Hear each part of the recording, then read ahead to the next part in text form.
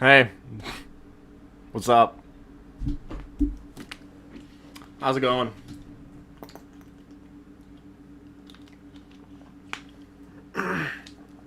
What's up, guys? Welcome to the stream. Hi. Oh yeah, do you like my shirt? It's a Venom shirt. I got this a few months ago. I've probably worn it on stream.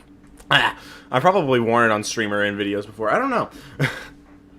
Because I stream at very random times. I haven't streamed in a while. So what's this stream about? Good question. We'll get to that. So the title is a pun. Because today is my 17th birthday. That's why I'm streaming. So the title is Impulsevanteen, because like 17 is in there. So you just add the teen at the end of my name, and then it just becomes Impulse17. So yeah, that's why we're here today. I only came up with the actual plan for this stream like a few days ago. Like I planned on streaming for the past while. For a little while, I've planned on streaming for my birthday, but congratulations, brother, you can drink now, and thank you guys for saying happy birthday. But for a little while, I've planned on streaming on my birthday this year, but I never really planned on what to do. I kind of just decided, yeah, I'll stream that day, and I'll figure something out. I can't drink now, where I live, at least, but I can drink my water, though. You know what I find really weird about the U.S.? I don't live in the U.S. I live in Canada, where the drinking age is 19. In the U.S., it's 21. I was talking about a few days ago, or like a week ago or so. I was hanging out with my best friends. We went to a restaurant. Actually, maybe 2 weeks ago. Something like that. I was hanging out with my best friends. We went to a restaurant, and then we went to a store that was nearby. And while we were walking, we saw this group of kids that were like really crazy. And when I say that, I mean like when we heard them talking, we were like, oh crap, this is Gen Alpha and I don't like it. But like when we were on our way back to the car after that, we kind of had a conversation inside the dollar store about like how Gen Z probably isn't that great as parents. Some people will probably be good, but some people will suck ass, right? And I was just having a conversation with them, and I should come to England? Yeah, well, I'm not. I'm only 17. Sounds like Chris Afton. Accurate, bro. And if you're wondering, yes, I do remember you, Jill and Jack. But after all that, we were walking back to the car, and we were talking about just, like, society. You know what? Pretty much so. We were talking about how in the U.S., once you're 18, you get access to, like, guns and stuff. But you can't drink not until you're 21. Great logic, right? And even in Canada, obviously it's 19, not 21, so it's still, like... It's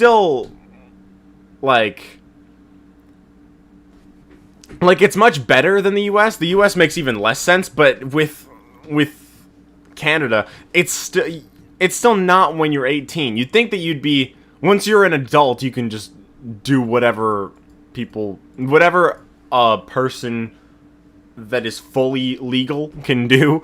You'd think that 18 would just be that threshold, that you cross that. You're an adult now, so just let me do it, right? But nope. I'm 17 though, so I'm not 18 yet anyway, so I couldn't drink even if I went to England. Gen Z will not be good parents at all. I think some people would be. I know some people that could definitely be good parents. I think I'd be a fun dad, but I don't know how good I would be though. Obviously I'm Gen Z. I'm on the lower half of Gen Z. When does Gen Z cut off? Is it like 27, 28? When does Gen Z start? 96? Hold up. Gen Z.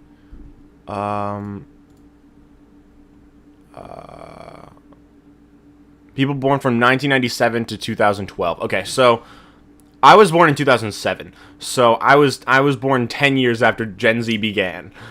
In 1 year, you can hope I can have guns. Oh wow! Thank you, blah hi. You could be a good dad, I reckon. I have no idea. I have zero idea if I would be. But yeah, we were just talking. I was just talking about that with my best friends. It was a weird conversation. Speaking of my best friends, that's why I haven't been uploading recently. The last time I uploaded was my timeline video on the anniversary of FNAF, which was 17 days ago. And the last time I did any content was me playing Into the Pit on the anniversary of FNAF 17 days ago. So, Gen Z begins in 2000s? No, it does not. I just Googled it. It does not. But the reason that I haven't been uploading is because me and my best friends, for some reason, one of us, not me, one of us came up with this idea to do a story competition where where all three of us would have to write a story that is at least 10,000 words, and eventually, once we're all finished, then we'll like read them out and we'll like judge them, basically. And it was originally due July 18th. It is now August 25th. I have not finished yet. One of my best friends has, the other best friend is not, and I have not. So, we've been reading through, the guy that did finish, we've been reading through his story. We haven't finished yet, though, and our other best friend went on vacation, so we probably can't finish his story yet, unfortunately. We were going to last night, but then we didn't end up doing it. But yeah, I've been working a lot on my story. I'm definitely more than halfway through. I'll probably do like 2,000 or 3,000 more words. I'm at 7,919 words. This is not a story that you guys will be seeing. It's just a story for me and my friends. But that's why I haven't been uploading, because I've been busy working on that instead of videos. I do have videos that I plan on releasing soon. And I plan on turning this stream into multiple videos. So, yeah. Also, on Silent Hill 2, I was streaming through that. The last time I streamed it was July 28th. So, I still have one more stream that I gotta do to get through the rest of the game. And then after that, I'll do Silent Hill 3 and then Silent Hill 4. And then by the time I'm finished that, I think Silent Hill 2 Remake will probably be out. And then I'll stream that, and I'll probably turn that into videos too. But yeah, that's just updates and stuff. So, what else do I got to talk about? Okay, so what are we going to do in this stream? This is something that you guys are probably wondering, because there's nothing in the title that indicates what we're going to do. It's just literally Impulsevanteen. That's what the title is. So you guys probably have no idea what we're doing. In this stream, we're going to talk about a few things. The first thing we're going to talk about is scrapped content of mine. Like video ideas that I had a long time ago that I just... or not necessarily a long time ago, some a long time ago, some very recently, that I originally... some videos, I think some shorts and some streams too. That I originally planned on making, but didn't end up making, for whatever reason.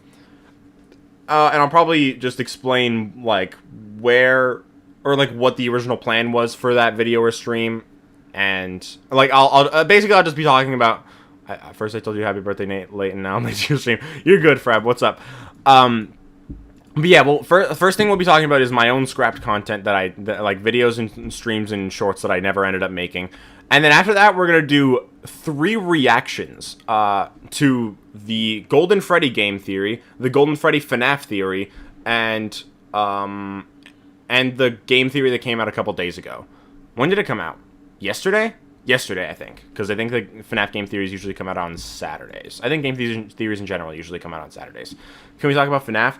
We probably will, at least a little bit, because we're going to be reacting to 3 FNAF videos.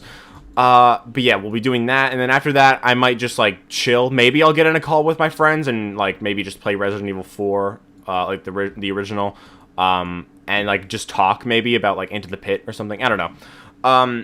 After we do all the reactions, I'm not sure what we'll do, but, that's just what I'm guessing we might do. So, yeah, what's up? I don't think I saw that theory yet. Which one? The one from yesterday? Or the Golden Freddy one? Or the FNAF one? Or all 3?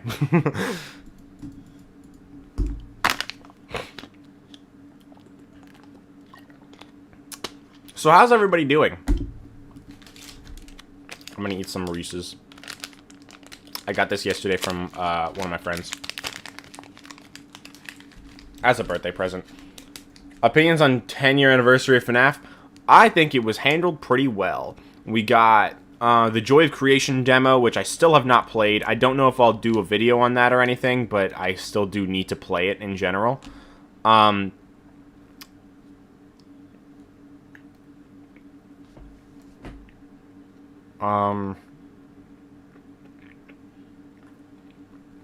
We also got the 5 Laps at Freddy's demo, which I have not played either. We got a bunch of news. We got the Secret of the Mimic announcement. We got Into the Pit. So, I think they did a good amount of stuff for it.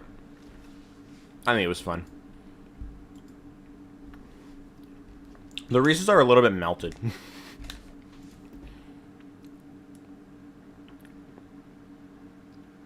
Boo. Ah! I'm going good. Doing fine. How's your birthday been so far? I mean, I woke up like 2 hours ago. So, I haven't done much yet. I woke up, I watched some YouTube, and, I got a call. I got a call, guys. I'll be back.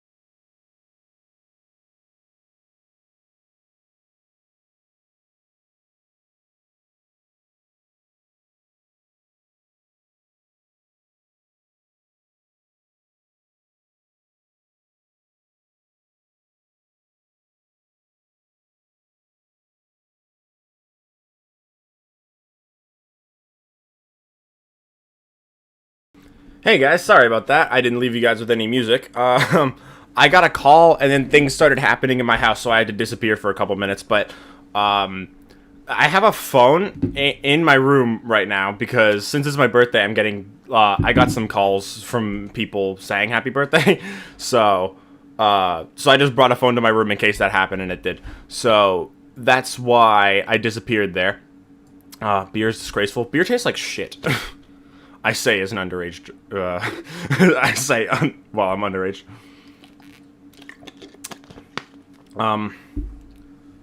Beer's amazing. Take it from me. No.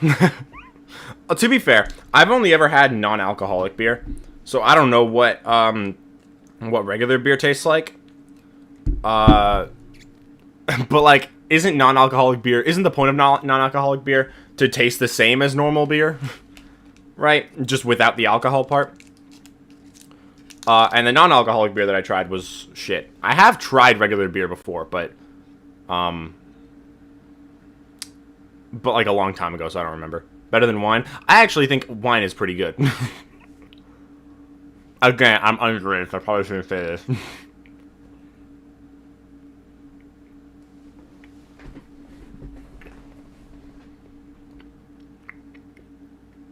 Why are we talking about this? I was gone for so long that it's turned into an alcohol conversation.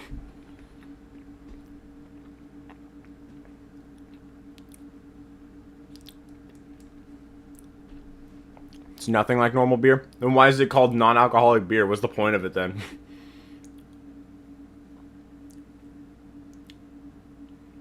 So yeah, I mean, I haven't tried like regular beer in a long time, so I don't know what it actually tastes like, but still, I don't really like it that much.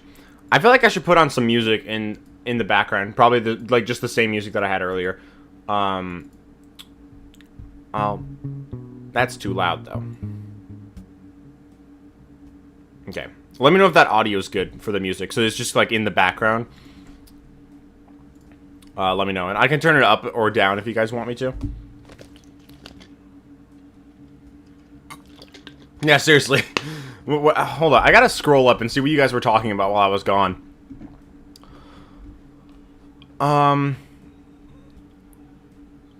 Y'all ever accidentally walk into a road of cars? Not particularly, no. I don't do it, but I have the urge to. That's relatable. Then it wouldn't be accidental, but premeditated.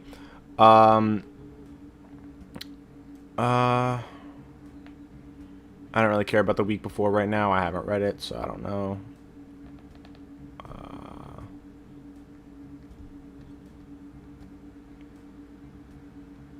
I'm a young adult now. I don't like beer. That just came out of nowhere, okay? You can't hear it? Okay. Because, like, the volume was really low. I just didn't want it to be too loud. Is that good? Can you guys hear it now? Let me know how that is.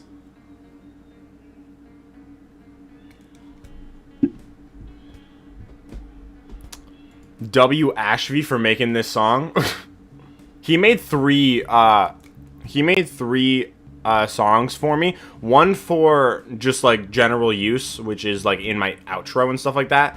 One for and he's like extended that one like twice, I think. One for theory videos, which I use, and this one is just the chill song that like for just pretty much anything. What's the plan for the stream? I kind of already explained that, but I'll go over it again. So first we're going to talk about scrapped. Right now we're just chatting, but first thing that we're going to actually do is talk about scrapped content that like I like videos and streams and shorts that I wanted to do at some point, but eventually decided not to do. Then I have 3 FNAF theory reactions, and then I'm probably just going to like chill after that. And then those 4 things, the scrapped content and the 3 reactions, are going to be turned into videos later on. Probably over the next few days. No idea who those people are? Well, that's why I'm telling you now. Oh, wait, I forgot to loop this. Okay. Who would win in a fight between Nemesis and Lady Dimitrescu? Probably Nemesis. Lady Dimitrescu is a vampire, but Nemesis is, like...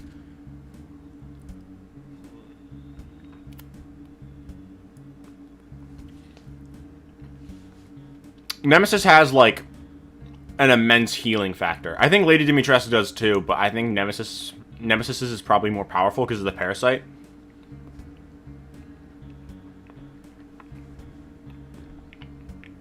Favorite FNAF character? DJ Music Man. Turn it up a little bit more. It's at 8 right now. I'll turn it up to 10. That's not really that much more. I'm just gonna check the stream and see how loud it is.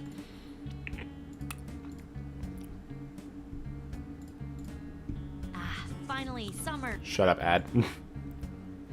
Water is based. Water is based. You're drinking water right now. Nice.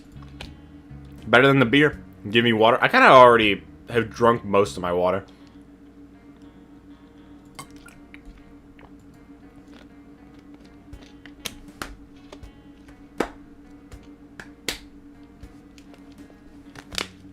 Okay, I'm going to pause the music for just a second, and then I'm going to turn off the desktop audio, and I'm just going to listen to the stream so I can see how the music is. It is quiet. Okay. I'll put it up to 15, and then you guys let me know how that is. Back to 6.1. There we go. Alright, let me know how that is. Okay.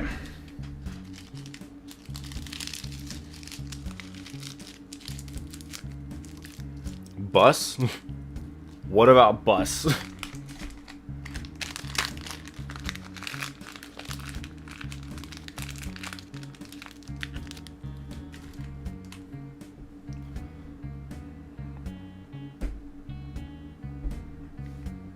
I don't know what you mean by bus, but...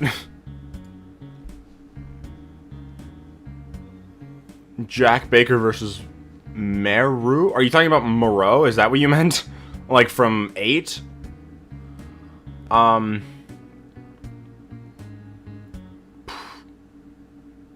Probably Moreau, because I think they both kind of get the power from the Megamycete, right?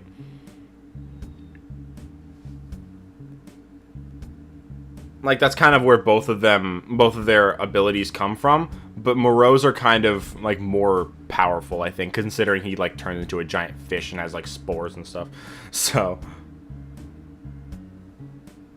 And, like, releases, like, acid or whatever. Water is beer, and beer isn't good for you. That is accurate. Oh, you're on bus. Nice.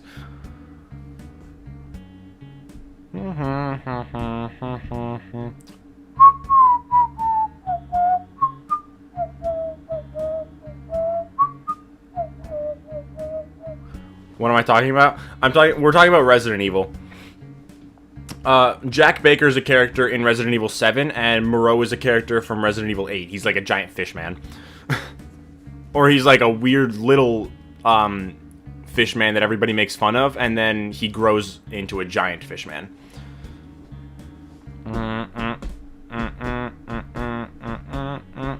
It's a game.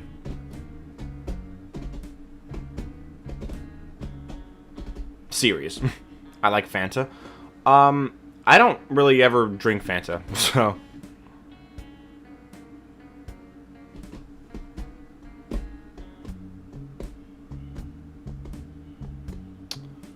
Who's the Train Eater guy again? The Train Eater. Train Eater? Who is the Train Eater? What? In Resident Evil? Is that what you're asking me? There's a fight on a train in Resident Evil 6. Coke is better? That's accurate. Yeah. Imagine drinking sodas? I don't have to imagine it. Coke Zero is my favorite drink of all time. My second favorite drink of all time is Dr. Pepper, so... Third favorite drink of all time, though. Coke or Pepsi? Coke.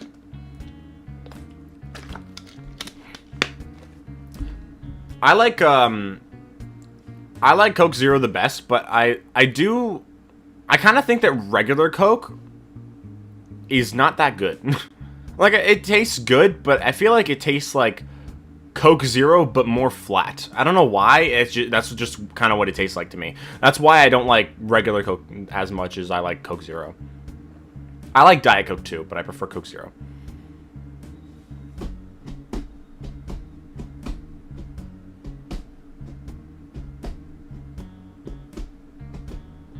You spelled doctor wrong.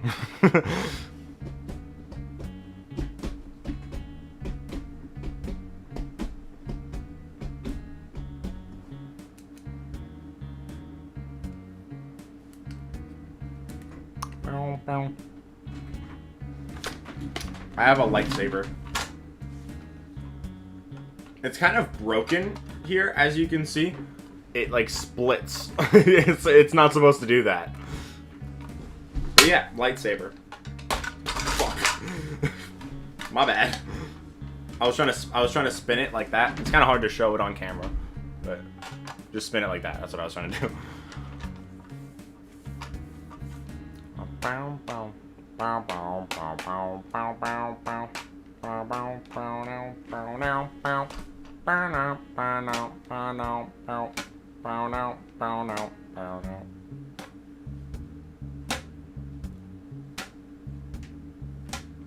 Anyone like Star Wars in chat?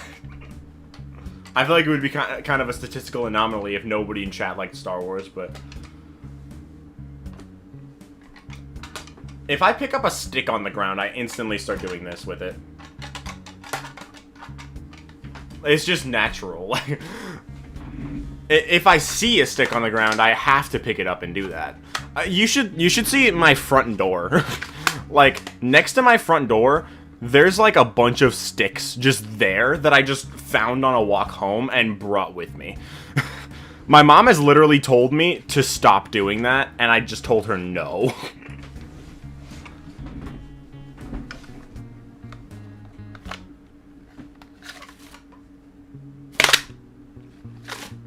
Favorite game series? Is that a question? If so, Resident Evil.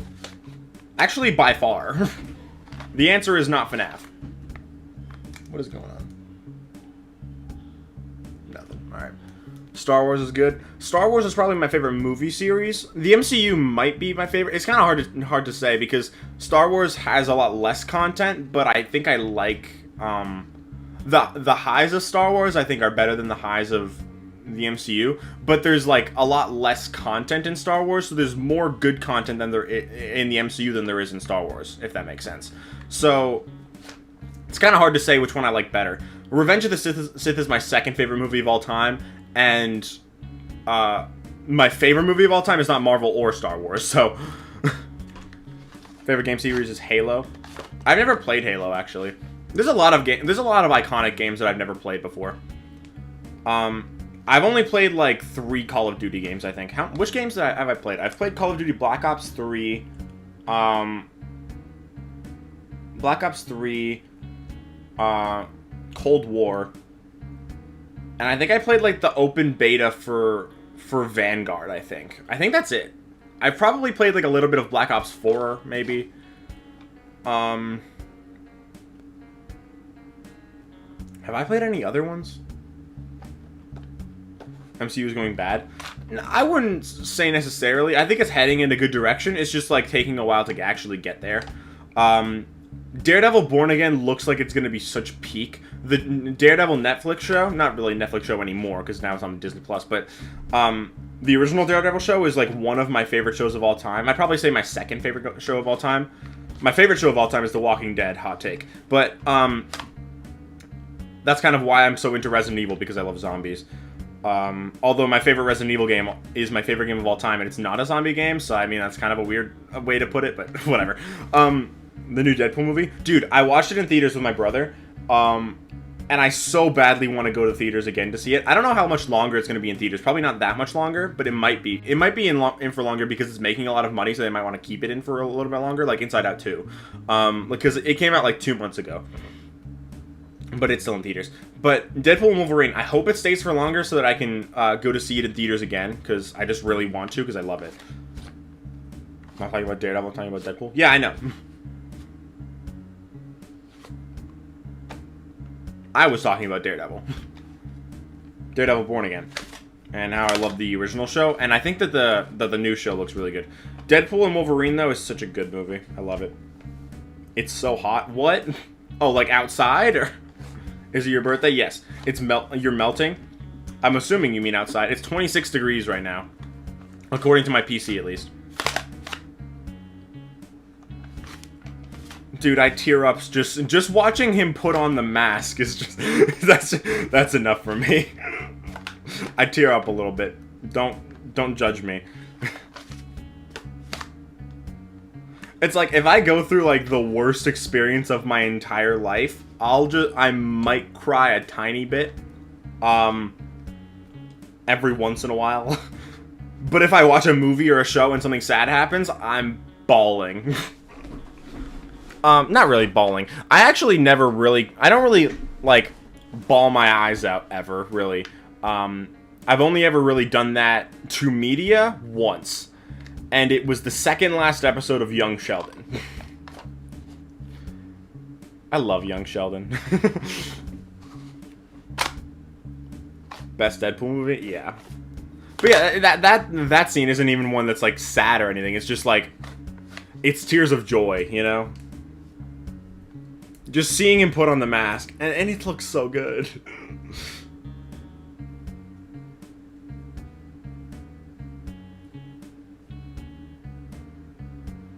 Young Sheldon's really funny? Is that what you said? Oh, where did the message go? Did you retract that? Where'd that go?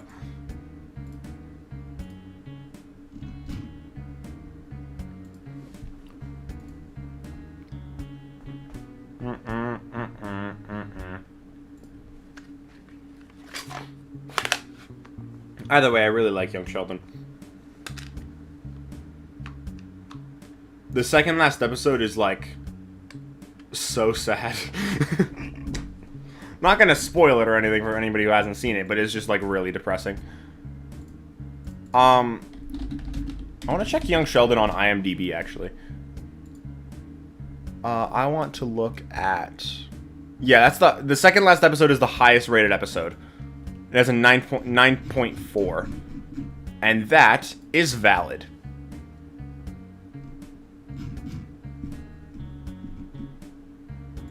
The last episode is rated pretty high, too.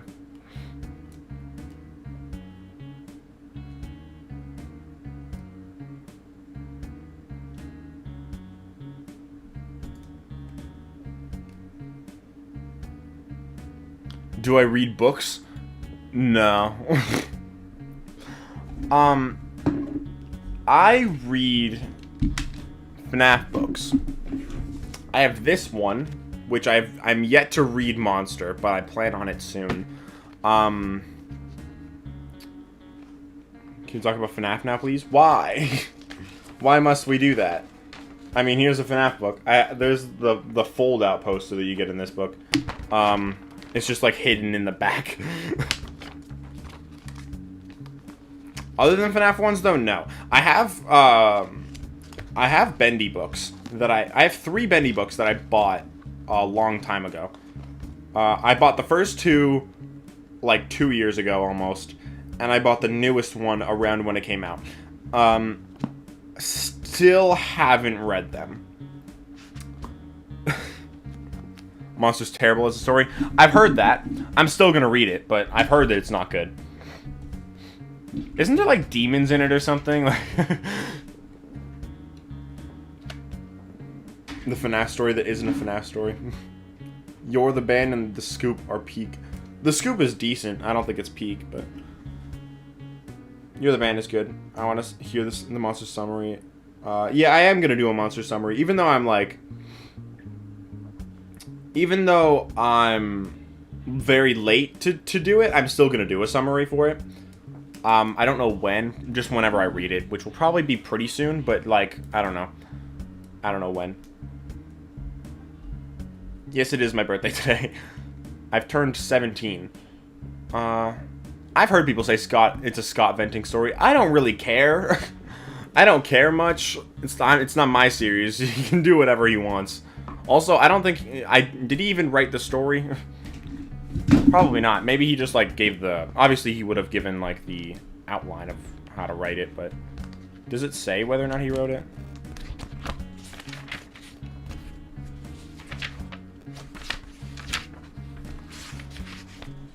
No, it does not.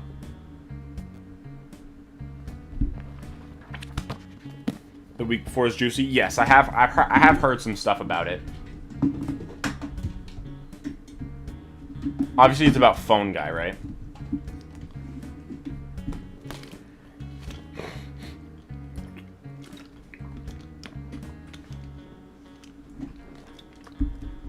Walmart wrote it. I doubt Walmart wrote the story. Okay? Worse than He Told Me Everything and In the Flesh combined. I don't like He Told Me Everything, but I like In the Flesh, so that's not saying much.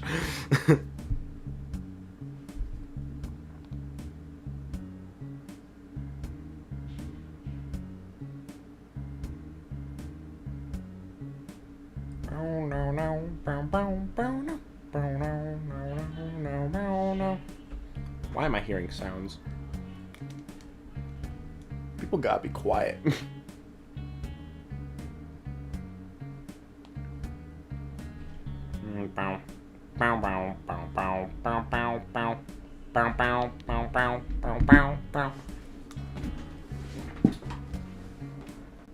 Yeah, and that's awesome. What is awesome?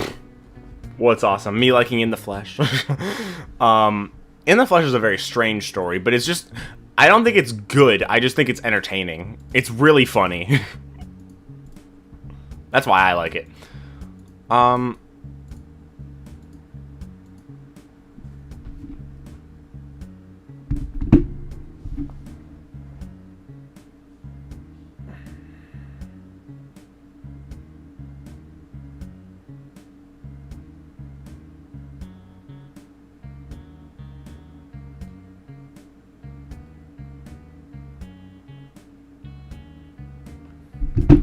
Happy birthday. Hello, Serpent Lord. Also, did you hear that apparently Spider-Man is going to be a villain in Secret Wars? I did hear about that, and I'm assuming it's because of the symbiote, right?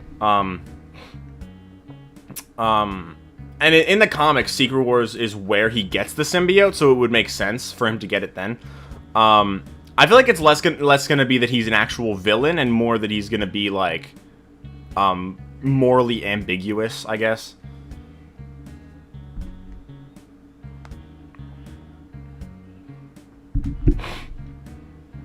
It's the Mpreg Maphat story. Yeah, I know.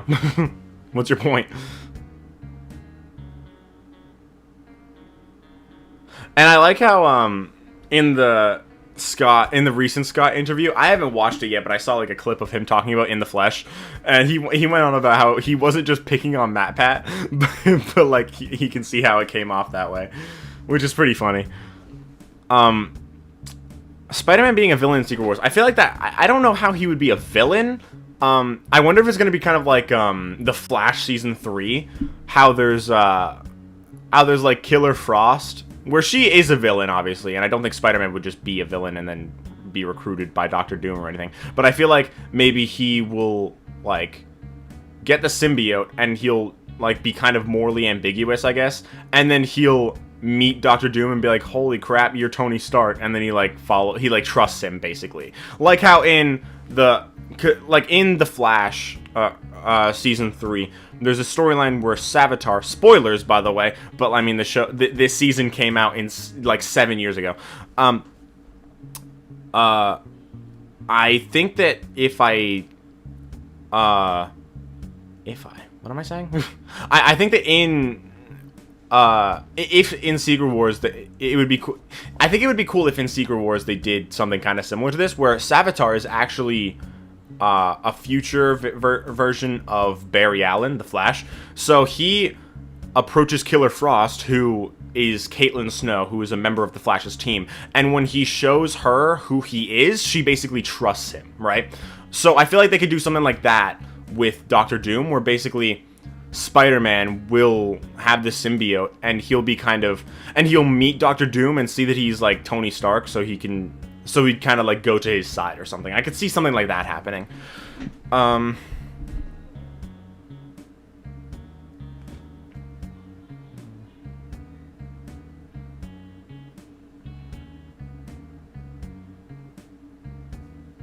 I miss the CW Flash. It's cringe, but it's nostalgic. I think the first season is awesome. The second season is peak. The third season is awesome. The fourth season is great. The fifth season is good. The first half of the sixth season is great, and then the second half of the sixth season is bad. And then from there on out, it's bad. There's like a few good episodes here and there, but not very many.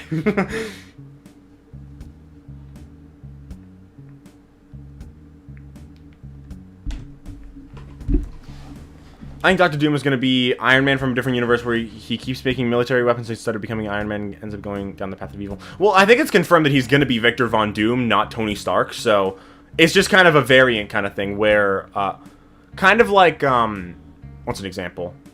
I mean, I'm going to go back to the CW Flash show again. It's kind of like how in the Flash's multiverse, the 90s Flash show, John Wesley Shipp is Barry Allen.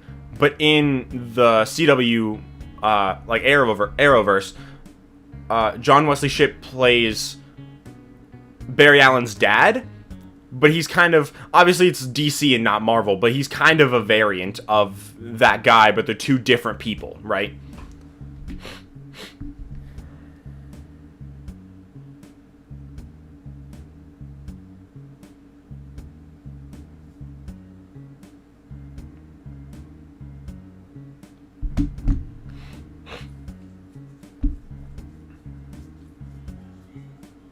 What's bullcrap? Him being Victor Von Doom and not Tony Stark? I don't think that's bullcrap. I mean, like, that's kind of what they already said at Comic-Con. They were just like, this guy is gonna play Victor Von Doom. And then they show Robert Downey Jr., so, like, obviously, he's Victor Von Doom, not Tony Stark. And I think it was confirmed separately that he will be Victor Von Doom. Well, like, I think they said that again. Not all Spider-Man look the same, so not all variants need to look the same. Basically the opposite here, where different characters could look the same and not be the same character. Yeah, like, Deadpool,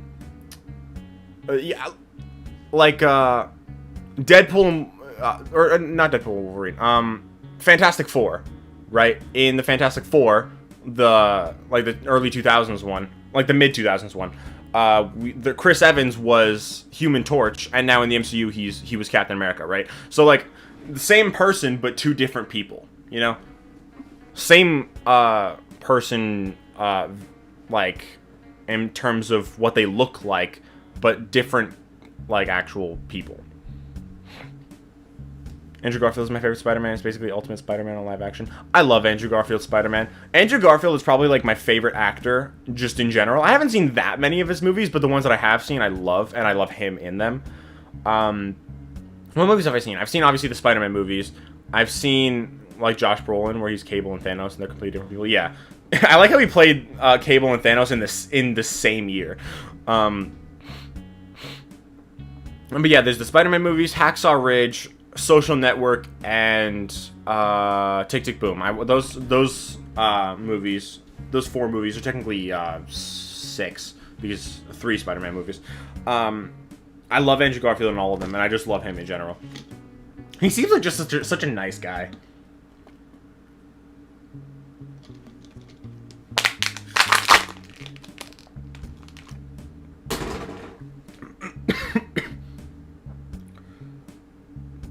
See, the thing about the thing that I brought up earlier with, like, Doctor Doom gaining Spider-Man's trust by showing him that he looks like Tony Stark, I feel like that would kind of work, but I think if they did that, it would be a missed opportunity, because I think there's something much better that they could do otherwise. TASM 2 has its flaws, but it has a lot of great scenes. I love TASM 2. It's not like a great movie, but it's a very entertaining one, and I just love it. But yeah, as I was saying, I think that if they did that with Doctor Doom and Spider-Man, it would kind of be a missed opportunity, because I think it would be so much better if they had it be, like, Spider-Man has the symbiote and he's, like, beating up Doctor Doom, and at a certain point, like, maybe say it's kind of like how, I don't remember if it was in Secret Wars or, like, a different story or whatever, but when Kingpin, I feel like it wouldn't make sense if it was in Secret Wars, but I haven't read Secret Wars, so I don't know. But I remember in a certain story, I heard about this, that Kingpin, like, broke Aunt May's hip or something, and then Spider-Man went and beat the shit out of Kingpin, right? So, I like, obviously Aunt May's dead now, but, like, maybe Doctor Doom could hurt somebody that Spider-Man cares about, and then he, with the symbiote, like, beats the ever-loving shit out of Doctor Doom, and, like, when he's doing that, he, like, knocks his mask off, and when he knocks his mask off, then he sees that it's Robert Downey Jr., and he's just like, oh my god, you're Tony Stark, and then he hesitates, right? Like, that's what makes him hesitate, kind of, and then that maybe leads to Doctor Doom kind of winning at the end of, say, Doomsday. Obviously, like, Spider-Man gets the symbiote in Secret Wars in the comics, but, like, it's kind of the same storyline, Doomsday and Secret Wars, so I could see him getting it in Doomsday. And so maybe it'll be... Actually, maybe they could have him be against Doom in Doomsday and then with him in Secret Wars or something. I could see that, actually.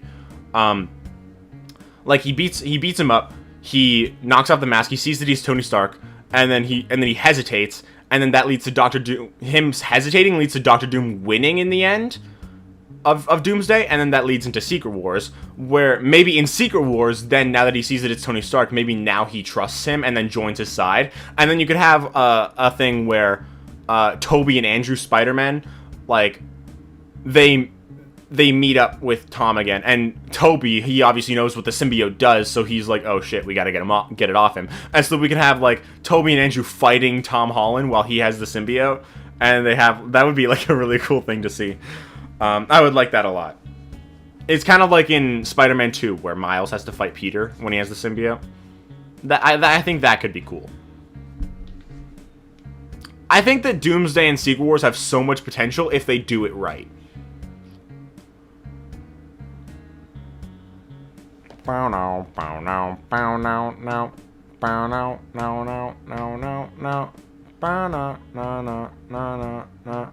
Thought Secret Wars came before Doomsday? No, Doomsday's first.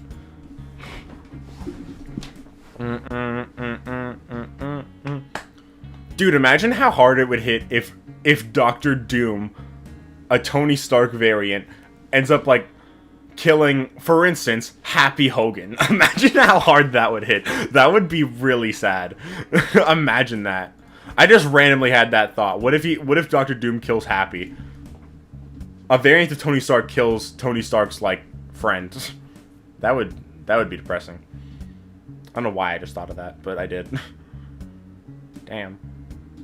That's a depressing thought. Wow. Deep.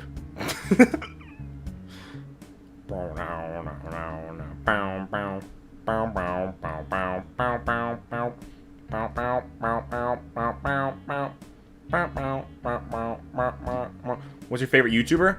Hold up. I'll pull him up.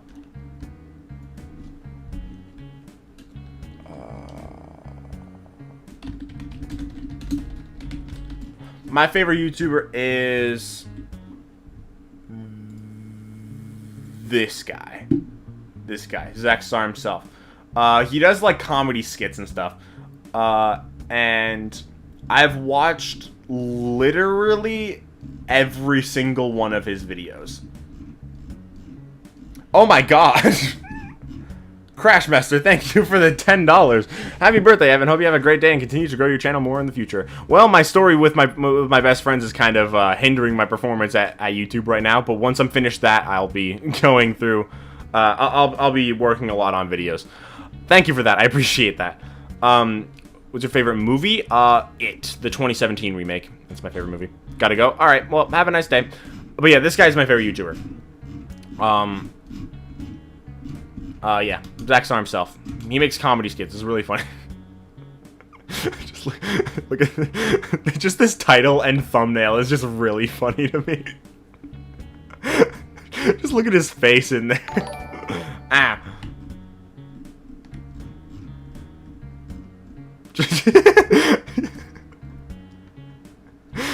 Oh god, that's a funny video. Anyway, that's my favorite YouTuber. I recommend watching his videos. They're really funny. All right. All the chat's gone. There it is. It's back. When I switch out of the face cam tab, it kind of resets the chat box on the stream. Arkham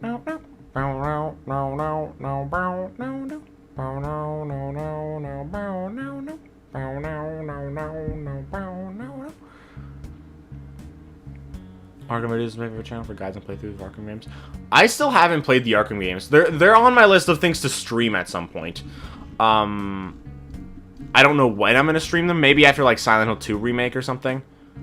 But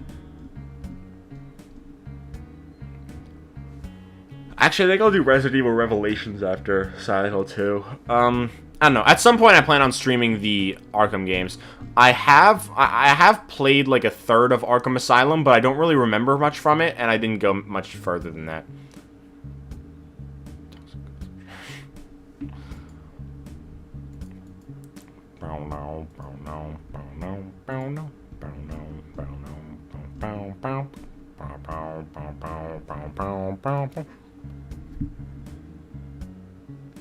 I'm gonna calculate my calories.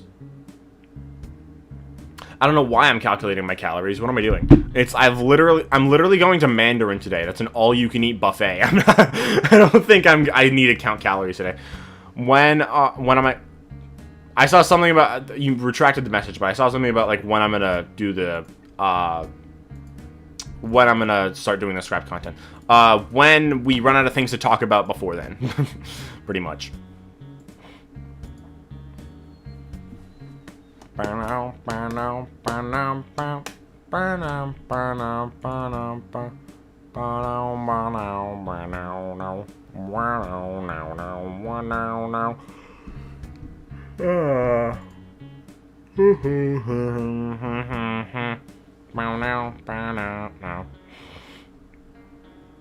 I might start it in like a couple minutes, probably.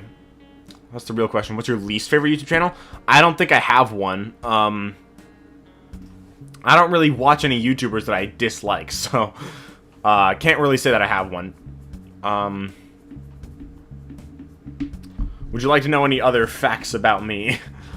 My favorite game of all time is Resident Evil 4 Remake. My second favorite game of all time is Resident Evil 4. So,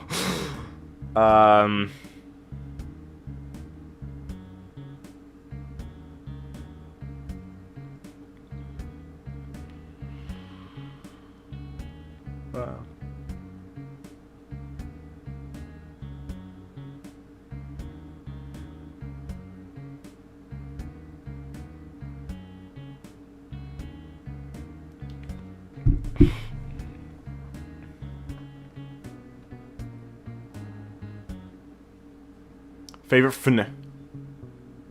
FNAF game, I'm assuming you were going to say, maybe? If that's what you were going to say, favorite FNAF game is Help Wanted 2. Least favorite game? Again, I don't really play that many games that I dislike. Resident Evil Code Veronica. I didn't even finish that game. It was just... I just hated it. It's sad because I know a lot of people really do like it. I just don't. Like, I played through like a third of it, and I just gave up eventually. Have you ever played Medal of Honor, a game directed by Steven Spielberg? I've not, no. It's really sad that I don't like Code Veronica. Like, it's the only Resident Evil game that I actively dislike. Other than 6, I mean, I kind of dislike 6, but I also like some of it. I like Leon's playthrough. Chris's is okay, and Jake's and Ada's are bad. So, I mean, I like some of 6. There's more in 6 that I like than there is in Code Veronica, but there's also a lot of stuff that I don't like in 6. So, like,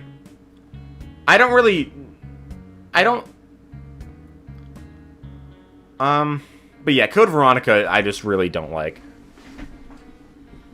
I think the main problem was just the progression of it. Like, you get one item from one place, but the map is so big that you have to, like, go from one... You start at the beginning, search around for some stuff, and then go to, like, a house that's really far away, a mansion, and then you go somewhere else, and you grab one item from there, and then you go somewhere else again, and then you grab one item from there, and then you go back to the beginning of the game, right? So that, like, there's a lot of stuff that's just, like, really annoying because it's it's really annoying just because you have to go back and forth all the time, and it's not really that intuitive. You know what I mean? That's why I don't really like Code Veronica. Like, it's a decent survival horror game in terms of just, like, how survival horror goes, but I think that the giant-ass map and how it all connects together is just not very well put together.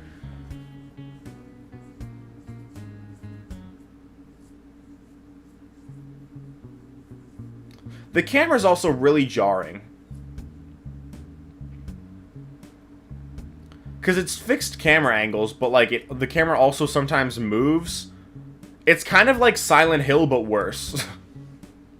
I like the Silent Hill camera system, where it, like, kind of follows you, but it's still fixed. It's not really, like, an over-the-shoulder view.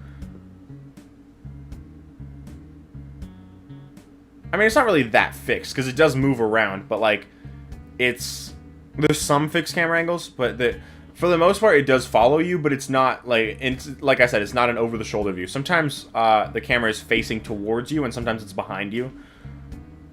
Do you like math? Only math that I'm good at. If you understand math, it's fun to do. If you don't understand math, it's the worst thing in the world. Like, I used to absolutely despise math in, like, grade 10, because I sucked at it, and then in grade 11, I actually started like, not studying, but doing my work, and then I actually started liking math a little bit more, because I actually understood it. Like, if you ask me to do, like, algebra, and, like, order of operations and shit like that, I'll have fun doing that. Even long division I actually like doing, unless it's dividing something by decimals. Decimals are kind of annoying. But if you're just dividing and then the answer is a decimal, then obviously that's fine. Regardless, though, kind of. Only if I understand it. If I understand math, then I like it. Hating math is simply a skill issue? Absolutely, yes. I think that if you don't understand math, then I think that's what makes it not fun. But if you do understand, I think you could definitely have fun with it.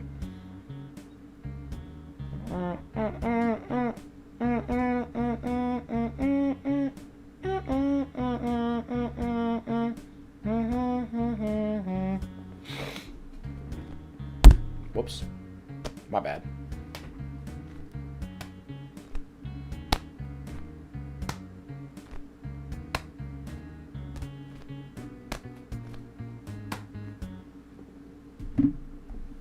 I have a tiny headache, so I'm going to take a pill.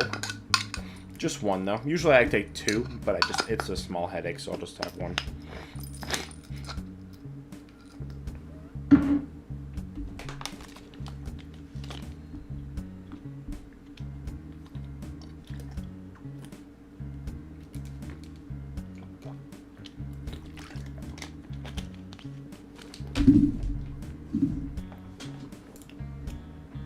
Hey, math's just like puzzles and Dino Crisis. I'm just dumb. Fair enough.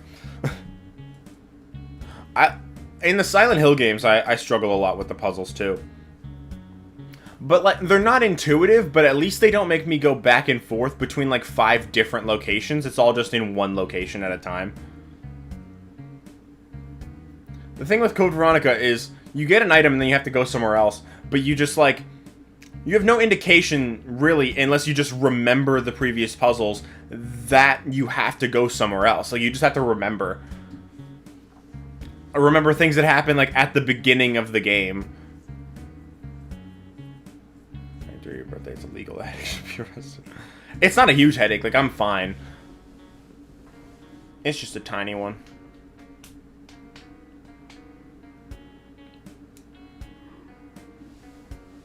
But yeah, I struggle a lot with the puzzles in Silent Hill, in the Silent Hill games. It's harder to understand for me than it is for, like, than the Resident Evil puzzles are.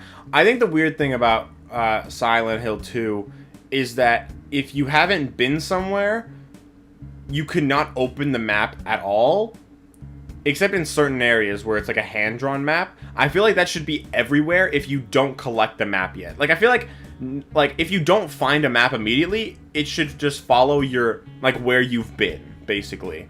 Like, you should still be able to check the map for where you've been, so that you can know what to, like, where you are and what doors you have and haven't been through yet. I feel like that would be so helpful, but instead it just doesn't let you open the map. That's kind of like the main gripe that I have with Silent Hill. I like the games a lot though. Like I said, I haven't finished Silent Hill 2 yet, but I'm going to in the future. Real bad game is Devil May Cry 2. I've not played any Devil May Cry games. I'm pretty sure Devil May Cry was like Resident Evil 4. Like, they were working on Resident Evil 4, and then it ended up being straying too far away from Resident Evil, so they just turned that into Devil May Cry. I heard people say that Resident Evil 4 is like a failed Devil May Cry. Like, just like a scrap Devil May Cry that they just, like, lazily reused. But that's not true. It's actually the exact opposite. Devil May Cry is a reused Resident Evil 4 that went too far away from Resident Evil. Resident Evil 4 is obviously a lot more action based than the other Resident Evil games, but it's still a Resident Evil game. You know what I mean? Like, it's still like, it still has like the main monster kind of thing, kind of like theme of Resident Evil. Obviously, it's not zombies anymore, but it's still kind of like the same theme and still follows the same characters and stuff. Favorite theory that you have made? I think the Fredbear's Family Diner theory that I made about a year ago now. When did I make that one? Was it? I think it was like almost exactly a year ago. Fredbear. August 20th. So 371 days ago. Ever played Dead Space? I've played the first, like, 3 chapters of the remake, and I liked it, but not that much, and I streamed it, and then I never streamed it again, and I haven't played it since. It was cool, but, like, it wasn't that cool. Like, I kind of just wanted to get back, when I played it, I liked it, but I kind of just wanted to get back to Resident Evil, so...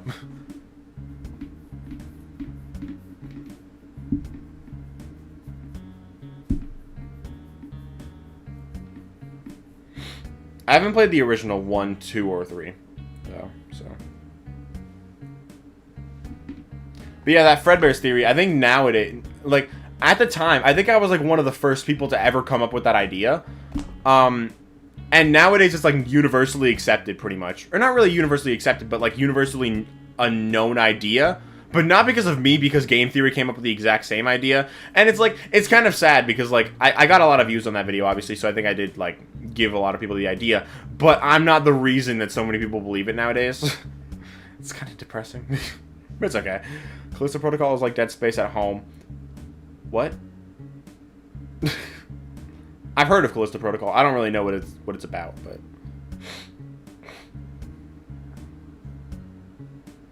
What was that Fredbear's theory again? Basically, that Henry had originally just made costumes for Fredbear's Family Diner, and then those costumes were constructed into animatronics, and then the blueprints were given to Edwin, who had to turn them into animatronics, because that's what he was doing in the Mimic story. He was turning costumes into animatronics. He wasn't just making costumes, he was turning them into the animatronics.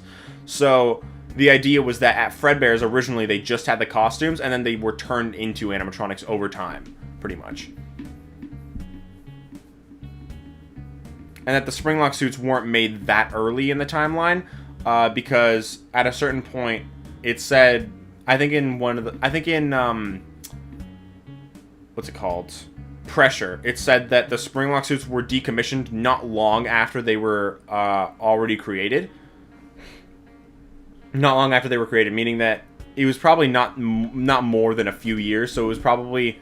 Since Fredbear's existed in the 70s as the 70s Freddy cutout in Ruin suggested, it was called 70s Freddy in the files. So that indicated that Fredbear's was open in the 70s, which I still think is the case. Obviously, I think the Carnival came first, but I think Fredbear's did open in the 70s. Especially considering the designs of the animatronics still look like they're the costumes, not the animatronics, like on the Fredbear's posters from Security Breach. And he's still Freddy. He's not like golden and purple Fredbear. He's just regular Freddy at the time. So I think that they like changed that over time. I don't know. It's kind of hard to explain like just talking, I guess. It's best to just watch the theory, but costumes were just on Fall Fest. That's when Fredbear's opened. It was just Springlocks. Silverized 1979. The Springlocks. Yeah, I think that the Springlocks probably existed, like you said, around 1979. I think they were created like probably not too long before the Mimic story.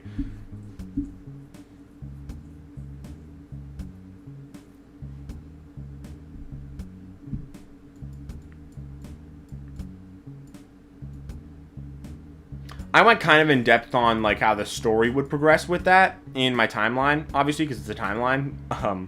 Like the recent one, the Choose Your Own Adventure one.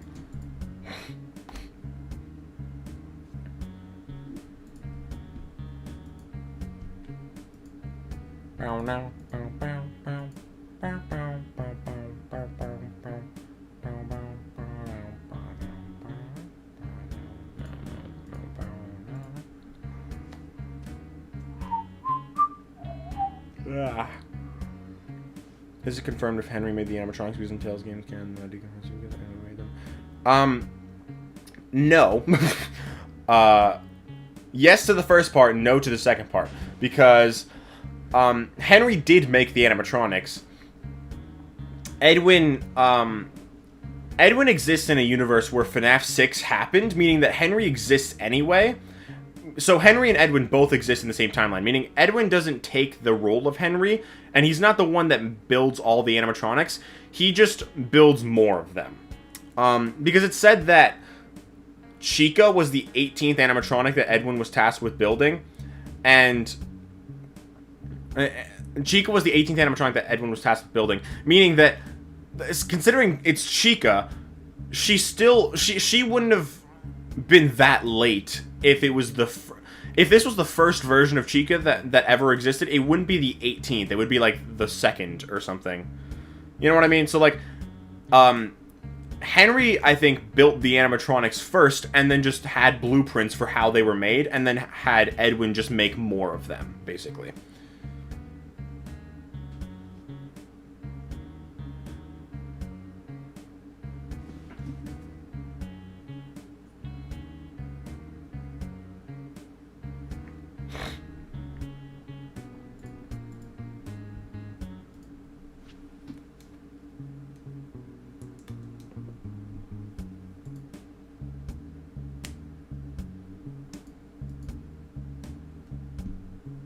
She was the first she'd seen everything. No, she was the 18th.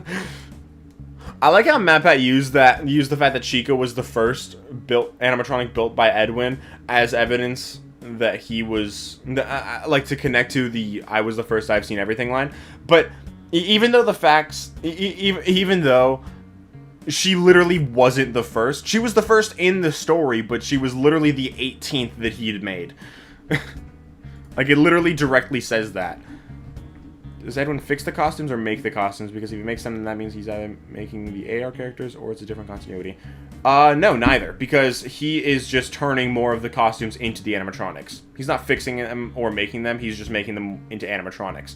Which is, like I just said, must have been already done, and he's just making more of them, pretty much. Thoughts on Half-Life RTX Remastered? I have not played any Half-Life games, so I don't know.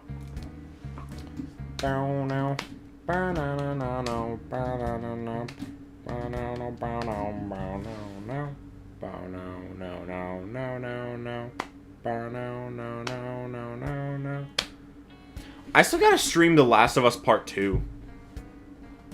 I'll probably get the remastered version, just because it's newer, and I haven't played the original Last of Us 2, so I might as well get the remaster, because I'm going to be playing on PS5 anyway. Fredbear Springlock. Henry's first creation. Yeah.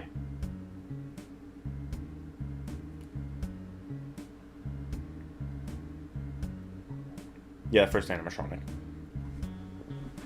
I remember once, when I made that Fredbear's theory, somebody commented saying that FNAF AR says that the first characters made were Springlock suits, and I was like, no, it's just those were the first animatronics, and they were like, okay, my bad. What about Resident Evil Randomizer? I've only played Resident Evil 4 Randomizer. I've never played any other Resident Evil games on Randomizer, but like the original 4 Randomizer. I think there's a remake one coming out. I don't know if it's out yet, but I know that there's at least going to be one. And for that, I'm probably going to buy Resident Evil 4 Remake on PC so that I can play on Randomizer and do a race with Evan Agradano, my friend, so that we can... Because we did that with RE4 original Randomizer, so... Is RE4 Remake on sale? I saw that it was. It's not anymore. Or maybe it's just the bundle is. The bundle for all the Resident Evil games is. I'll probably get the gold edition so I can also have separate ways. such a good game. 97% it has on Steam. And as it should. Remake, I mean.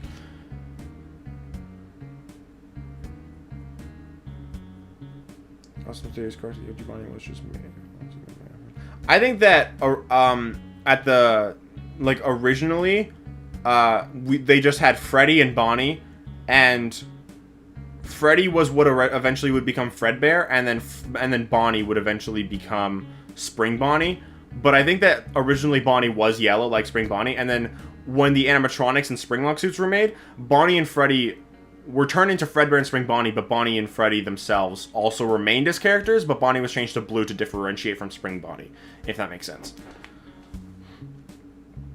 And Freddy was just left as regular Freddy, and Fredbear was turned into the yellow and purple bear that we know. What about Doom? I have not played Doom. Divine Frequency? I don't know what that is.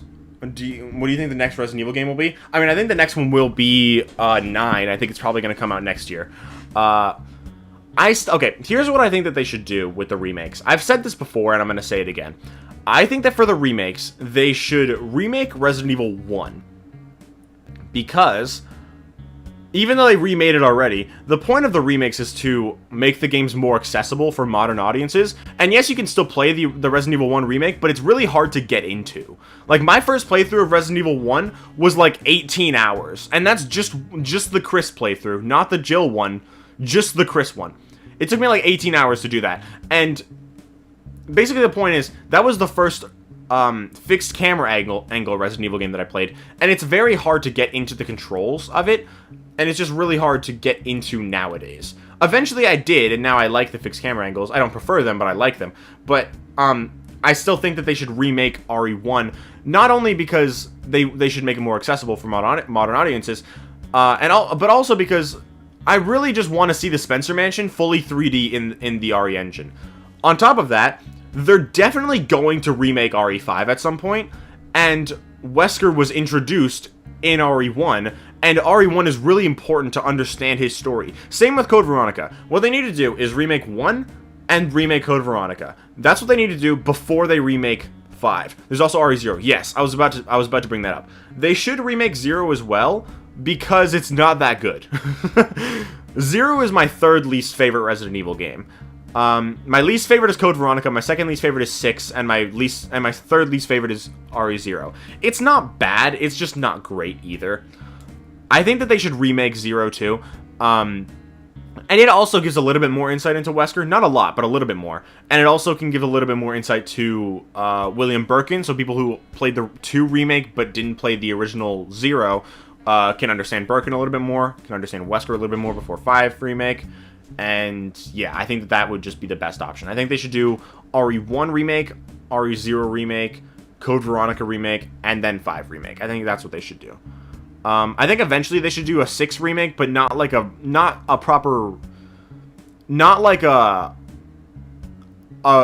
remake per se. I mean, kind of a remake, but like a reimagining, I think. Like, because I think that the way that they did 6 originally could have been good if they just made it way different. I think that there should have been a max of 6 campaigns. Sorry, not 6 campaigns. 6 playable characters and only 3 campaigns.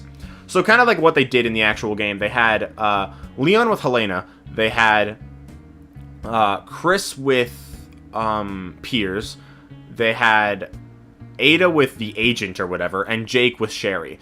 I think what they should have done is had a campaign with Chris and Jill, Leon and Ada, and Claire and Sherry. I think that's what would have been the best option, and then they could have had Sherry fulfill Jake's role instead of having Jake as a character, because Jake as a character I just hate.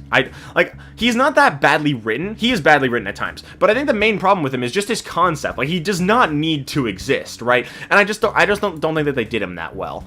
So I think that Sherry could easily fulfill that role because of the G antibodies. They could have just used that in order to because Jake had the C antibodies to cure the C virus, so they could have just had Sherry use the G antibodies to be able to cure the C virus. Like, they could have found a way to do that.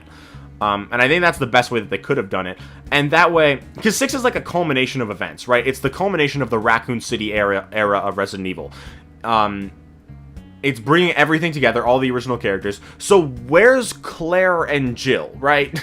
You'd think that they would be there, but they're not. So I feel like if they remake 6, they should, like, completely reimagine it. Like, they can follow, like, a similar storyline, but they should change it a lot. They don't need Helena, they don't need Jake, they don't need the agent, and they don't need Piers. Piers was kind of cool in Chris's campaign. Like, he was pretty well written, but, like, still, I don't think that they needed him. And I think it could have been way better if they had Jill to keep Piers in line instead of Chris.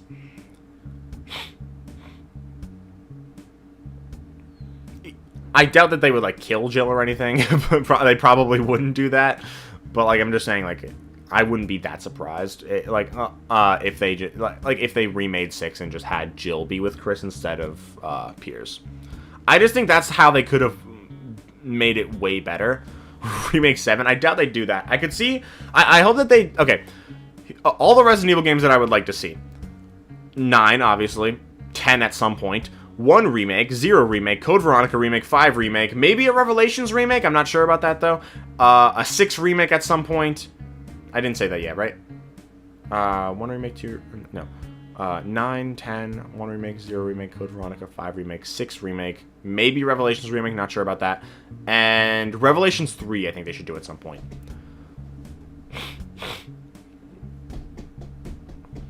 So what have you guys been talking about while I was ranting? What do you, at one point in his life cycle, can he be called Springtrap? When William gets springlocked in him. I think they will do a modern remake of RE1 because in the opening of Death Island, there's an image of RE3 remake Jill in her STARS outfit, literally in the Spencer Mansion. I feel like they have to do that, right? That would be the easiest way to make money, really, honestly. It's just like,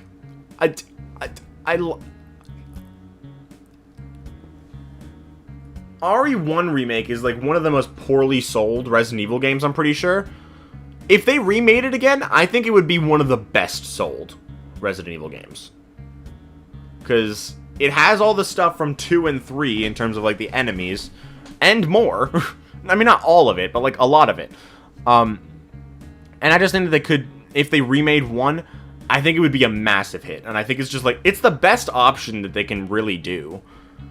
Doesn't matter if they already remade 1. I think they could make it better. Or I think they could make it better. They could make it, like, in the 2 remake style and, like, have the over-the-shoulder view.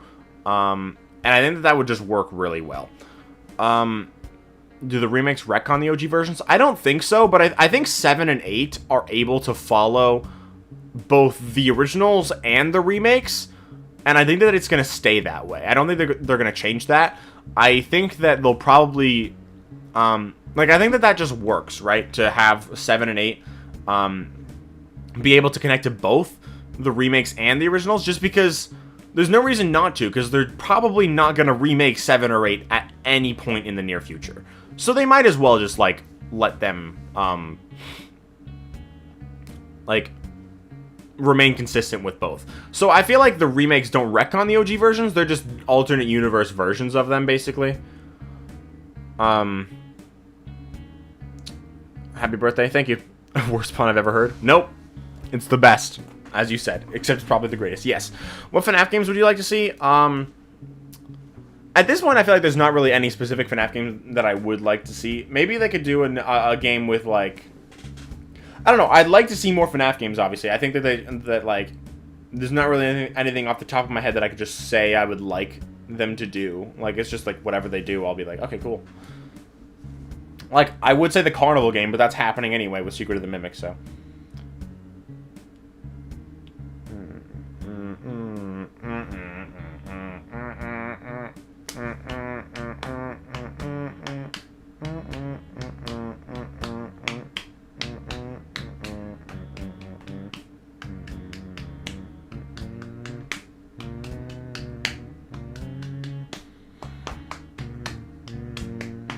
Fast Goo game when? For real.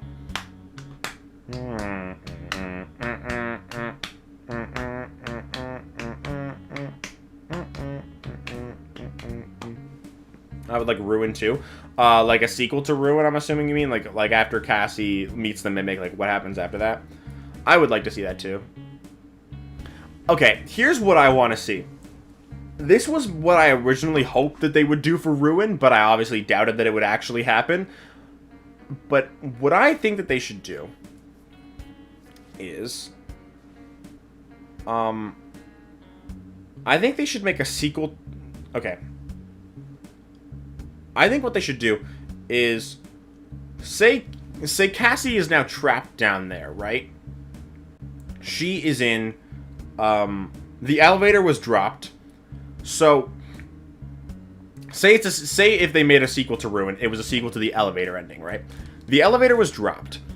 When I once mapped out kind of the location of that elevator, and it actually perfectly aligns with, okay, say FNAF 6 is Fredbear's Family Diner. That would mean that sister location is underneath the Pizzaplex. Meaning, if you line up, like, the location of that elevator relative to FNAF 6, if Fredbear's was FNAF 6, then that elevator is right around the breaker room for the sister location map, and next to the and in Ennard's vent repair, you're in an elevator, and at a certain point you make it to the breaker room. So obviously, like, it's a different area of the breaker room, but I think it would make sense if that elevator was the same one from Ennard's vent repair. And with that logic, you could make it so that through that elevator you can go down and then make it into sister location, right? So it would be really cool if they made like a free roam FNAF game, a sequel to Ruin, where Cassie has to escape from under the Pizzaplex by going through sister location. But say the Mimic is still on her tail, right? Maybe the Mimic like jumps, maybe the elevator starts going down further and she finds herself in sister location. Then the Mimic can like maybe jump on top of it or whatever, and he becomes kind of like a stalker enemy kind of. And then you end up in sister location in Circus Baby's entertainment and rental, and then you have to deal with, say, like, the Biddy Babs, the mini arenas, or whatever. Maybe you deal with, like, random agony-infested parts of, like, the Fun Times or whatever that are not possessed anymore, but just have random agony in them, right? So they could have something like that happen, where Cassie has to escape the Pizzaplex by going under sister location and finding a way out and up, just out from under the Pizzaplex somehow. Because there's more elevators than just the one, right? So they could find a way into, like, the Plush Trap House or something like that, right? Or, say, the FNAF 4 Gameplay House. It wouldn't be that hard to do something like that. Like, they could find a way to connect the sister location map, because the sister location map is connected to those areas, right? So they could find a way for her to escape from under the Pizzaplex by going through sister location and finding her way up and out. And they could have, like, a bunch of puzzles in order to actually get there. Right, and I think that would be a really cool idea. I feel like that's such a cool way that they could do it. And I didn't really expect them to do that for Ruin, but that's what I was hoping that they would do. And obviously they didn't. But I think that would just work so well. And it could also work if they, like, decided to switch it up a little bit and maybe do a sequel to the Burn Trap ending instead of Ruin.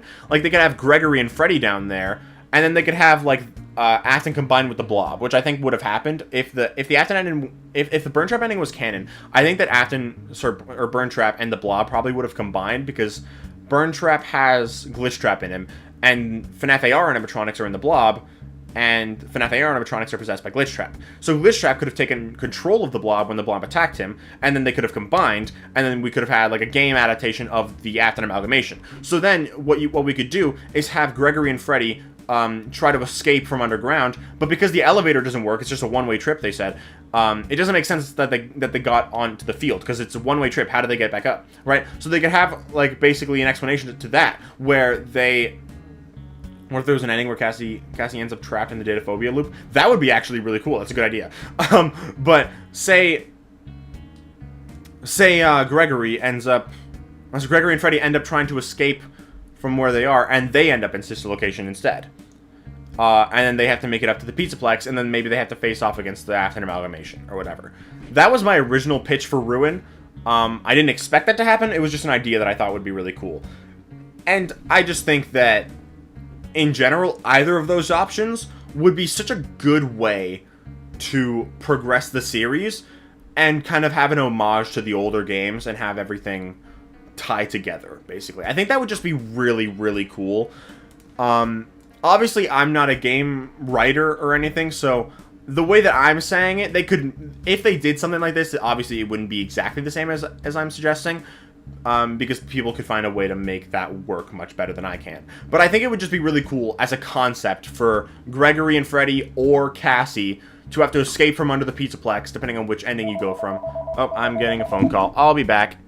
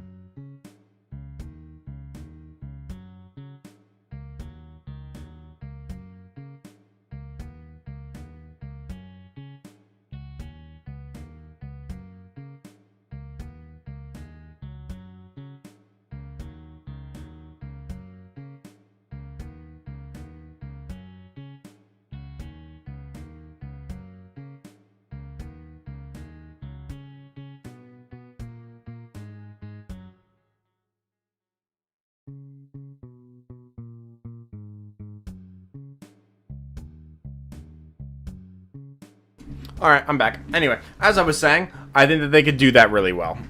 Obviously, it would be written better by somebody else, but I'm just saying, like, the concept of Gregory and Freddy or Cassie being stuck under the Pizzaplex and having to go through sister location to get out. I think that would just work really well.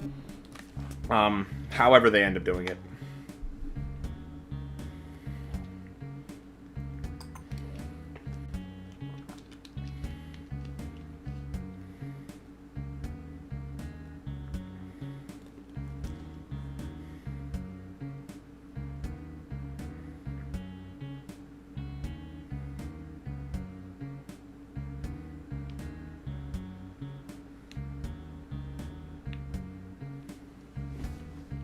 So, what are we talking about? Phone Dude? Why that sound like Phone Dude's ringtone? Because it's a phone. Hopefully I don't get any more calls. It was mostly just my two sets of grandparents called me, so I shouldn't get any more calls, but I still have a phone here just in case. I'm talking with phone guy. Hello? Hello? I wanted to record a message for you to help you get settled in on your first night. I actually worked in that office before you.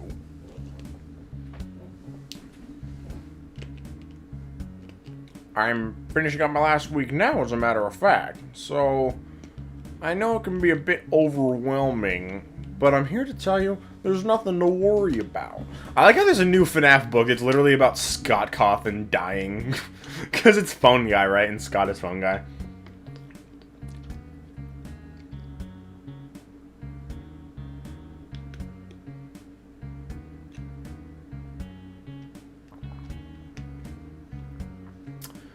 You know, I just thought of something weird. In Into the Pit, we play through, the kids dying, right? We see the kids die, and then throughout the game, we face off against the animatronics who have just been possessed, right? Now, there probably isn't a time jump, right? Because there's some kids, like Oswald's friends and just some random children, that are still in there. That are still in the pizza plate, in the pizzeria. So that should be, like, continuing from, like, when the missing children incident just happened. Yet, Phone Guy is telling us about, like, how doesn't he tell us about the animatronics being, like, weird at night or whatever? So, I could be wrong, but I think he does, right? And if that's the case, then how does that really work? Because does that mean that the animatronics were aggressive even before being possessed?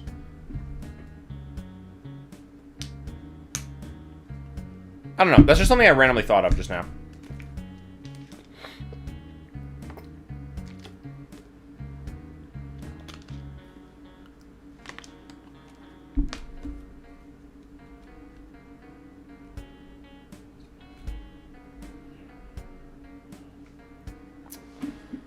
We free children. What? Sure. Okay. I just realized I still have Steam open with the Resident Evil 4 trailer. Remake trailer.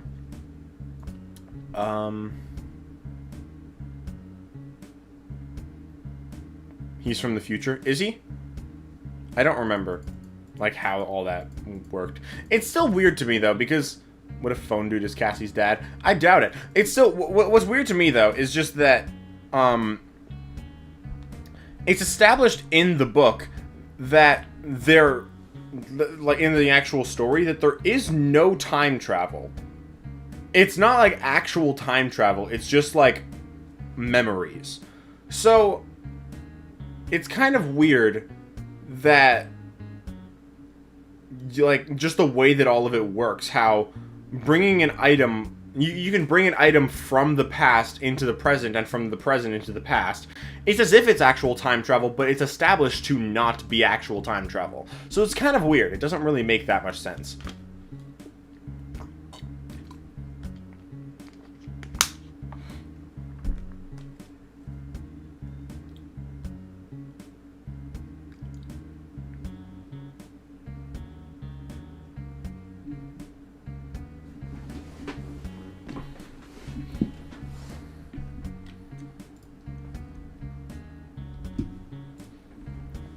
Anyway, alright, moving on now. I think I'm gonna... It's been almost 2 hours of stream, and I think now I'm actually gonna move on to one of the... Loki timeline theory. I now see that with Resident Evil, and it's all alternate endings, including the remakes. The game does kind of treat it like actual time travel. Yeah, exactly.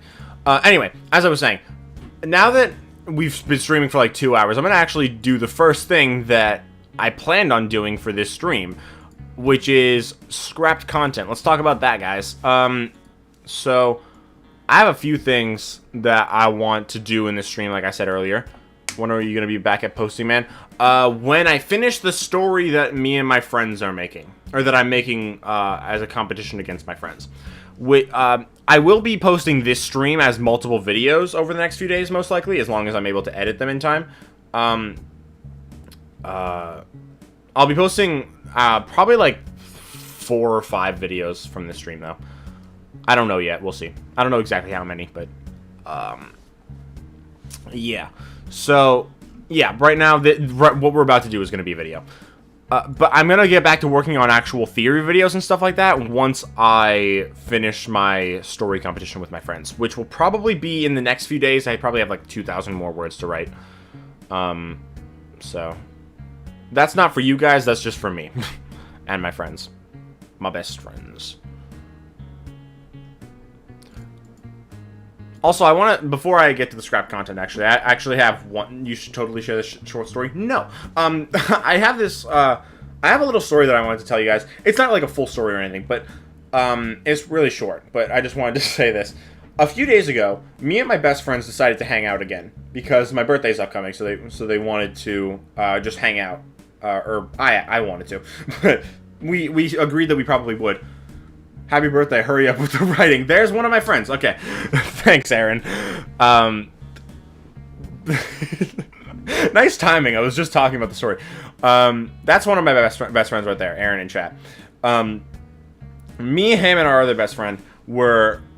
we wanted to hang out, like, in preparation for my birthday, so I asked if they wanted to hang out, and then we did on Thursday. The thing is, though, we had no plan before we hung out. We literally just, like, we discussed, like, what do we want to do? I don't know.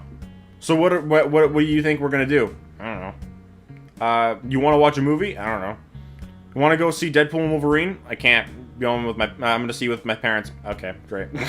so basically, is it talking to the chat gonna be a video? Maybe a stream highlights video or something, but probably not like a full video.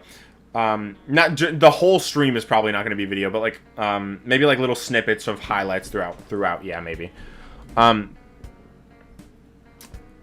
yeah, we had no plan for what to do basically. So when we when we actually got to hanging out, we just went to a couple parks. They were full of people, so we didn't actually do anything at the parks. And then we just hopped back in the car and then drove to Walmart that was nearby. It was a different Walmart. We were a little farther away from where we live, where there is a Walmart, so we went to a different Walmart that was nearby where we were at the time. And we just walked around, and we had no plan. And the funny thing is, Aaron was trying to navigate, and he was doing really, really bad at it. So our other best friend who was driving was just being led in circles. And it was, I was laughing too hard to be able to actually help him, to actually tell him where to go. I knew where we were supposed to go, but I couldn't say it because I was dying. And it's just like, it's weird that, I used to think that it was weird that guys a lot of the time don't have a plan before we hang out, before they hang out. We usually have like a basic rundown of what we're going to do, but we kind of wing it at the time. But we still do what we plan to do. But this time we just had zero idea what to do, and we winged it completely, and it ended up being like one of the more fun hangouts like we've ever had, which is weird to think about. Like we had no plan, and it ended up being really fun. So I guess now I see why guys hang out without a plan. It just makes it more fun that way.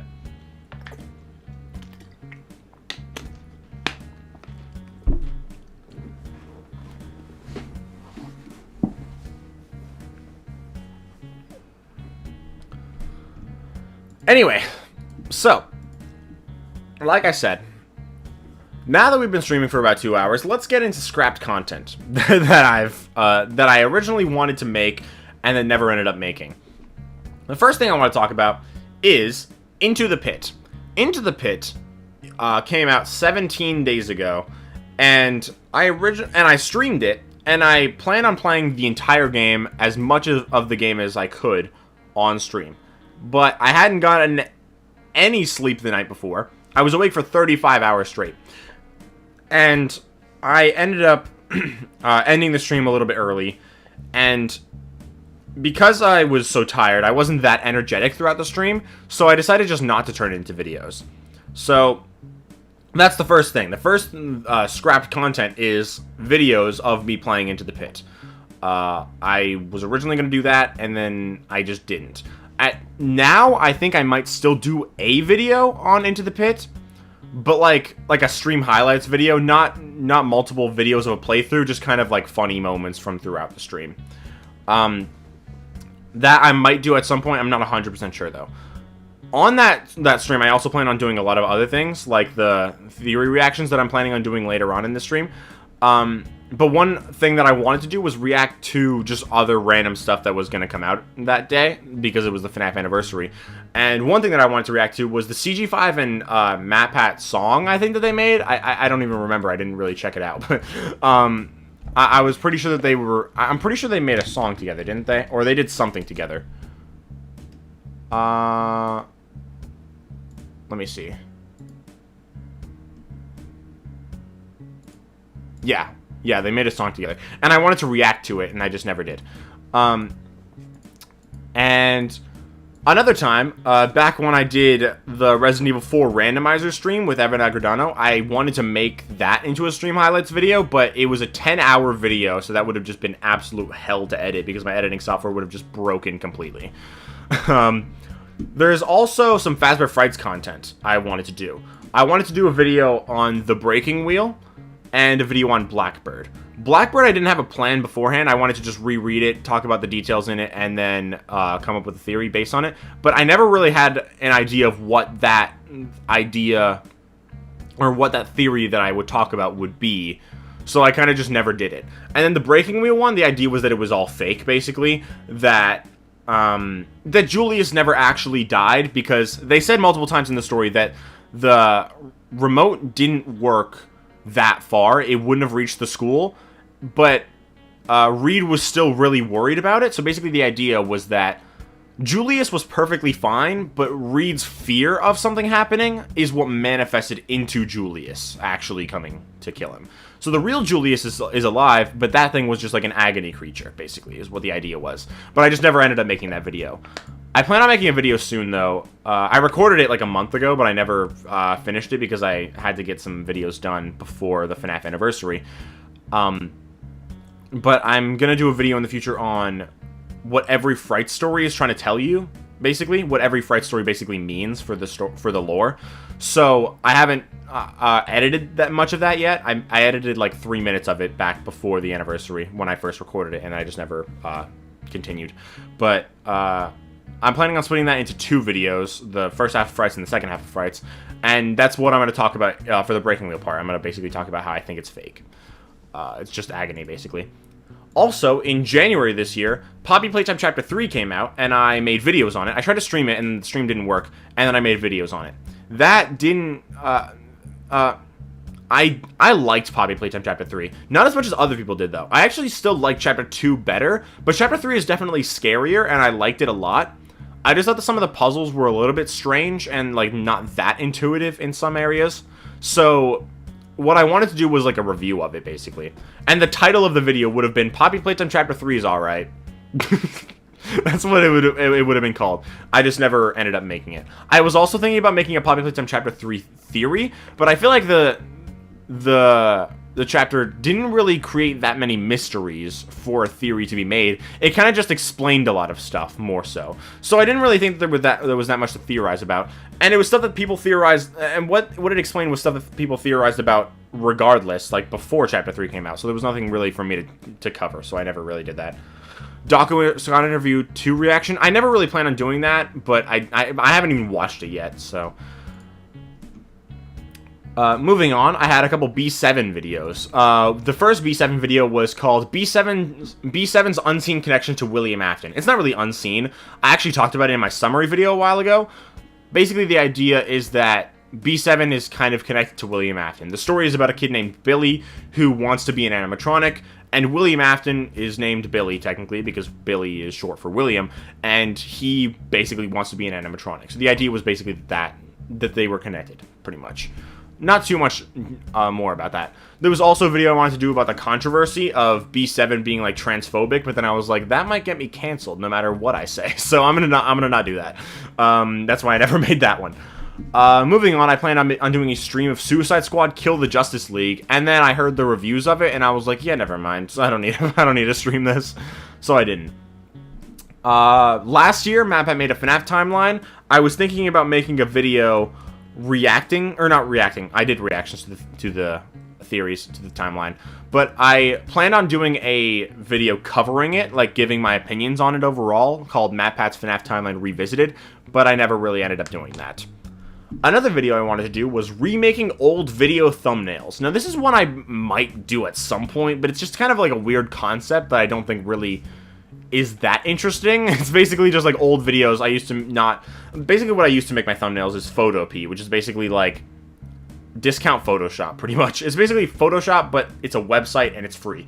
So that's what I used to make my thumbnails nowadays.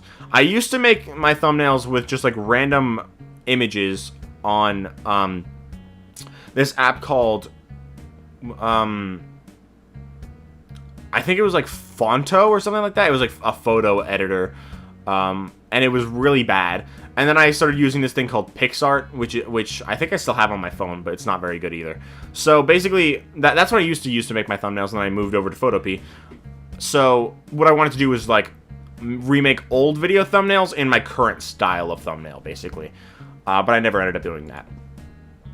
Another video I wanted to do was The Walking Dead all seasons ranked. The reason I never ended up doing this was just because I didn't think that people would really care about me doing that. Like, I didn't think it mattered if I did that, so I just never ended up doing it. I can tell you what the order was, though. My favorite season... By the way, what I did, basically, is not judge the seasons overall, but I literally rewatched the entire show for the third time, and I ranked every single episode. So what I did was, after I ranked every single episode, I numbered each one. So I counted up all the numbers from each season, and the season with the lowest number after being added up was the best one, because it was like basically the average of which ones were the best and which ones were the worst, pretty much. And if you had less points, then you did better. The season with the least points, meaning the best season, was season 6. Then season 9, which was surprising considering that's when Rick left. But I think it's mostly because my favorite episode is in season 9. Then season 5. Then season 3. Then season 7. Then season 8, which surprised me because 7 and 8 are the ones that people like the least. But I think there was a lot of bad episodes in those seasons, but there was a lot of good in them. That's why they're kind of midway through. Then there's season 4, then season 1, then season 2, then season 11, and then season 10 as the worst. So, which is weird to think about because I originally said that season 10 was one of my favorites. I really liked it, but I never, but apparently not that much. Moving on, I wanted to do a timeline theory for Fazbear Frights. Basically, it was called The Shadowy Depths of Eleanor. I didn't really know what to call it, so I liked the idea of making a Fazbear Frights timeline theory.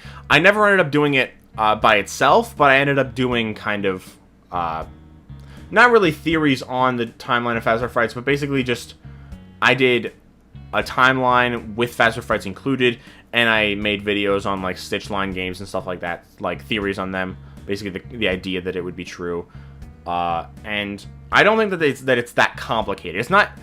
The stories kind of spell everything out for you for the most part. Some things are a little bit mysterious, like actually where Eleanor came from and stuff like that. But that's also not that hard to figure out. Or like there's theories on it that are pretty strong.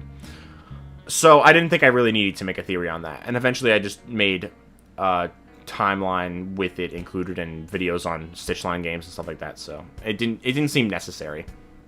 Happy birthday, thank you. Moving on, the next one is actually, the next 3, 4, 5, actually. The next 5 are YouTube shorts that I made, or that I was thinking about making. The first one is a review of The Last of Us show. Not much to really say about it. I wrote out the whole script for the short, but I just never actually made it. And it came out like over a year ago now, so I don't think I needed to anymore. I've actually played The Last of Us now. When I wrote the review and when I watched the show, I hadn't watched The Last of Us yet, and then I streamed it and played through the whole game. So now that I've played The Last of Us game, I obviously like the game better than the show. But I think that there's some things in the show that they did better. Like, I think the storyline with Henry and Sam was actually even better in the show. Not that much better, but I think it was done a little bit better. I think it was a lot, like, more interesting. And I think episode 5, in general, was the best episode of the show. Moving on, was a short called I Found Evidence for a Theory I Don't Believe. It was basically about BV5th. I don't really remember exactly what it was. I think the main idea was that Gregory seems to have connections to the bite victim, and his story was kind of his story backwards kind of matches the bite victim. I don't remember exactly. Hold on, I'm gonna pull up the script for that so I can see like what exactly that meant. I don't remember exactly what the idea was, so I'm just gonna bring it up. I remember my friends talking about it though. It was basically the idea of hold on, where is it?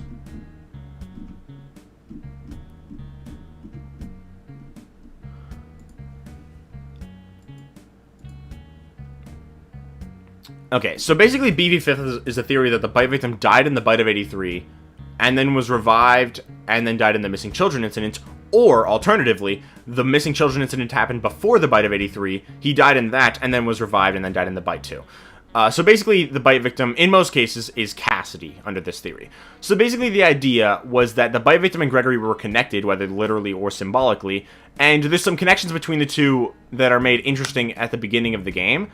Like, early in the game, there's a part where you can see 4 staff bots standing over one that's on the ground, which kind of mirrored the Bite of 83 minigame, where the 4 bullies are standing around the bite victim who's on the ground.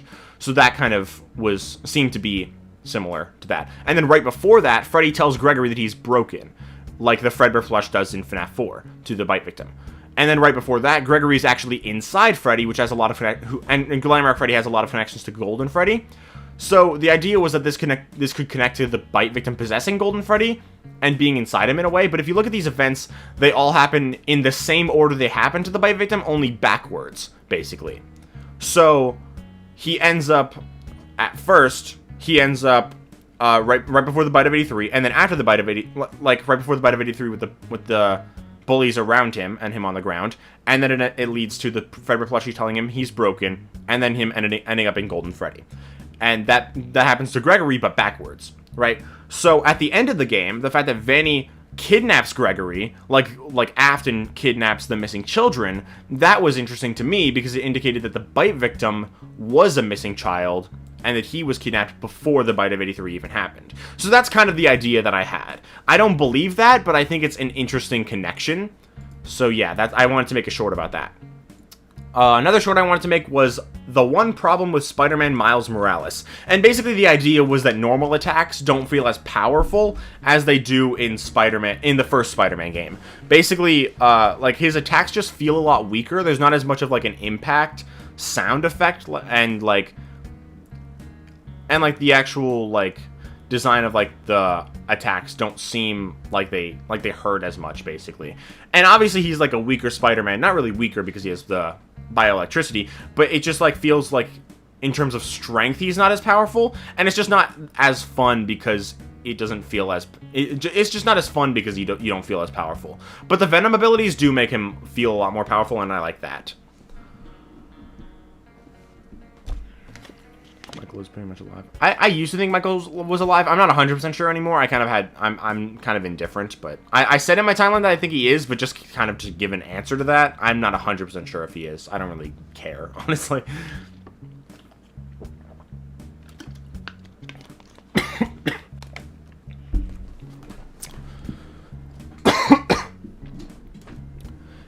Anyway, another short that I wanted to make was talking about the Into the Pit game when it was first announced, but then we got more information on it, so I just made a video on it, I'm pretty sure. I think I made a video on it.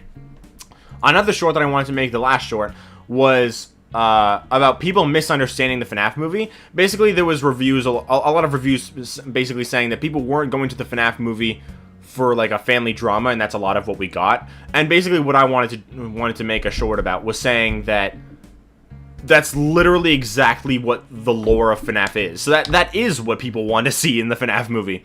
So basically that's what that was. And I never ended up making that short just because I saw the FNAF movie later that day and I never ended up actually I just didn't get around to actually making it, and then I didn't feel like it afterwards.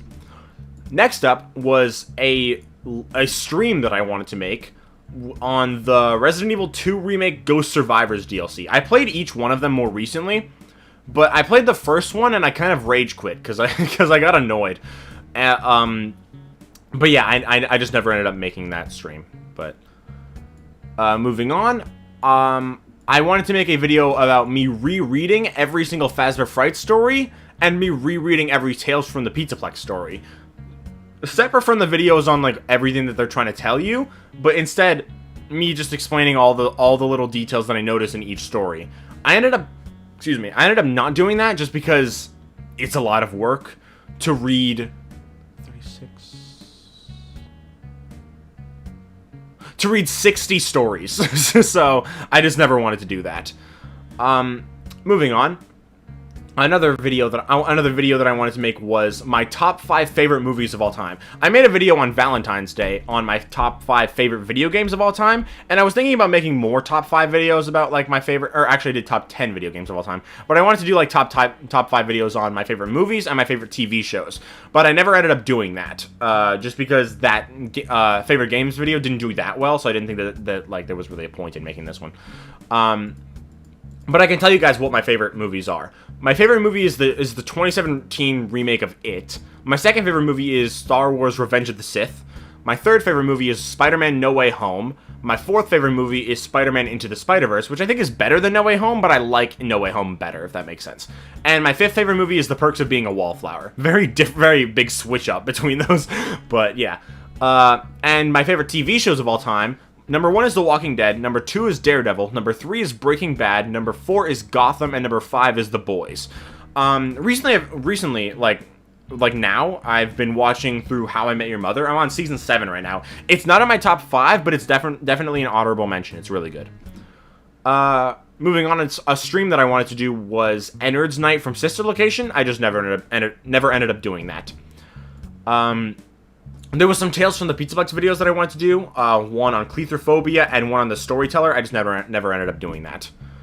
Another video I wanted to do was I watched the same movie every day for a month. Basically, I wanted to watch one movie once a day for an entire month and just like note like how much I think about the story of the movie more, and like how my perception of the movie changes. Like, do I get sick of it over time, and do I like it more? Do I notice more little things about the movie that make me appreciate it more?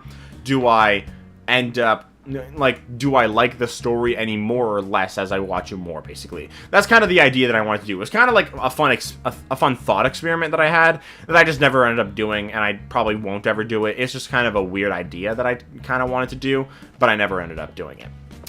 Another video was a reaction to Behind the Mask by Dawko and AP Angry Piggy. I just never ended up doing that. I don't know why I didn't end up doing that. I just didn't. Another video was a video basically on... I ended up scrapping this video because of MatPat's retirement. It was basically a video trying to say that people are too harsh on MatPat. I get that people don't like a lot of his theories, and that's fine, but people are too harsh on him himself, rather than just the theories that he makes. A lot of people say that he's, like, going crazy because of the theories that he makes. That's not how it works. He's just a theorist, he's trying to think outside the box, and that makes sense. I don't like a lot of his theories, but that doesn't mean that there's, like, something wrong with him, right? And a lot of people kind of mix up him and his theories. Like, they kind of blend them together, and if you don't like his theories, then a lot of people don't like him himself, and I don't think that that's fair. So I just wanted to make a video kind of addressing that, and I ended up not doing that because MatPat retired, so I didn't feel like I had to. Moving on, Help Wanted 2 was Help Wanted 2 came out in December, and I made videos on it. I made, I think, 8 videos, and I wanted to do a video compiling like my favorite moments from those videos, but I just never ended up doing that. I also wanted to play Doki Doki Literature Club Plus. Shadow Libra kept telling me to play that, and then I never ended up playing it. I have it, and I will play it eventually, but probably on my own time, not on stream or a video or anything like that. And that's everything. That's all the scrap content that I've had the idea to make and then never did. There will probably be more over time, and maybe I'll make a sequel to this video if there's enough videos that I scrap in the future. But yeah, that's everything.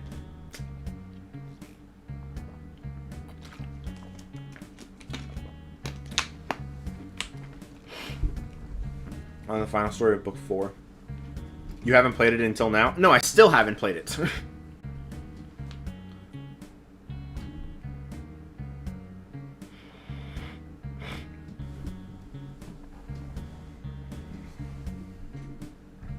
Alright, that's one thing down. That's one of 4 or 5 videos that I'm going to make in this video done. Recording reaction videos is always weird because I always wonder if I'm actually going to have enough to say, and if I don't, do I just not make it a video or what? You know what I mean? Hopefully I'll have a lot to say for these 3 theories that I'm going to react to. I guess we'll find out.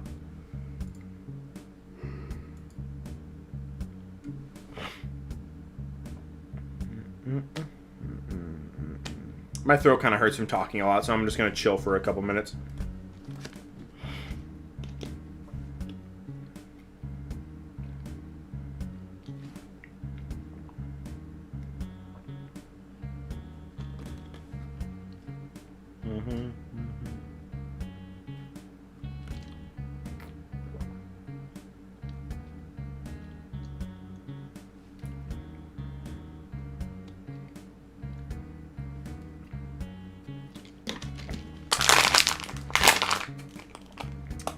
So, how's life?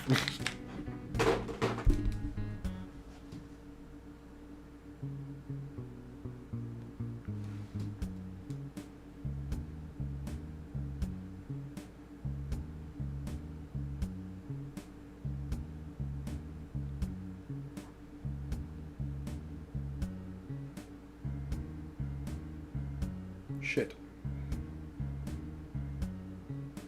God damn it. I'm replying to a happy birthday text, and I said thank you. I tried to do an exclamation mark, but I accidentally typed a question mark.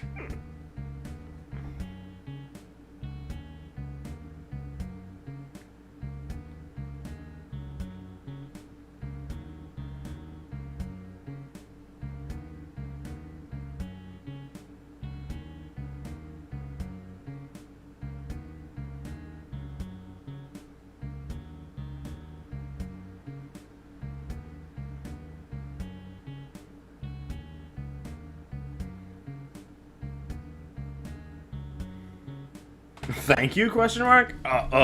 Thanks? Thanks, I guess. What do you mean?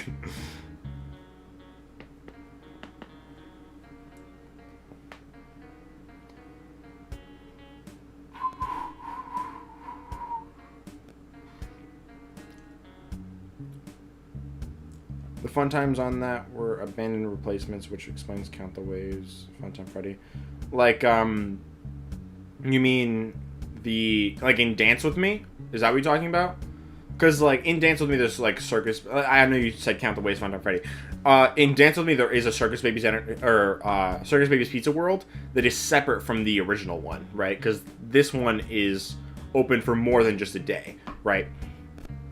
So, that Funtime Freddy is either a Funtime Freddy that was from that location, or it is literally not an animatronic at all, because we know that Count the Ways is Eleanor's doing. So, On Didophobia? Well, in Didophobia, that's just the regular fun times. They're just like decommissioned and probably going to be repaired in the future. Like Afton probably like goes back to like he probably I think what he did is like abandon the. I think he abandons the abandoned Circus Baby's Entertainment and Rental, and then Didophobia happens, and then he returns to Circus Baby's Entertainment and Rental around like after FNAF 1 happens, and then he puts the remnant in the fun times and stuff. And in Count the Ways, in the final epilogue, we learned that Count the Ways was Eleanor's doing, so the Funtime Friday could just be nothing. It could just be literally just be an agony creation of Eleanor.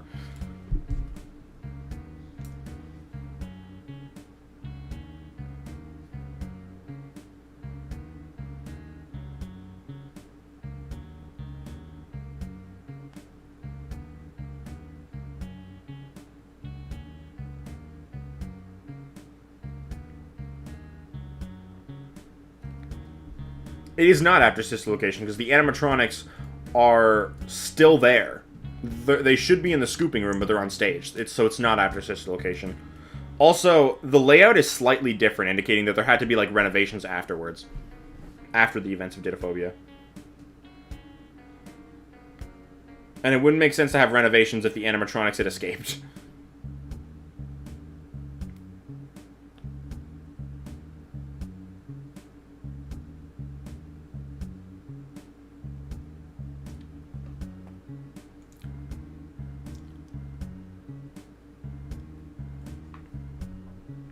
That's probably... I feel like that's probably an oversight, considering it's literally just a Foxy animatronic.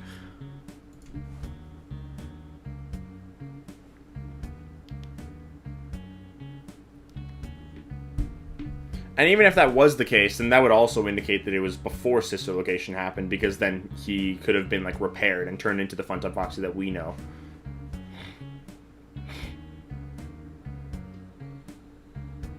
Like, he could have just been slightly different beforehand.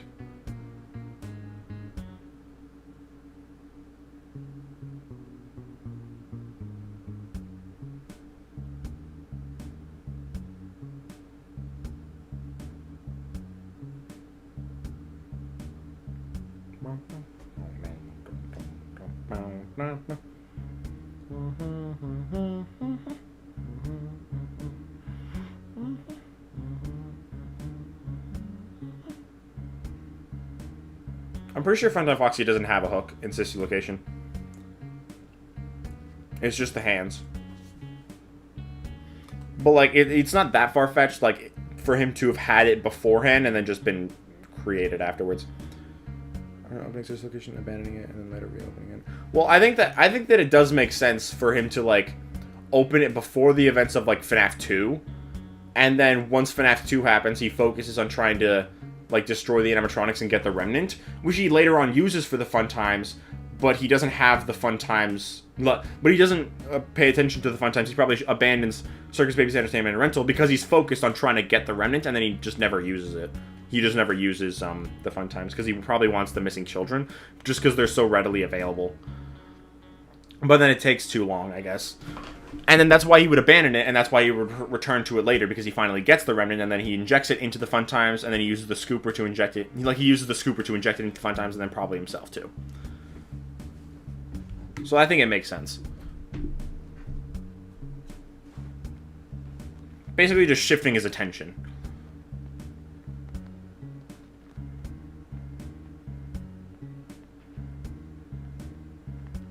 And like I said, the fun times are on stage. If this was after Sister Location, they would be broken up and in the scooping room. But in Didophobia, they're still fully, like, put together. They're just a little withered. Which could easily be explained by them, you know, just being repaired afterwards. You mentioned baby. That doesn't make sense. Why would that be the case?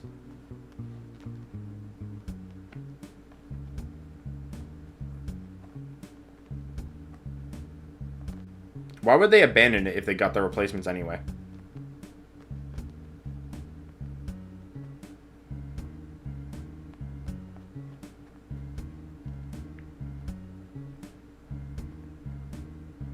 What's the point of the replacements if they were going to abandon it, too?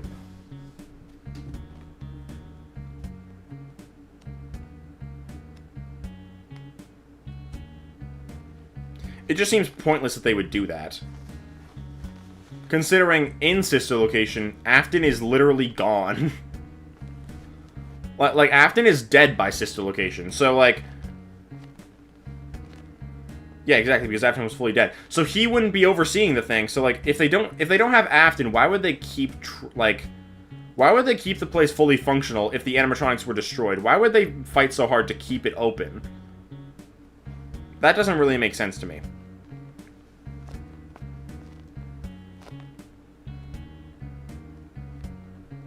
Because there's really no reason to without Afton there.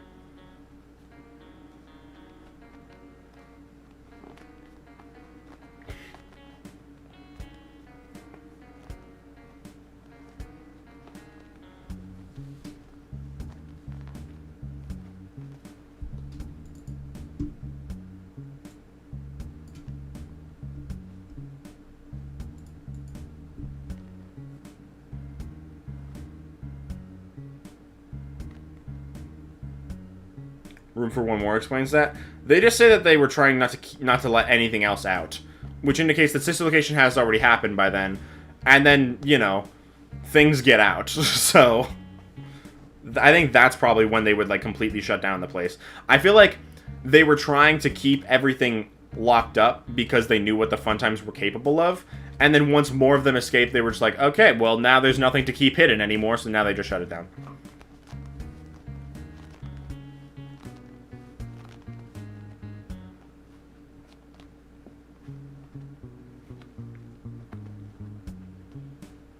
Also, it's noted that Stanley never sees the Fun Times. And sure, he could have just never gone into the rooms that they were in, but it seems unlikely that he would work there for over a year and a half and just never see them. And, like, this is Circus Baby's Entertainment and Rental, which was a public thing. So if it was still up and running, then Stanley would know what it is. But he never knows, indicating that the Fun Times have already escaped. Who got out? The Fun Times, and entered. Like, Sister Location has already happened by Room for One More, is the point.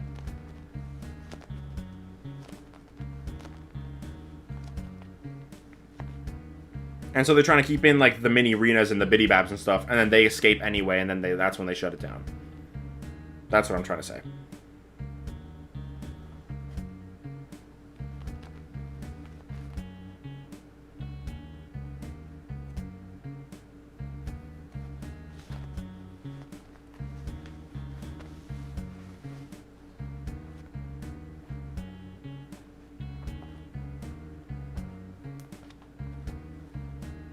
It's a secret location. Well, yeah, but it's there's still posters of the animatronics everywhere around.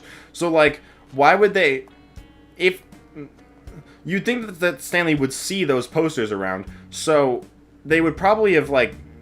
If he didn't see any posters around, then that would indicate that they probably, like, took them down or whatever, because this whole place is kind of useless now, pretty much. You know what I mean? Like, basically, he doesn't... Like, the location is now useless because it's not Circus Baby's Entertainment and Rental anymore. It's just a place where they're keeping the dangerous animatronics.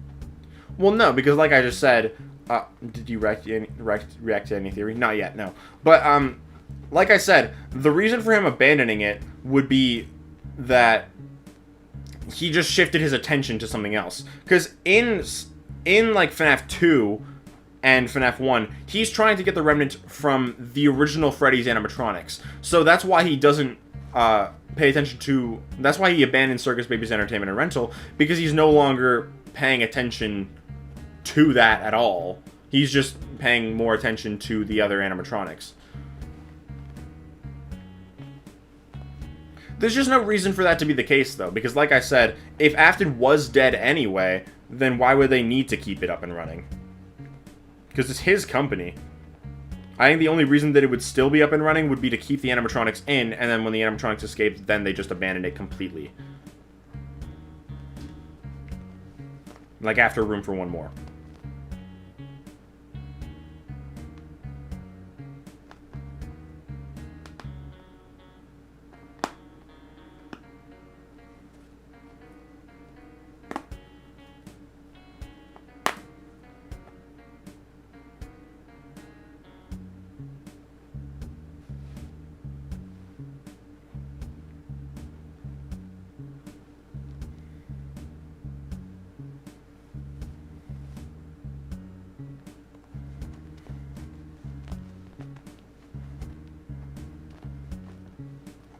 Circus Baby's Entertainment and Rental opens like soon after Circus Baby's Pizza World shuts down.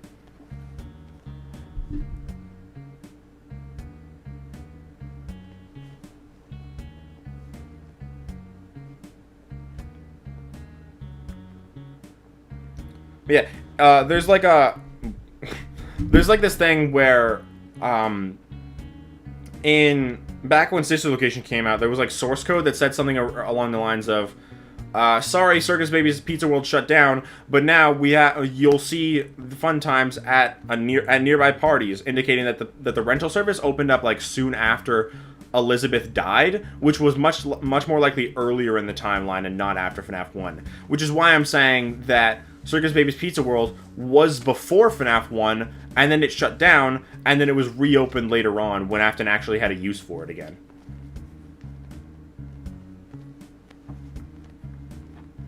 Because what it seems like to me is that the fun times kind of were a failure, because kids usually didn't hang out in a room with the animatronics by themselves.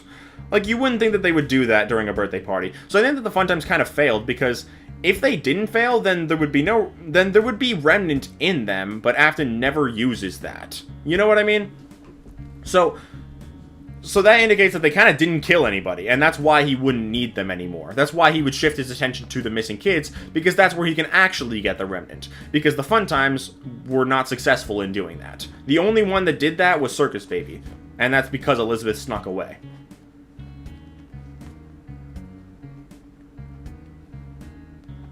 So that's why he would stop focusing on Circus Baby's Entertainment and Rental. That's why that would shut down, and that's why he would return to it later when he actually has the remnant, so he can put the remnant in the fun times, experiment and all that, and use the scooper, which is down there, to inject it, and then, like I said, experiment with the fun times and then on himself.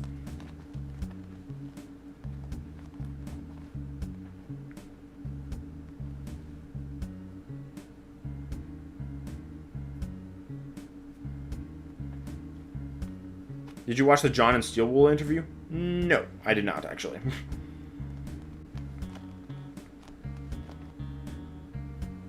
I plan on reacting to I'm going to start reacting to the game theories. The game theory, the FNAF theory, and then the other game theory. When this conversation ends.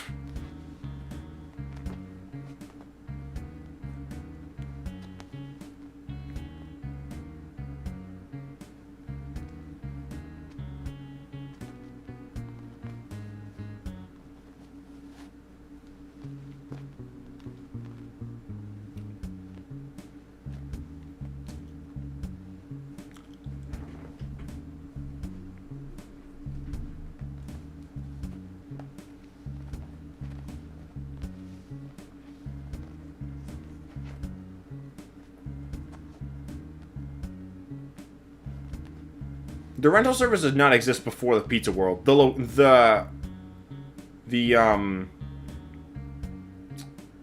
it called?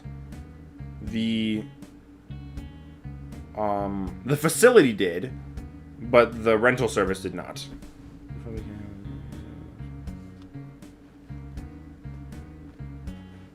I'm pretty sure cell phones kind of existed back then. Not like iPhones or whatever, but like I think cell phones did exist like in the 90s.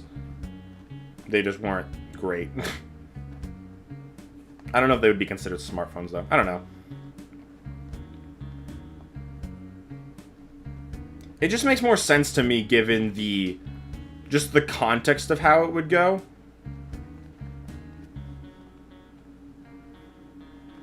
And it makes sense to me that he would abandon the rental facility anyway. Like, with or without Didophobia, I feel like he would have abandoned it after the Pizza World happened. Or after, like, when FNAF 2 happens. Like, I think it just makes sense for him to abandon it regardless, even if Didophobia is sooner. Or even if it is later.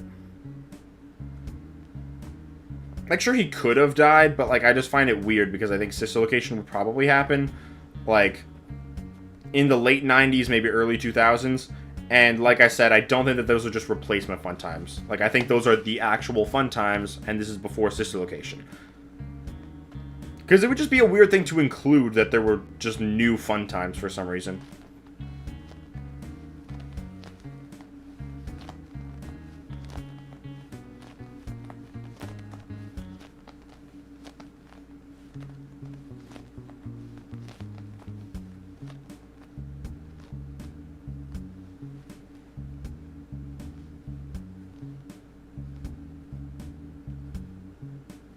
Huh?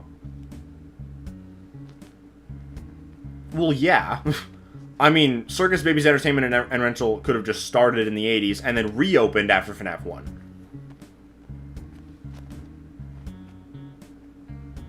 Even if that wasn't the case, though, I think it would make sense for the rental service to open after the Missing Children incident, because the first Freddy's was still a success, even though the MCI happened.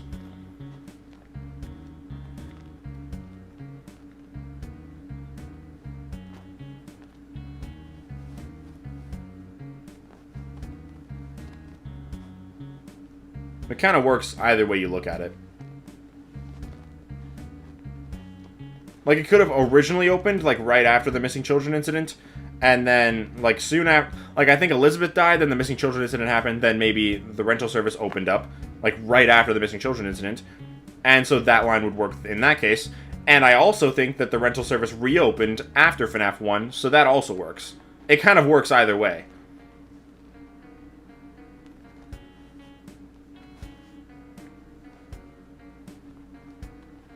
(1996) paralleling the fourth closet. Fourth closet's 1997, not 96, but close enough.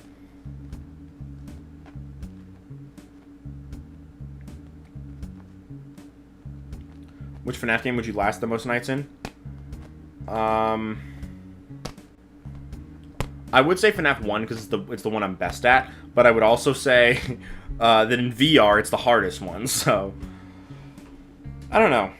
Good question.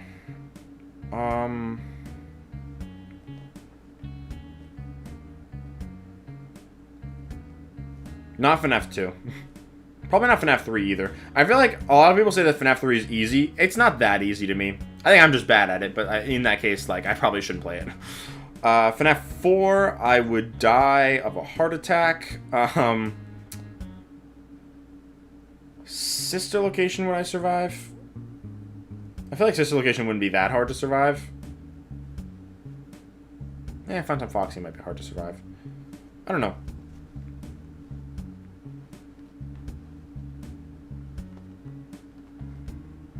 Maybe still FNAF 1? Oh no, FNAF 6. Just scrap all the animatronics. Don't salvage them, then we're good. Yeah, FNAF 6.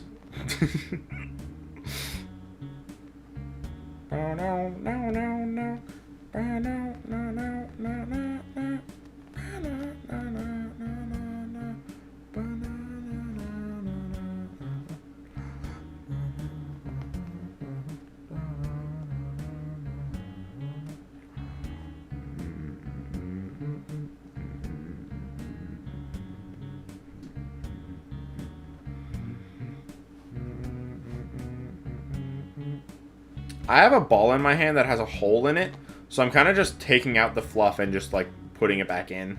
I don't know why I'm doing this.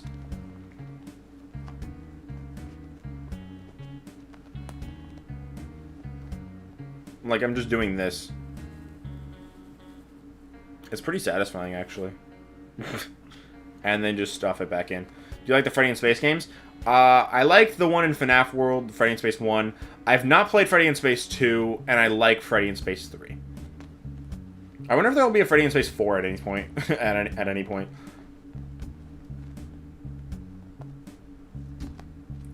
I love that it's FNAF movie the game. And that's what Freddy in Space 3 is.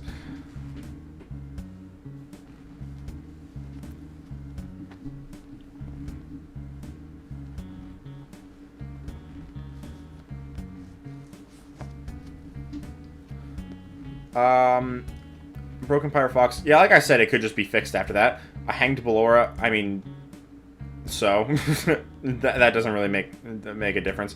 The other Fun Times are fully gone. They could just be somewhere else in location. Funtime Freddy doesn't really have a stage for himself. And Baby, I don't remember. Does he ever go into Baby's actual room? I don't think he goes into Baby's room. I think he goes into the control module, but not into her actual room. And it said in Sister Location that the lights are out, so you can't see Baby in there anyway. The fourth closet is 6 months after the Twisted Ones, and the Twisted Ones is over a year after the Silver Eyes. So the Silver Eyes is 10 years after the Missing Children incident, which happened in June or July of 1995. So when that so the Silver Eyes would have to be in June or July of 1995. So the Twisted Ones is at least a year after that, but there's no school in the Silver Eyes, meaning it has to be in the summer, and there is school in the Twisted Ones, which indicates that it's August or September probably, or maybe later. So if the fourth closet is 6 months after the Twisted Ones, then it would have to be in like what? February, probably. Probably February. Yeah. Maybe March, if it was like September. March, yeah. MCI is June in the games, yeah. In the Silver Eyes, it's never specified. It's just like in the Silver Eyes, it's said to happen like I'm pretty sure it happens like over the course of a few months, doesn't it? Like I think it ends around June or July. I know Charlotte leaves after. I know Charlotte leaves the town in July, and Michael dies before that. So regardless, there's no school, so it has to be in the summer.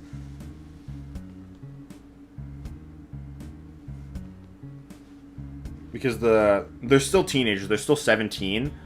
And Charlotte's birthday is May 13th, meaning her birthday's already passed, meaning she's going into 12th grade.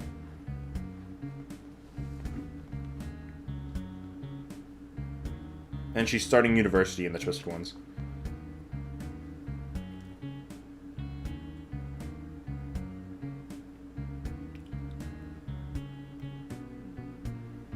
My jaw is being weird.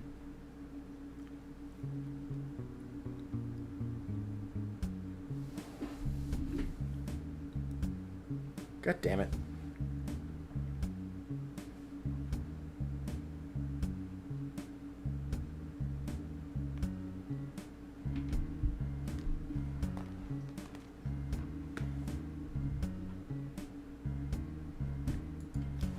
Like I said, it doesn't have to be a replacement. It could just be altered after, like, when they're repaired after Didophobia.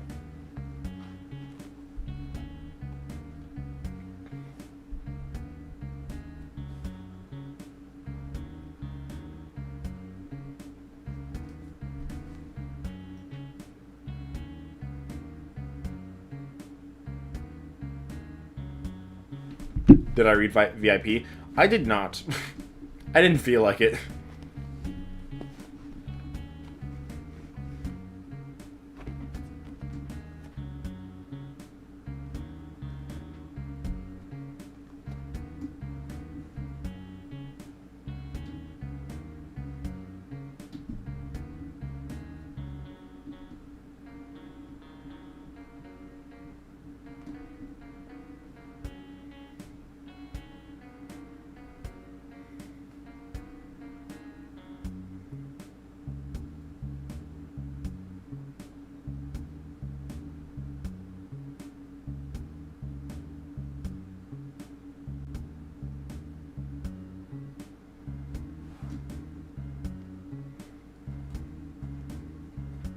Has interesting lore drop scene there.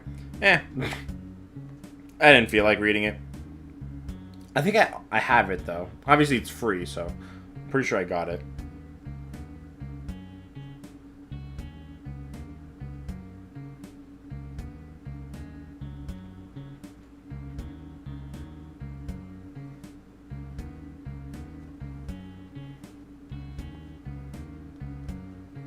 I agree with that, yeah.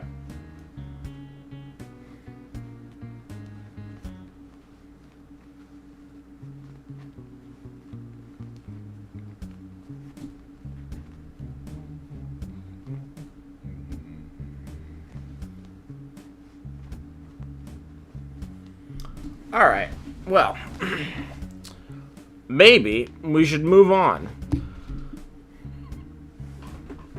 I think we should move on to reactions now.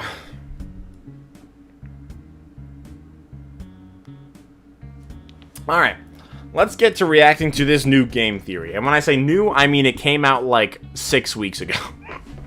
I just never ended up reacting to it for some reason.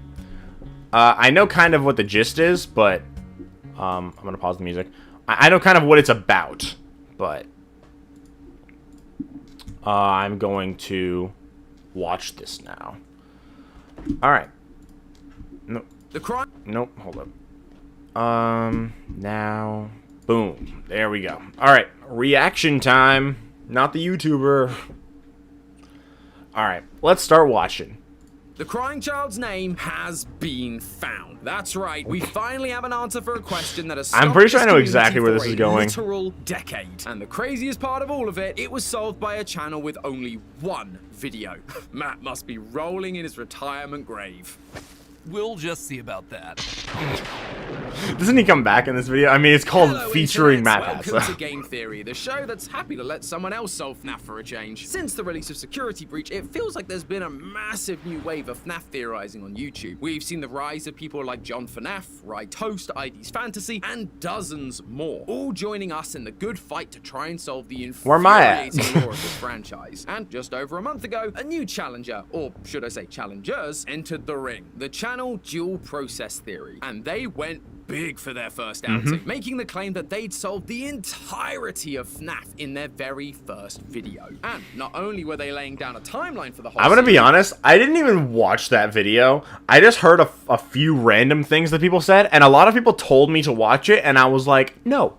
They also claim to have solved a particular mystery that has been bugging us theorists for a long time. What is the name of the crying child? After nearly 10 years, we still just call him the crying child, despite the fact that I call him the every bite other character victim. in this franchise seems to get a name. Mike, Elizabeth, Charlie, even the missing children got names. So why is this kid's name left blank? Well, according to dual process theory, it's not that he doesn't have a name, it's that we just missed it. We've had the name all along, we've just been giving it to someone else. They suggest that the crying child's name is Cassidy, the name we found all the way back in the word search of the survival logbook, the same name that, for the longest time, we have given to the vengeful spirit from Ultimate Custom Night, the one Afton should not have killed. Not only that, but they claim that the child we thought was Cassidy doesn't even exist. For years, we've assumed that there are 7 dead kids, 5 missing children's incident victims, including Cassidy, Charlotte, Emily the puppet, and the nameless crying child. But instead, they claim that there have only ever been 6, with the final missing kid and the bite victim being one in the same, Cassidy Afton. It's a bold claim, but when you get into the meat of It's weird because this is like a thing that has existed for the longest time. It only recently just got popular because of that dual process theory video. And I have problems with it. I think the main problem is just Cassidy being a girl. And, okay, so the thing about Cassidy is, it can be a boy's name. My mom actually told me that she works with a guy that's named Cassidy, a dude. And so that's not the problem. The problem is just that Cassidy herself, yes, herself, has been established to be a girl in the games before. Now, okay, so we know that Cassidy is Golden Freddy, right? And Golden Freddy is the spirit in the Happiest Day minigame. So, in the survival logbook, there's a page that is talking about what your happiest day, like telling you to describe your happiest day. And at the bottom of the page, we see the puppet giving cake to a little girl with black hair. And in the fourth closet, Cassidy is described as having black hair, and we've established by now that Cassidy is Golden Freddy, and in Happiest Day, the puppet is the one that gives cake to Golden Freddy. So that's kind of open and shut to me, honestly. I think, like, yes, there's the thing about, like, Cassidy having long hair, and that girl has pigtails, but, like, we don't see her entirely, so she could very well have longer hair that's just off the page, right? And, you don't have to have... having pigtails doesn't mean you have to have entirely short hair. And I think that's kind of like all there is to it, really. Like, I think that's the main issue that I have with it. And in the logbook, there's the whole thing. I'm assuming that this is going to be brought up. I'm not 100% sure, though. I'm assuming that they will talk about this. But in the logbook, there's the question of, what is your name? And then Cassidy is the answer that's given. And the faded text is what asks, what is your name? So people would say that the alter text is the one that's answering. But there's also the whole thing where the faded text writes my name on graves, and in FNAF 6, there's a grave that is missing, and the my name from the faded text is on the grave that was... implying that the missing grave from FNAF 6 and this grave are the same, and the faded text is that spirit, because it's my name, it's not your name. It's like, it's saying that this is my name. So it's like, what seems to be happening is more like a conversation, not just Cassidy being asked what their name is, but Cassidy asking what the bite victim's name is, and then the bite victim asking what Cassidy's name is back. And then Cassidy answers the question, and then the bite victim may or may not. We don't know what the logbook is all about, you know? And also, I feel like by now, with Garrett being the bite victim stand-in in the movie, there's really no reason for that name to be different in the games. Yes, there's the whole Abby thing, but... even though people say that it doesn't make sense for Abby to be short for Elizabeth, it literally can be. Like, there are people in real life that are named Elizabeth that go by Abby. Like, the Ab part of Elizabeth. Like, that... even though it's not traditional, it's still possible. Yes, it usually is short for Abigail, but it can be short for Elizabeth. So, like, that... technically can just be the same name, so why would Garrett not be the same name? You know what I mean? So it's like, I feel like Garrett being the bite victim's name just makes more sense, especially since Garrett is separate from the fifth missing children in the movie too, and there's no reason to have him be separate. And there's also the whole thing where Garrett in the movie doesn't possess anybody. He's kind of just like a roaming spirit. Maybe he could be the puppet, but like there's no reason for the puppet to there's no reason for the puppet to just not be Charlotte in the movies, too. It could be Garrett, but, like, I doubt it. Of it, their argument is actually quite Moving on now. compelling. So I went back to the drawing board and started mapping out the pieces myself to see if I could come to that same conclusion. Is the crying child actually Cassidy? Ladies and gentlemen, it's... Hey, Tom, what you doing? Oh, hey, Matt. I'm kind of in the middle of solving FNAF. Yeah, okay. I'm sure you have a theory that changes everything. A clue that we missed? Kinda, yeah. Perfect. Well, before you fire up the old Golden Freddy thumbnail and then slap a dark truth on that, I've got another puzzle for you to solve. Lore-fi. It's the music-based mystery project that I've been working on. Basically, it's what you get if you have Lo-Fi Girl, but you mix in a murder mystery. Because who hasn't ever wondered that? I know! But the good news is you don't have to wonder anymore. Is this an because advertisement? Episode 1 is finally ready. On one level, you can just... It's an ad. If you want to... We're skipping through. Seriously? Story of a missing kid. A missing kid that exists here on YouTube. There are clues pointing at the story of a missing kid. A missing kid named Gregory. Gregory? Seriously, Matt? Yeah, hear me What? out, hear me out. Yeah, I got nothing. I just wanted to meme on the name. Good news, though. My Gregory, not a robot. Yeah, sure. For now. I assume you put a link in the description on your way in. I did be discovered every week over Moving on. all as we...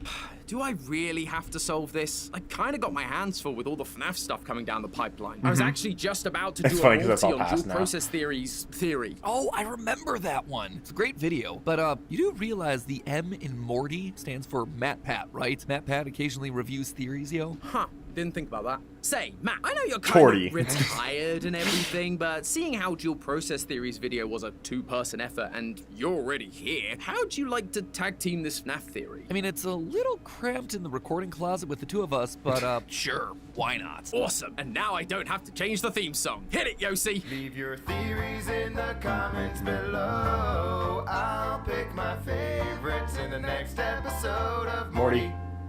First things first, it's probably a good idea that we recap the main evidence points Dual Process Theory has for the crying child being Cassidy. Their video is nearly 2 hours long after all. Who has And that I much didn't watch time? it. Well, except for you, considering you took over 4 hours to react to it. Look, I'm retired now. I've got nothing but time. But I think you're right. So let's quickly recap, starting with the first major point, how we got the name in the survival logbook. Now, this book has been a cornerstone of the FNAF franchise since its release. Inside, we have 3 separate people speaking to us. Michael Afton, who writes in red pen, a spirit that writes in faded text, and a third person that alters the text of the book. The faded text writes the words "my name" on a number of the pages, and on those pages there's always some sort of weird number. Take all those numbers and turn them into coordinates for the word search, and bam! You get the name Cassidy. It sounds so simple now, but I remember ripping my hair out over this at the same time you were. But the key to the whole thing was one very important I wasn't even part of usage the my name. On one community of the back pages, then. the my name appears on a gravestone, Yep. just like the gravestone missing a name from Exactly. FNAF 6's ending, which, it should be remembered, released around the same time as this book. So it Yeah. seemed pretty darn obvious that these clues were revealing the name of that final character, the fifth missing child, which is why for the longest time we've been calling the fifth child Cassidy. And this is I where mean, Dual it is. Process Theory throws their first spanner in.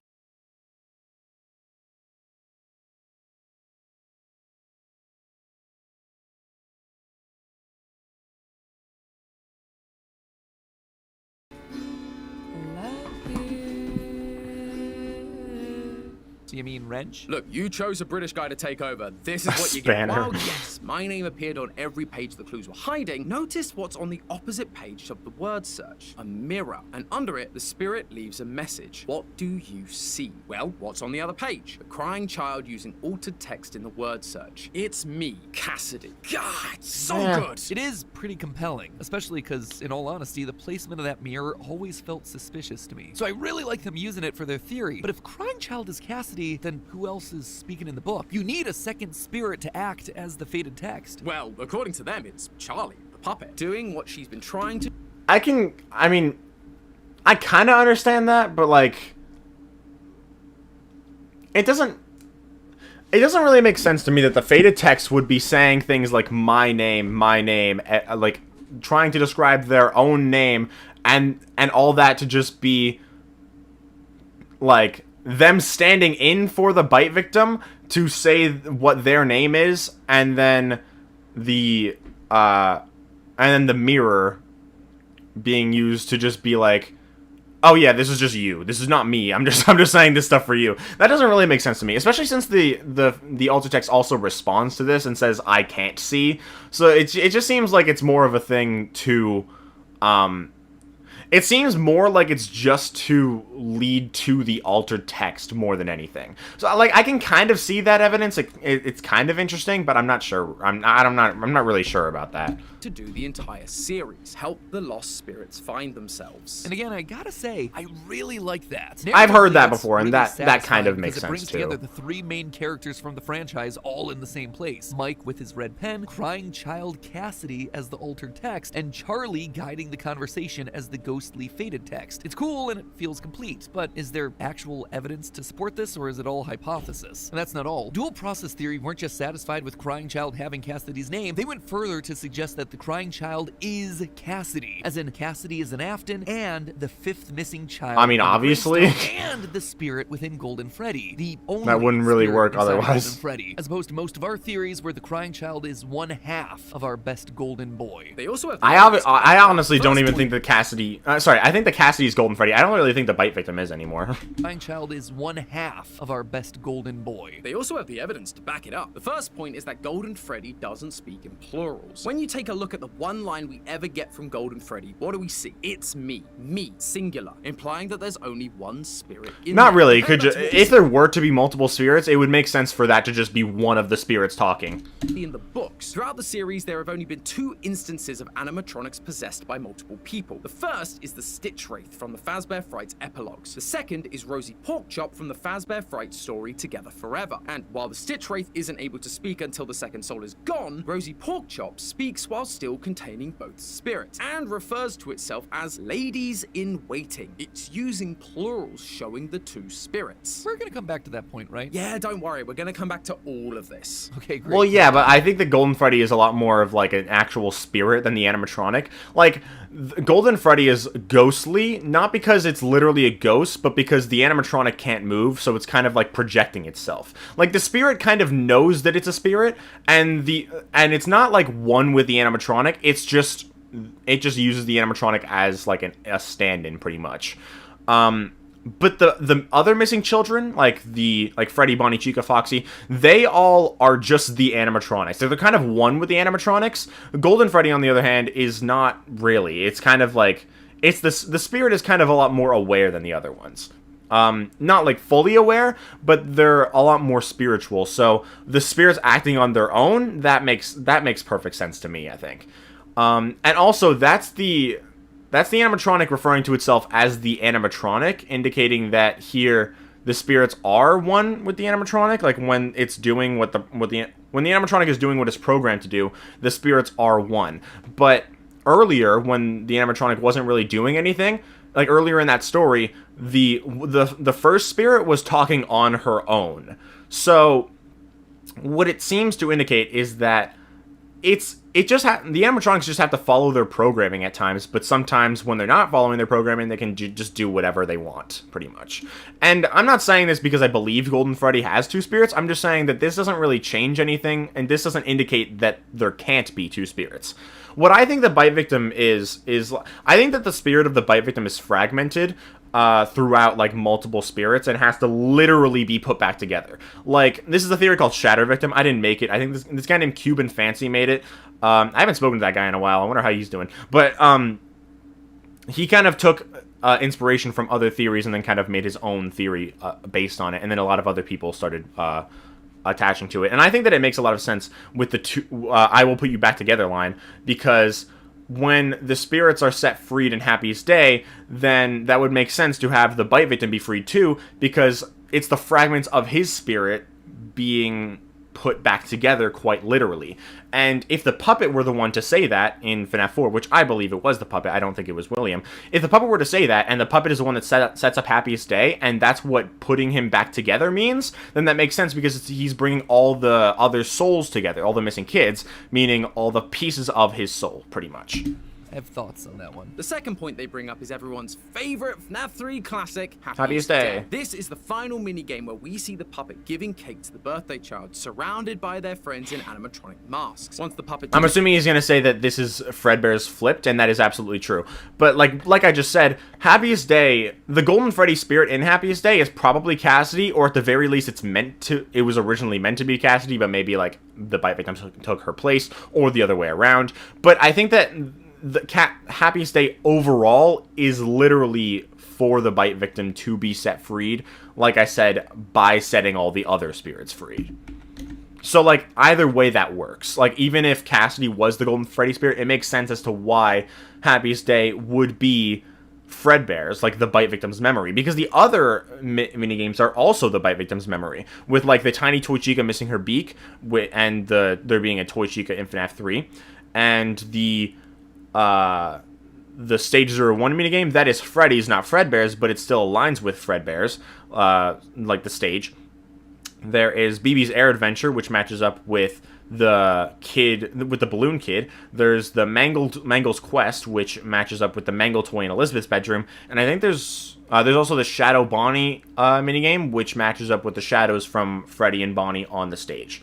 And the fact that Shadow Bonnie in that minigame starts on Stage 01 indicates that Shadow Bonnie kind of came from there, or at least this minigame came from there, which makes sense as to why the shadows are the ones that inspired that minigame, and the shadows are from that stage, basically, if that makes sense. Live as the cake, the child stops crying, puts on their Golden Freddy mask, and all the children's spirits move on. Well, except for Charlie, because she's still got to show up in FNAF 6. Yeah, because nothing can ever just be as it seems. Are these guys aware of Molten MCI? Because the spirits aren't freed yet.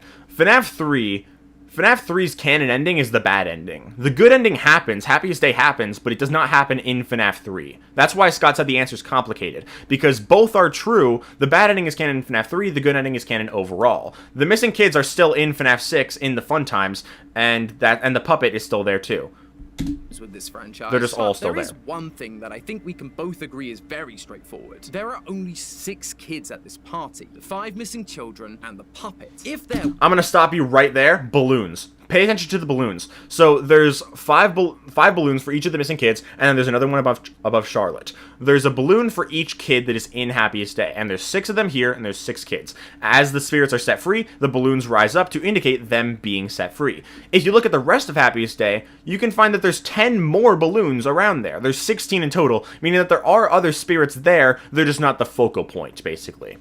There were supposed to be 2 spirits inside Golden Freddy. Why isn't there a 7th kid? Which ties in perfectly to point number 3, the glowing eyes at the end of FNAF 3. This one's personal, so I'll take it. As a reminder, if you beat FNAF 3 without He's doing gonna the be like, Happiest Day minigame, you hit the game's remember, bad there's ending. 2 This glowing gives us eyes? a Never screen mind, there's where not. 4 animatronics each have 1 glowing eye, symbolic of the fact that their spirits haven't been released yet. Seems pretty self-explanatory, right? But then look who we have in the back. Golden Freddy, with not just 1 glowing eye, but 2. This was always the backbone to the whole 2 spirits debate. The idea that unlike There all really other isn't 2 animatronics who each glowing had 1 eyes. kid's That spirit, isn't 2 glowing eyes, because you can see the aura around the light, like where it comes from. Like if you look right here, there's the eye right here, and it's glowing like outward all the way. And here, you can see that glowing outward, and there's no aura around the other side. inside of him. Golden Freddy was different. He had 2, both the innocent crying child spirit and Like, the it's vengeful so spirit clear casting that the it's- fifth that there's victim. only It was one. a theory that was further supported by the books, specifically the Stitch Wraith Stingers, where we see an animatronic possessed by 2 spirits, a nice wholesome kid named Jake and an evil angry spirit named Andrew, one who dies in a hospital setting like the crying child and one who dies by a brutal murder from Afton. I mean, the parallels are hard to deny. However, Dual Process challenges this by calling out the fact that if there were indeed 2 spirits in the body, why then do both eyes go out once you complete Happiest Day? Especially since we've believed that the Cassidy spirit lingers on to torture Afton in Ultimate Custom Night. She Only doesn't. one light should have gone out, to which I Andrew have one does. answer, retcon. But obviously that's a bit of a cheap explanation if we can avoid it. Which brings us to Dual Process's last point. How can the crying child be the 5th missing kid when, very clearly, he's not missing? Like, Yeah. he's literally right here in front of a large room of people. Well, I they don't know what this explanation is. I don't know what dual process theory says, but I know a lot of people used to say that the bite victim was like literally revived, and I like that kind of adds up, but like it's a little bit weird storytelling wise, and I don't think Scott would have done that. assumption missing. Like, he's literally right here in front of a large room of people. He's Well, right here. They make the assumption that this was all part of William's scheme. After the bite of 83, William pulls his child out of the hospital, and while experimenting with harvesting remnants, has the bright idea to stuff his son into Golden Freddy. Whoops! Bad idea, Will. It doesn't work, and the spring locks kill him, which is why we see Golden Freddy twitching in Ultimate Custom Night in the same way William does during the FNAF 3 teaser. This mistake devastates him, and in a drunken stupor, he lashes out at Henry's daughter, Charlie, killing her last. This then aligns with what we see in the gravestone puzzle in Help Wanted 2. FNAF 6 very clearly says that Charlotte was first. To solve it, you have to light the gravestones marked by the 6 dead Because children. because Henry says that Henry says that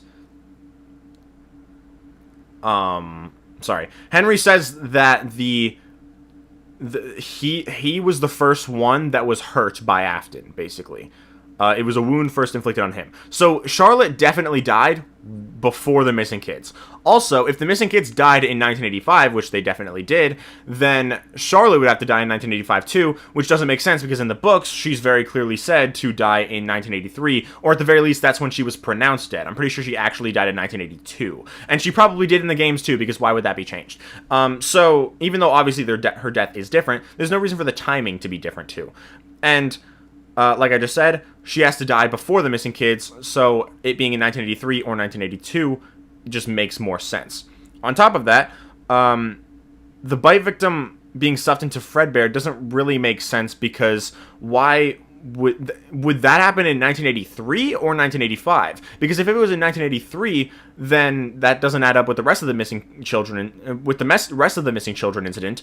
So why would there be 5 dead kids lured away? By the way, the crying child was not lured away under this idea, and it was just brought there, literally just taken. If it was in 1985, then how would any of that, like, have happened in the first place, right? Like, and how did Afton get remnant before he killed anybody, unless he killed the missing children incident kids before the bite of 83, which again doesn't make sense because of the because they died in 1985. So where did he get the remnant from to keep him alive? Oh, and yeah, the puppet plushie, you have to put the code in 1983 in private room. Yeah. 1982 was a retcon. It was retcon in the 4th closet. Well, not necessarily, because Charlotte in the books did actually go missing. She was just pronounced dead in 1983. She actually died in 1982. She was just pronounced dead in 1983. It's just really weird because the bite victim still didn't go missing under this idea. Like, you could say that he was missing from the hospital, but not from Freddy's. And if he was stuffed inside Fredbear, then that probably would have happened at Fredbear's Family Diner. And because the Golden Freddy at Freddy's is a different Golden Freddy than the one at Fredbear's. They kind of coexist. Like, Freddy's is open still when Fredbear's opens up. So they coexist. They're 2 different Fredbears. Golden Freddy, the one that attacks us in FNAF 2 and FNAF 1, is not the same as the Fredbear that bit the bite victim. So, if he was stuffed into Fredbear, then that would probably have been at Fredbear's Family Diner. And if he was stuffed into the Golden Freddy at Freddy's, then that still doesn't really make that much sense because he wasn't lured away by Afton. And it also probably wasn't in 1985 because that's just a really big gap. And the bite victim dies right after the bite of 83. And that's another thing. There's the whole problem of the flatline. That indicates that, sure, he could have flatlined and survived, but that's just, like, really stupid. Why would that happen? And he literally fades away, too. He doesn't just flatline, he fades away, meaning he definitely died. And so, that just doesn't really make that much sense to me because he flatlined while he flatlined. He was at the hospital, so he didn't die. He faded away while he was flatlining, meaning he died from that flatline. So, he was still in the hospital at that point, and he was not in, and so he was not brought to Fredbear's because he died at the hospital. In a specific order. So yeah, that just doesn't make any sense to me. Died. Chica, the first, she has seen everything. Like, I followed by get it, Foxy, kind of, Freddy, but it doesn't Bonnie, make sense. Then Golden Freddy, and finally, the puppets. Later, when the police start to investigate... That doesn't have to be the order they died. died. William claims his child also went missing to throw them off the scent that he may be the problem with that is that Afton was caught on camera luring the kids. He literally lured them. He didn't just take them and kill them. He lured them. So, the fact that he was caught on camera doing that, according to the FNAF 1 newspapers, means that the bite victim had to have been lured, and he didn't just tell the police that. He was lured away. And also, Afton was the suspect anyway. So, him just saying his son died too wouldn't have, like, gotten the police off of him or anything. So yeah, I don't think this idea makes any sense. The killer. Now, while I don't really love the logical jumps their explanation takes there, one thing I really do like about the crying child being the 5th missing victim, and therefore the only spirit inside Golden Freddy, is that it really does help clean up the numbers. For years, 5 was the magic number. It does make more simplicity, but it also makes things way more complicated. It evolved into 6 with the inclusion of the puppet. And yet FNAF I mean, that was 4 always shows us the what case. was presumably a 7th kid dying in the form of the crying child. Don't forget about Well, Andrew, Rogue 'cause One he does exists. eventually give us 7 graves and a hidden out-of-bounds Easter egg. Hold on. 1, 2, 3, 4, 5, 6, 7, 8. There's 8. It always Not bugged me 7. that there was never a gravestone for him in the FNAF 6 ending. I always just assumed that it was because he ended up... Think about that for a second. There's not just... never a grave There's that does not... eventually There's give not us- 7. This is 1. This is another one. 2, 3, 4, 5, 6, 7. But there's another one hidden right there. That's an 8th. There's not just 7. And this one in the middle is Afton. So, what that means is that there was 8 dead kids. Not just 6. So that also indicates that Andrew exists and the bite victim is separate from Cassidy. So yeah, that doesn't work. 7 graves and a hidden out-of-bounds Easter egg. It always bugged me that there was never a gravestone for him in the FNAF 6 ending. I always just assumed that These are the ones he ended up being different. He wasn't. Yeah, because he wasn't killed by Afton, and thus yeah. he wasn't included in that final image. But if Crying Child is in fact the 5th kid, it helps explain why there was never an additional grave for him. Because he was always there to begin with. He was the one hidden behind the grass. They also don't mention this in their theory, but in FNAF 3, look at the spirit who gets Afton springlocked. They have tears streaming down their face, just like the Crying Child. All of We the never missing see kids the do. other spirits' faces. We're specifically being shown that this one has tears, revealing that this isn't a The separate puppet has spirit those from too. The Crying Child. They are one in the same. That does not Scott mean anything. Even used the same model in FNAF World specifically for the Crying Child. To be fair, tears are everywhere in the series, Yeah. though. I mean, the puppet is shown crying literally all the time. So, are we done? Did they solve FNAF? Can I retire? Well, also, like, also relating to the puppet, Charlotte herself also had those tears. And I think in what's it called? And I think FNAF 2, I'm pretty sure all the missing kids have tears too.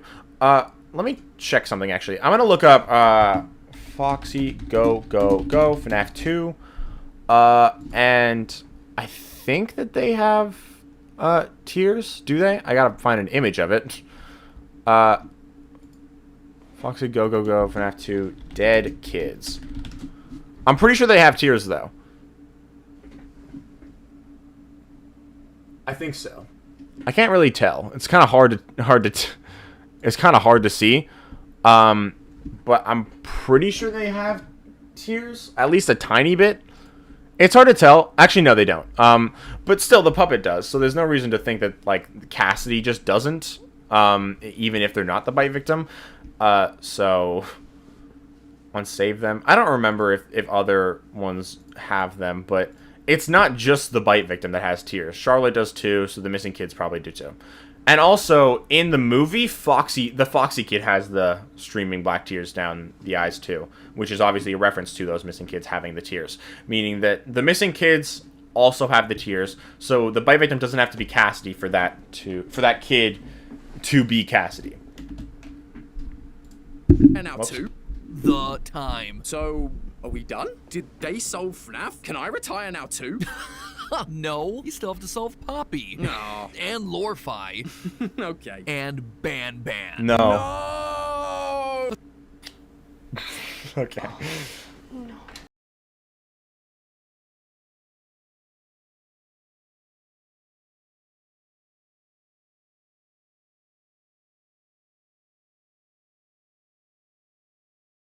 This theory is really satisfying from a narrative standpoint. It helps to simplify a lot of the confusing elements that have built Not up over really. the years. There are a few pieces of evidence that they didn't mention that might poke a few holes in their theory. Oh yeah? So Tom, what's this sound? It's a Flatline. And when does the flatline happen? Well, a flatline is typically shorthand to show that someone has died, usually in a hospital. Exactly. And during FNAF 4, we see things like IV bags, pills, and flowers surrounding the bed. All things that you would see in a hospital. Crying Child was in the hospital for his injuries, and then we hear a flatline right after Afton says that he's going to put his son back together. Afton leaves, represented by psychic friend Fredbear fading away, which then leaves Crying Child Probably not alone Afton, in but the sure. dark. He's lost in the darkness. He's dead. He's alone. Everything about this cutscene seems to be suggesting that he died. I mean, he in this faded away, hospital. too. Could you potentially make the argument that William pulled his son You're off missing of a life I think he kind of just ignored the fact that he faded away. Like, that's... Like, you could say... Okay, flatlines aren't... I'm pretty sure in real life, flatlines don't always happen when you... Flatlines don't always happen when you actually die. I think it's more often when, like, something is unplugged. And if something is unplugged, then that would indicate maybe Afton just pulled the plug on his kid, which you could say he pulled the plug and then took him to Fredbear and to heal him and stuff like that, and then that's when he died. But then that also doesn't make sense because he faded away right after the flatline, indicating the flatline was to indicate that he died, because even though in real life that doesn't often happen, it does. I don't think it ever happens, actually. I think it's actually... I could be wrong, though. But in... it's usually in media that a flatline represents death. So the fact that there's a flatline here and then he fades away, that indicates that he died. So, report in Yeah. the hospital and brought him back to an underground bunker where he's going to do experiments on him until he's able to bring him back to life, and that's why we hear a flatline here? Sure, you could make that argument, but That it doesn't feels really make really sense. overcomplicated Yeah. just for the sake of your theory. And like I just said, he Even faded still, if away he did from the do all of flatline. that, there's a room full of people. Fading away is very clear, very clearly indicating that he died. He wasn't just brought somewhere else. He died from the flatline. He died then and there in the hospital, not in Fredbear. That saw Afton's son get bit. That make it pretty darn hard for Afton to convince anyone that his son went missing as part of some random killer's murdering spree. There's also that whole speaking in plurals thing I know you had thoughts on. Yes, thank you. I brought up earlier the huge number of parallels between the two spirits inside the Stitch Wraith in the books and the two spirits that are potentially inside of Golden Freddy in the games. Now, say what you will about book-based evidence, but the epilogues at the end of these things tend to be very important for storytelling. I mean, we saw that explicitly with the reveal of the Mimic. So to focus on this character of the Stitch Wraith, comprised of two spirits across 11 books, yeah, that feels pretty darn important. And in the Stingers, each spirit inside the Stitch Wraith speaks in the first person. So Yeah. it would then make sense for one spirit inside of Golden Freddy to say, "It's me, singular. It's me, the crying child, your brother." But let's go a level deeper. In the Stingers, the Stitch Wraith In that is made case, up of that a mix works, of yeah. parts. Andrew, the angry one, is What just established happened? to not be able to see Where did my because screen his go? heart forms the body. Jake, the nice one. What happened? Hold on. I think I accidentally like unplugged something. I don't know how I did that, but let me just fix that.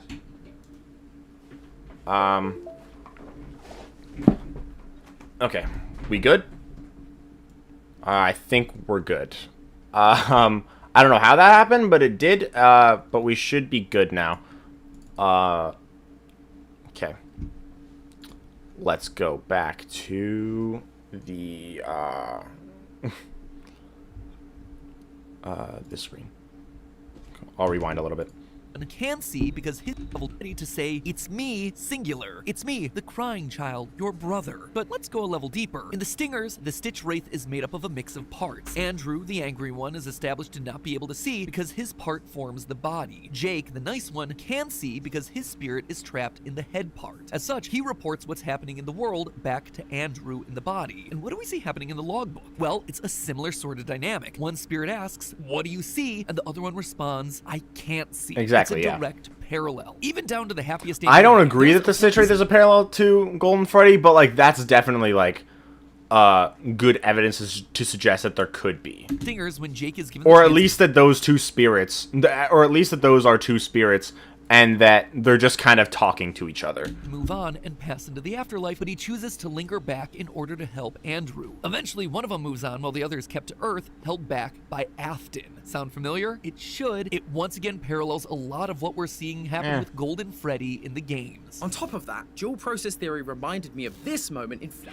4's minigames, where the crying child is locked in the back room with a Golden Freddy. If you box. say They that pointed is hair. out tufts of hair coming out of the suit, explaining this to be an employee who bled out. However, in one of our old videos, you made the valuable point that this head is just sitting too low in the torso. When adults wear it, we see their heads fully out, even when they're sitting. This is something that is explicitly shown to us in places like the graphic novels, which tells us then that the person in the suit here, it's gotta be a child. Again, we see this in the books. In Fazbear Frights, we have scenes where kids reach into the Golden Freddy It really suit doesn't have to be a black kid at all. sitting inside. This is a dead kid that we know was put inside of Golden Freddy. Presumably, this should be the fifth missing child. This is Well, why no, crying 'cause child this is Fredbear 1983, tells him, 2 years "Remember before the what you missing saw." kid- He has missing literally children seen incident. the deaths of other kids. Probably You ever not. thought that maybe that's the answer? What do you mean? Well, is it possible that this story is actually way simpler than we, the FNAF community, have made it out to be? I mean, look at the scene. Like,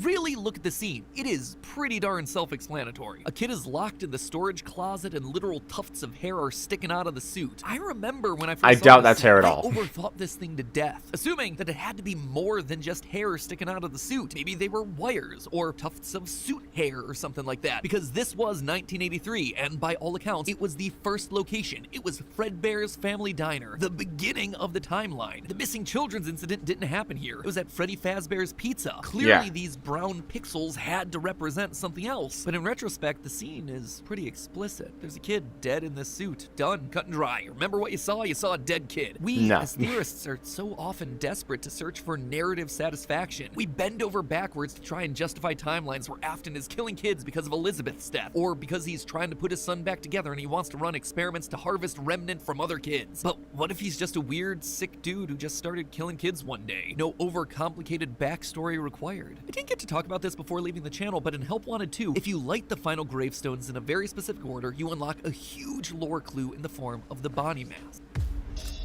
Okay, another ad. Great. You gotta always be delusionally confident with style.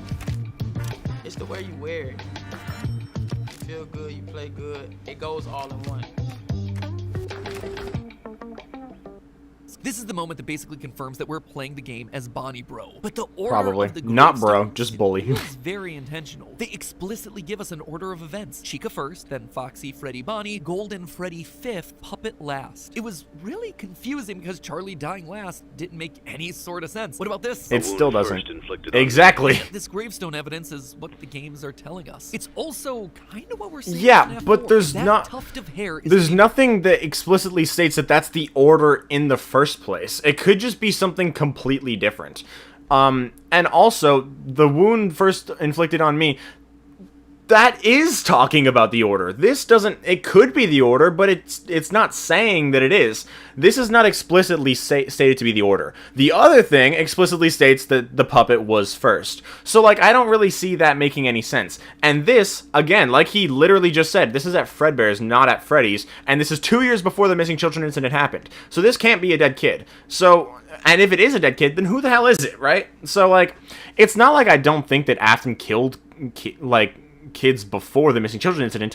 I think he killed Charlotte before the bite victim died. But I don't think that this is anybody actually dead. I really don't think that that's hair at all. Because it just doesn't make sense timeline-wise or location-wise.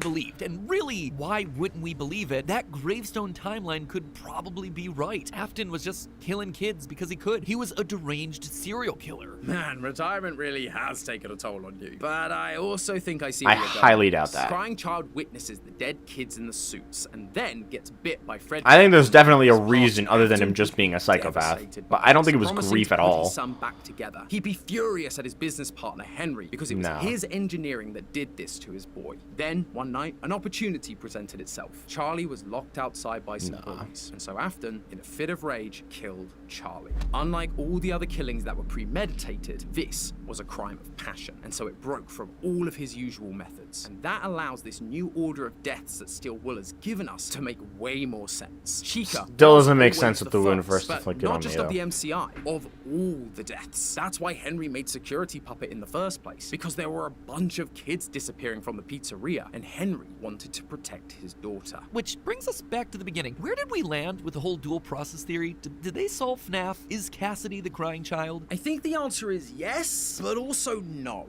There are two sides to What? this coin, right? Is Crying Can't be Child both. the fifth missing kid that we've called Cassidy for all these years? I'm just not sure. It would simplify a lot, especially the FNAF 3 minigames where there's only 5 kids. But then we see a kid already dead inside the Golden Freddy suit before Crying Child even dies. And then there's the dozens of people that watch him die and flatline at the end of FNAF 4, which would make it hard for him to be considered missing, let alone considered one of the missing children specifically. It's true. As much as I like it from a narrative standpoint, there's just as much evidence against it as it is supporting it. Typical FNAF, you know? Well, not completely, because there's the second side of this question. Sure, Crying Child might not be the 5th missing child, but based on what dual process theory presented, I think they might be right that Crying Child's name is Cassidy. William Afton, a deranged serial killer I doubt hiding it. in plain sight. Until Because one Cassidy day, his is son the missing Michael kid. decided to play a prank that would kill his youngest son, Cassidy Afton. It has a nice ring to it, I've got to admit. Maybe, and I definitely see it. It's just a frustrating catch-22, you know? We either get to have the crying child's name, and in the process we lose the established 5th missing kid name, or Cassidy is the 5th missing kid, and crying child remains as nameless as he ever was. I mean, the answer. Or you could just say he's Garrett. Surely, the altered text opposite the mirror returns turns the spirit's questions with, who are you? What's your name? And with Cassidy not being the 5th missing kid, that leaves the my name gravestone clue wide open. Honestly, my money's on the Foxy Grid. We never did solve it, and there's ghostly text written at the start. Maybe we should take another look.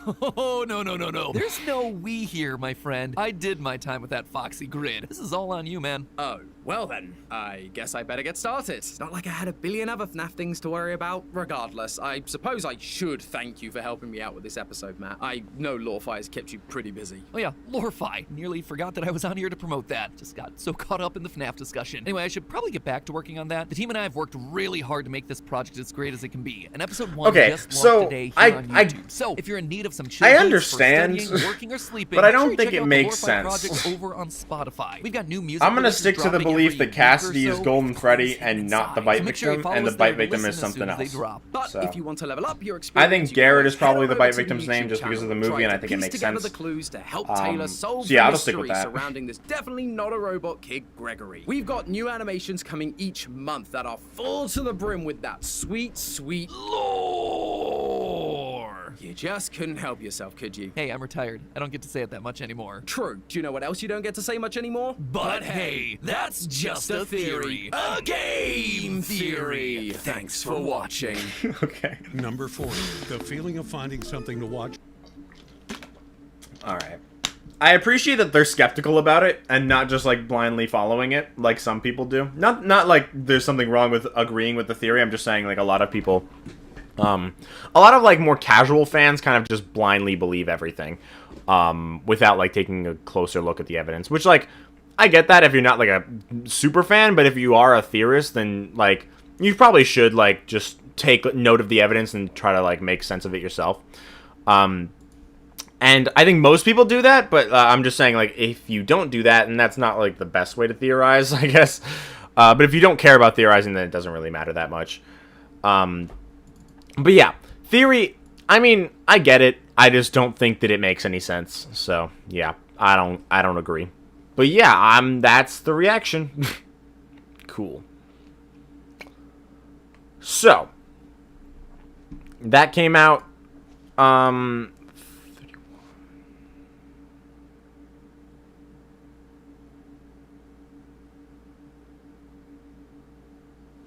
44 days ago. Jesus Christ, that was a while ago. But yeah, we can, now we've watched that. How long was that video? I didn't see. How long did it take me to react to that? That was a 21-minute video. I don't know how long it took me to react to that. But now we're going to react to another video. We are now reacting to this. FNAF, The Clue That Solves Golden Freddy. And great.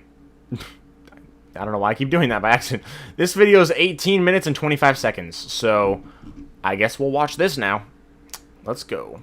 Golden Freddy has been a topic of debate for nearly 10 years A now, little loud. and most of the debate has revolved around who What's up, John? possesses the animatronic and what makes them so special. There's been a lot of talk about this topic recently, so I thought I'd make a video detailing exactly what I think about Golden Freddy, featuring evidence that you may have never heard before. We have a lot to talk about, so let's get started. While researching for this video, I've once again realized that the order the game's released in matters, especially with Golden Freddy. Scott has gone on Why? record saying that he likes to use new games to answer questions from past Well, yeah. games, and that's very true when it comes to Golden Freddy. This is going to be a lot easier to understand if we go game by game, so let's make a timeline. In August of 2014, we were introduced to Golden Freddy in FNAF 1, and in that game, he appeared as almost a ghostly type figure, rarely appearing on the poster outside your door, in the hallway, or in your office, surrounded by the words, "It's me." When you stare at Golden Freddy for too long, he'll jump scare you, but his jump scare is not like the rest. Instead of a full-body 3D animated jump scare, you only see his head, and he crashes your game. Back in 2014, we knew with the context of the nightly phone calls and posters on the walls that kids were haunting the animatronics. Golden Freddy, though, clearly acted different from the rest. So for some reason, he must have been special, but we didn't know why. Then, in November of 2014, Golden Freddy returned in FNAF 2, featuring a new design, but all of the same tricks. He once again could randomly appear in your office, his head could appear in the hallway, and if you stared at him for too long, you would once again get jump scared by his floating head. As far as the lore is concerned, FNAF 2 only heightened what we already knew about Golden Freddy. We knew that he was probably one of the missing children, and we knew that Scott was trying to emphasize that there was something different about Golden Freddy, but we still didn't know why he was different. In March of 2015, we got FNAF 3, and with it, a few more details surrounding Golden Freddy. A huge chunk of the game revolved around freeing the spirits of the missing children, especially the spirit possessing Golden Freddy. After completing all of the secret minigames and giving cake to all of the missing kids, you're able to free the spirit it was so of Golden jarring Freddy just in the now Happiest Day minigame. when I saw Happiest Day without any of the missing kids there. Establishes that the Golden Freddy kid was different for some reason. That's really in weird. The end of night minigames, you get to play as each animatronic: Freddy, Bonnie, Chica, and Foxy, with each minigame ending with Afton disassembling the animatronics. After the main 4 animatronics are disassembled, you play as a spirit. When you enter the safe room, it's revealed you're the 5th spirit, presumably the spirit who possesses Golden Freddy. While the other 4 spirits are blocking the door, the Golden Freddy spirit is once again being shown as different from the rest, seemingly coming off as more aggressive than the other spirits. The spirit chases Afton around the room, leading him to get into the Spring Bonnie suit and get spring-locked. 3 games into the franchise, we knew that the Golden Freddy spirit was special, seemingly being the leader of the group, shown through the Happiest Day minigame and the Afton springlock scene, but we still didn't know why this was the case. Cut to July of 2015.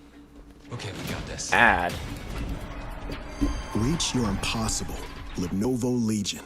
Before Capital One, I would charge a lot of stuff to my credit cards. I did not realize when we got FNAF 4. Suddenly, Golden Freddy, aka Fredbear, was in the spotlight. In this game, we got a huge chunk of lore Technically relating a to the different Golden Crying Freddy, Child, but still. and the days leading up to him getting bit by Fredbear. At the time, this didn't really give us any concrete information about who possesses Golden Freddy, mostly because it wasn't immediately clear that the Crying Child was the spirit possessing Golden Freddy. The main way a kid went on to possess an animatronic in this series was Afton killing them and them getting stuffed into a suit. But the Crying Child was different. He wasn't killed by Afton. He was killed on accident and died later from his injuries, nowhere near the Fredbear suit. Because of this, the mystery of who possesses Golden Freddy as of the release of FNAF 4 was still up for debate. In January of 2016, we got FNAF World, and right when we booted up the game, we knew that this was a continuation of the story from FNAF 4. We see the same voice from the end of FNAF 4 saying the same thing: I will put you back together. Not much to say so insinuating that far this for game me. revolves around the I'm kind of Crying just Child watching. and putting him back together. So what But does putting the Crying Child back together even mean? Well, throughout the game, you're instructed to find clocks, and with each clock you collect, you're put into a little minigame. These minigames mirror what we see in FNAF 3. These are directly connected to the minigames you had to complete to set up the Happiest Day and free the spirit inside Golden Freddy. The task to put the Crying Child back together was actually us setting up the Happiest Day minigame, therefore connecting the Crying Child to that minigame. FNAF 4 and FNAF World were all about showing us that the Golden Freddy kid in the Happiest Day minigame was the Crying Child. The next game where we got info about who specifically actually the spirit inside Golden Freddy. The task to put the Crying Child back together was actually us setting up the Happiest Day minigame, therefore connecting the Crying Child to that minigame. FNAF 4 and FNAF World were all about showing us that the Golden Freddy kid in the Happiest Day minigame was the Crying Child. I wouldn't necessarily say that it means that the Crying Child was that Golden Freddy kid.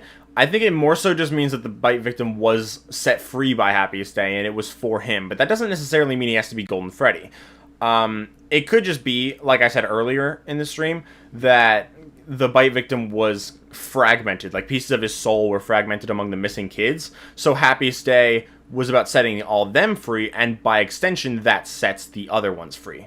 The next game where we got info about who specifically possesses Golden Freddy was FNAF 6 in December 2017. At the end of the game, we got an image of 6 gravestones: Gabriel, Fritz, Susie, Jeremy, one grave off to the side covered with grass, and one on the hill in the back. The graves with actual names on them represent the spirits inside the 4 main animatronics, matching almost perfectly with the FNAF 3 ending image. Freddy is Gabriel, Fritz is Foxy, Susie is Chica, and Jeremy is Bonnie. From what we've seen throughout the series, the spirits of Freddy, Foxy, Chica, Bonnie, and Golden Freddy are almost always grouped together. Using that logic, this mystery grave grouped with the main four would be Golden Freddy, and the grave in the back would presumably be the puppet, Charlie. The big question relating to this image is obviously, why is the Golden Freddy kid's name being kept a secret? At this point, because of FNAF 4 and FNAF World, we were pretty sure that the Golden Freddy kid was the crying child. Why not just reveal the crying child's name? Not really, Well, because he's not a missing FNAF kid. Survival Logbook, which was released literally 3 weeks after FNAF 6. This book was obviously supposed to be released alongside FNAF 6, and this is further proven by what the book was trying to tell us. It's revealed that the book was an old security logbook that once belonged to Michael Afton. It's established that Michael wrote in the book using red pen, so whenever we see a drawing or words written in red, we know it was him. But if you look closer, you can see that there's another entity talking in the book, speaking through the faded writing. They mostly ask a bunch of questions, such as, is this song familiar to you, and what can you see? But the most important thing they write is the words, my name. You can see this a few times throughout the book, but most notably, you can see it written on a gravestone that Michael drew. With this book being released so close to FNAF 6, Scott was clearly using it to give us the name of that fifth spirit, the Golden Freddy spirit. And you would think that the FNAF community, one of the most dedicated and lore-hungry communities on the planet,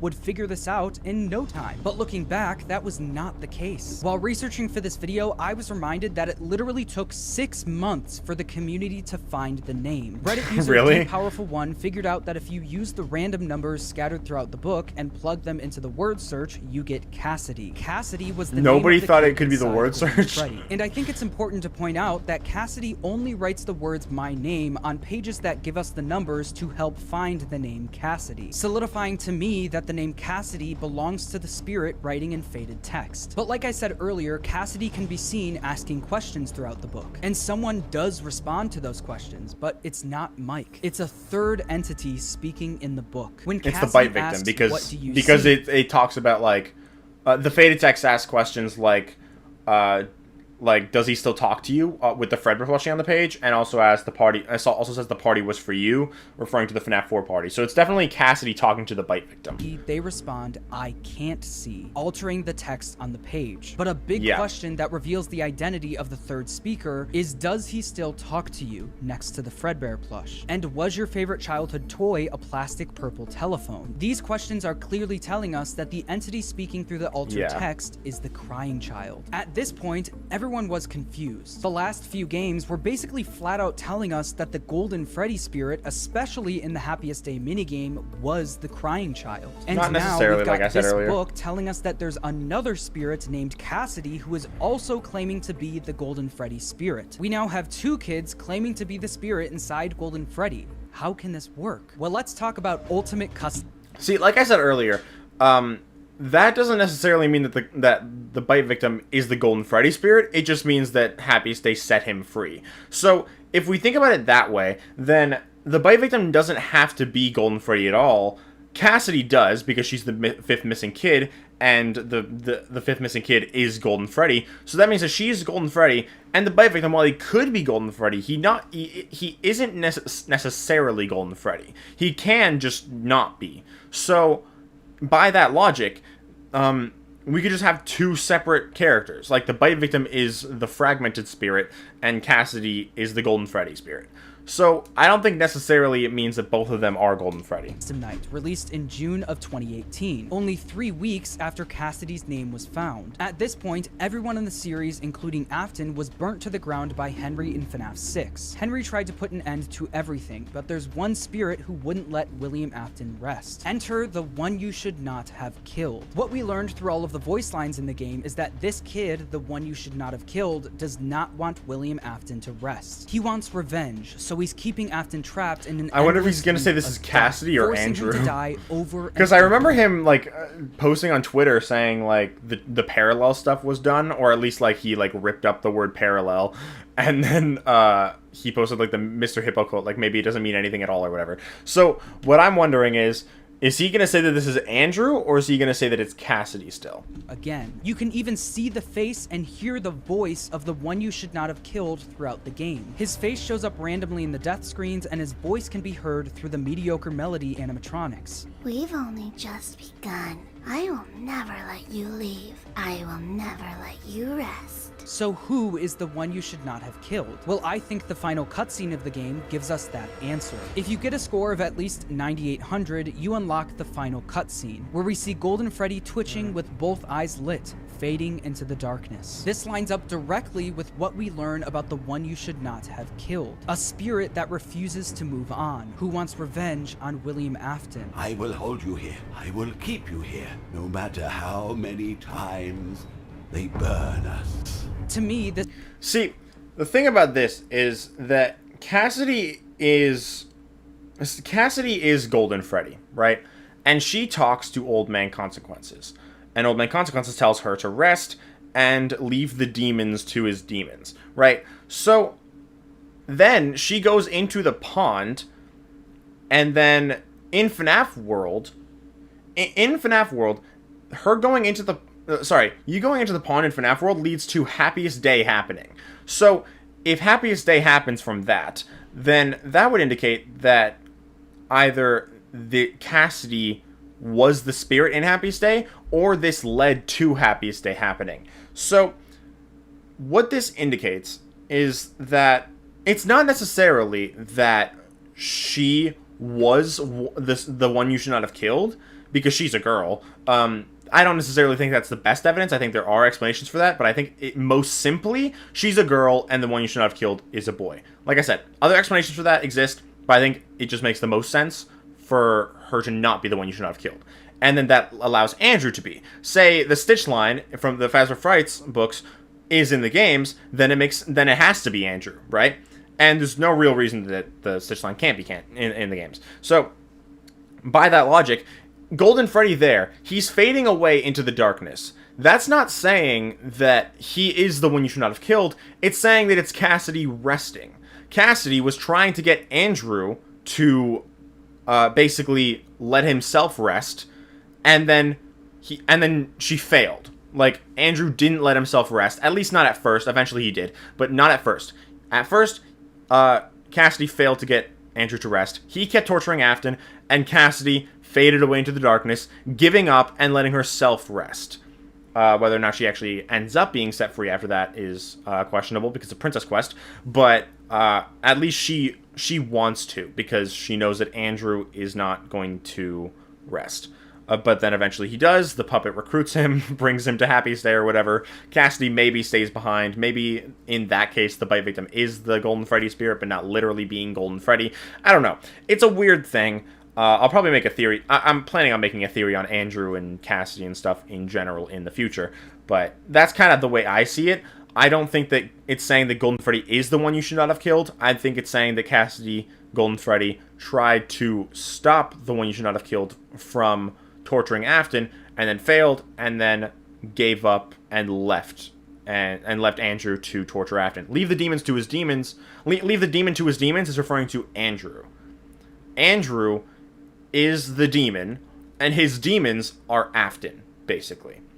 So leave Andrew to Afton, basically, is what that means. That's how I interpret it. This heavily implies that the one you should not have killed is not only the spirit inside Golden Freddy, but Cassidy, the second spirit inside Golden Freddy that we were introduced to in the logbook. Like I said earlier, Scott likes to use new games to answer questions from past games. Because of this, the order in which FNAF games and products are released is very important. In FNAF 6, Scott introduced a question: what is the name of the Golden Freddy kid? 3 weeks later, Scott released the survival logbook, where he gave us the answer. But even though we got that answer, the logbook introduced a few new questions. We know Cassidy isn't the crying child, so who are they? Why are they important? And how can there be two spirits claiming to be inside of one animatronic? 6 months after the logbook came out, we got I don't think there is, but there could be. Where we got the answers to those first two questions. All of that build up, from the mystery grave in FNAF 6, to finding Cassidy's name in the logbook, to figuring out that Cassidy is not the crying child, but a separate character also inside of Golden Freddy, all of that build-up led us to Ultimate Custom Night, where we see this new character take center stage as the one you should not have killed. But there's still one question left. There are two spirits claiming to be inside Golden Freddy, Cassidy the Vengeful Spirit and the Crying Child. How does that work? Well, a year and a half after Ultimate Custom Night, the Fazbear Frights books started coming out. And in these books, we got the story of the Stitch Wraith, an animatronic that contains the spirits of two kids, Andrew and Jake. Andrew is revealed to be a victim of William Afton, who is very vengeful and angry. Jake is revealed to be a kid who was not killed by William Afton, but died from a brain tumor surrounded by his plushie that had a walkie-talkie inside of it. This directly mirrors what we see with Cassidy and the Crying Child. Cassidy, the more vengeful spirit killed by William he's just Afton, so cool with and the Crying parallels? Child, Where's this gonna the go? one who I'm wasn't curious. killed by Afton, but died from a brain injury, both possessing one animatronic. In the Stitch Wraith stories in the Fazbear Frights books, we hear a lot about the dynamic between Andrew and Jake. We learn that they both possess different parts of the animatronic. Andrew possesses the body while Jake possesses the head. Because Jake possesses the head, he is in control of the animatronic's movements and can see the outside world. Since Andrew possesses the body, he can't see anything or move the animatronic. What's also made clear is that they both don't remember very much about their past, and that they can talk to each other from inside the Stitch Wraith, with them mostly trying to figure out what they remember. If you haven't put it together yet, this is exactly what we see in the survival logbook. Cassidy That's something and the I Crying connected a Child while ago, possessing too. the same animatronic, talking to each other, trying to figure out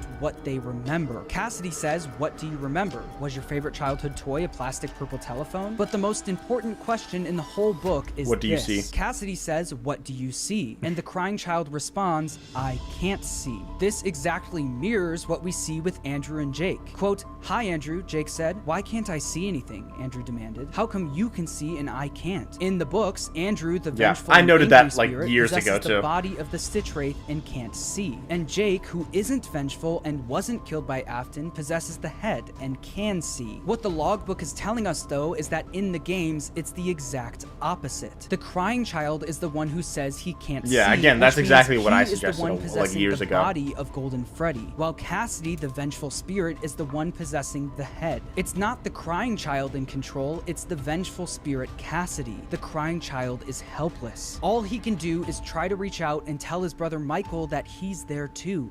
It's me. It doesn't stop there, though. The Stitch Wraith story establishes that a spirit needs to remember or be put into one of their happiest memories in order to move on, aka their happiest day. Towards the end of the Stitch Wraith story, Jake is able to help a bunch of kids who were killed. He does this by essentially going back to their memory of being killed and changing it, making that terrible memory into a happy one. This allows the spirits to And that's how Happiest peace. Day How works. does Because, like, in Happiest Day, we have the bite victim's birthday party, which obviously went badly, and then in Happiest Day, instead, he just has all his friends there, and it goes well. Does this translate to the games? Well, this is exactly what the Happiest Day minigame is in FNAF 3. This minigame is showing us the Crying Child's happiest day. In the security logbook, there's a page that talks about the happiest day, where it specifically says in bold, "Reflect on the happiest day of your life," with an image of the puppet handing a cake to a child. If you do what it says and take the image of the Happiest Day minigame and reflect it, what do you see? The Crying Child's birthday party from FNAF 4 where he got bit. Like we established earlier, the main goal with FNAF World is to set up the Happiest Day minigame for the Crying Child. I wonder if that's what the But have mirror you is ever for, stopped to then, question in why that we case. have to collect clocks in order to do this? I think It's that's what he's because we are suggesting, right? literally going back to that terrible memory of the Crying Child getting bit and changing it, making it so that in his mind, that terrible day was a great one. People I also think it's meant to show that it's the puppet doing that, because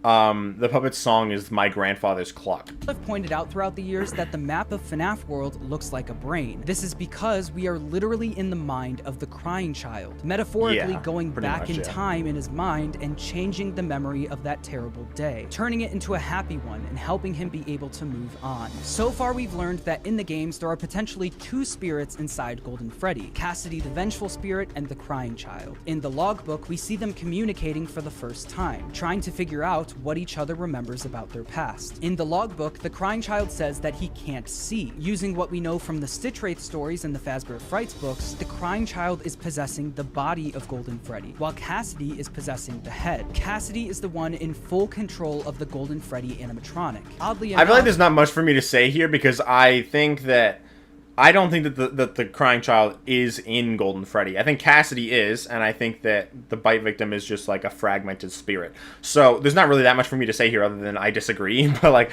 I do get it though. Like, I understand all the points for it.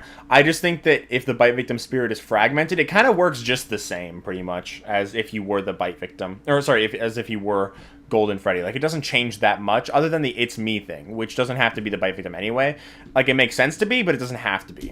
this almost So it lines doesn't up change much perfectly with what we otherwise. see in the FNAF movie. Speaking of the FNAF movie, after the FNAF movie came out, Matthew Lillard spoke in an interview where he basically said that the movies are meant to help fill in the blanks of the story in the games. Frankly, our job in that movie is to deliver lore, but so much of the game is like fans have for so long filled in the blanks, and our job is to fill in where we can and what Scott and Emma thinks appropriate. And I think that's especially true for Golden Freddy. The Golden Freddy kid is clearly established to be the leader of the group and is in full control of the Golden Freddy animatronic. If everything I've presented in this video is true, that would make this kid Cassidy, our vengeful spirit from the games. And if you look at the picture of the vengeful spirit in the games next to the Golden Freddy kid in the movie, they are nearly identical. But if this kid is our Cassidy stand-in, that would also mean that he's not the only one possessing Golden Freddy in the movie. Him having full control of the animatronic lines up with what we presented earlier. But is there any proof that there's a second spirit inside Golden Freddy in the movie? Well, throughout the movie, we get to see this drawing of the 5 missing children holding hands with Spring Bonnie. We've got Foxy, Chica, Freddy, Bonnie, and the blonde-haired Golden Freddy kid. But if you look closely, you can see that there's something different about the Golden Freddy kid. What's different is that his face was glued on top of another kid's face. There's another kid possessing Golden Freddy, being suppressed and overpowered by the blonde kid, just like we see in the books and just like what I think we're seeing in the games. Who is the other kid inside Golden Freddy in the movie? I think it might actually be Garrett, Michael's younger brother. And just like in the games, Michael's younger brother is helpless and not in control of Golden Freddy. All he can do is try to reach out That's pretty in any interesting. way he can, trying to let his brother know that he's here too.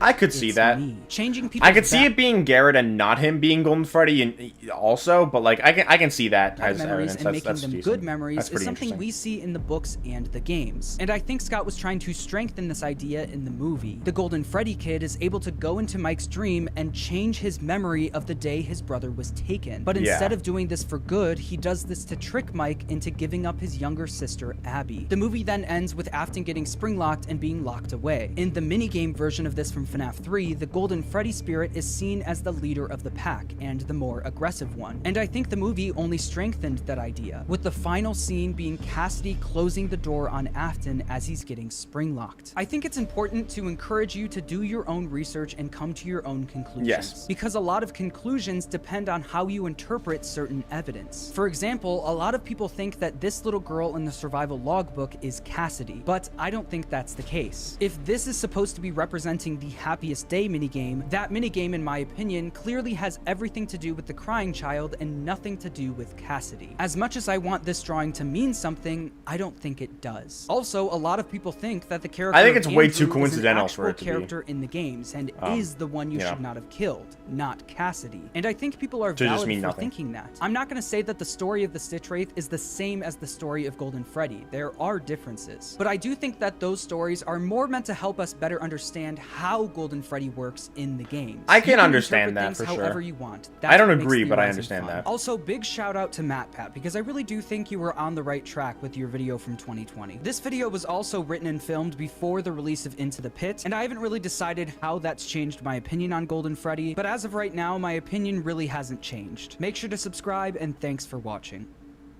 Alright, that was definitely an interesting theory, I get it, for sure. I don't really agree, but I can definitely see the evidence, and I understand it. I think that, thinking that the crying child is Golden Freddy still is definitely valid. It makes sense, in some regards. I just think that the idea of him being like a broken spirit, like fragmented throughout the other missing kids, I think that makes a little bit more sense, and it kind of explains more things and still works with most of the other evidence anyway. So that's why I kind of just prefer that idea. But like him being Golden Freddy also works, and also it's even possible that both are true. Like his like a main chunk of his spirit could be in Golden Freddy, while yeah, a main chunk of his spirit could be in Golden Freddy, while like other pieces of his spirit could also be in the other missing kids, and in the other animatronics. Or it can just be that he is technically a part of Golden Freddy, but in the same vein that he is in all of the other animatronics too. Like he's in Freddy, Bonnie, Chica, and Foxy because he's in all of the spirits. So he can also be in Cassidy. Sounds kind of weird out of context, but by that logic, he's also in Golden Freddy too. So then technically speaking, there are 2 spirits in Golden Freddy, but there's 2 spirits in all the animatronics. You know what I mean? So it's kind of like, it doesn't have to be like that, but I think that makes sense too. So I think it can work either way, and I get the idea, and I just think that Shatter Victim, which is like I said, the theory that the Bite Victim is spread amongst other the missing kids, and has to be put back together with Happiest Day. I think that just explains a little bit more and makes everything make a little bit more sense. There's more things that are explained by that, and it still works with the golden duo evidence for the most part too. So I think that makes sense. But yeah, that's that reaction done. Cool. Next up is game theory. This 10-year-old detail solves FNAF, and that's what we're doing. That's what we're reacting to next. So let's just get on that. This came out yesterday, so, and it's 21 minutes long.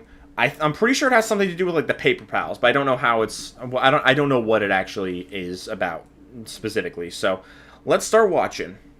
Take a look at this footage from FNAF 2. Seems normal enough, right? But what if I told you that the Mimic is in this video? No, I'm not lying to you. And no, I've not doctored the footage either. The Mimic is here. They have been here since the very beginning. Give up? Well, if you look very closely, you'll find that the Mimic is this guy right here.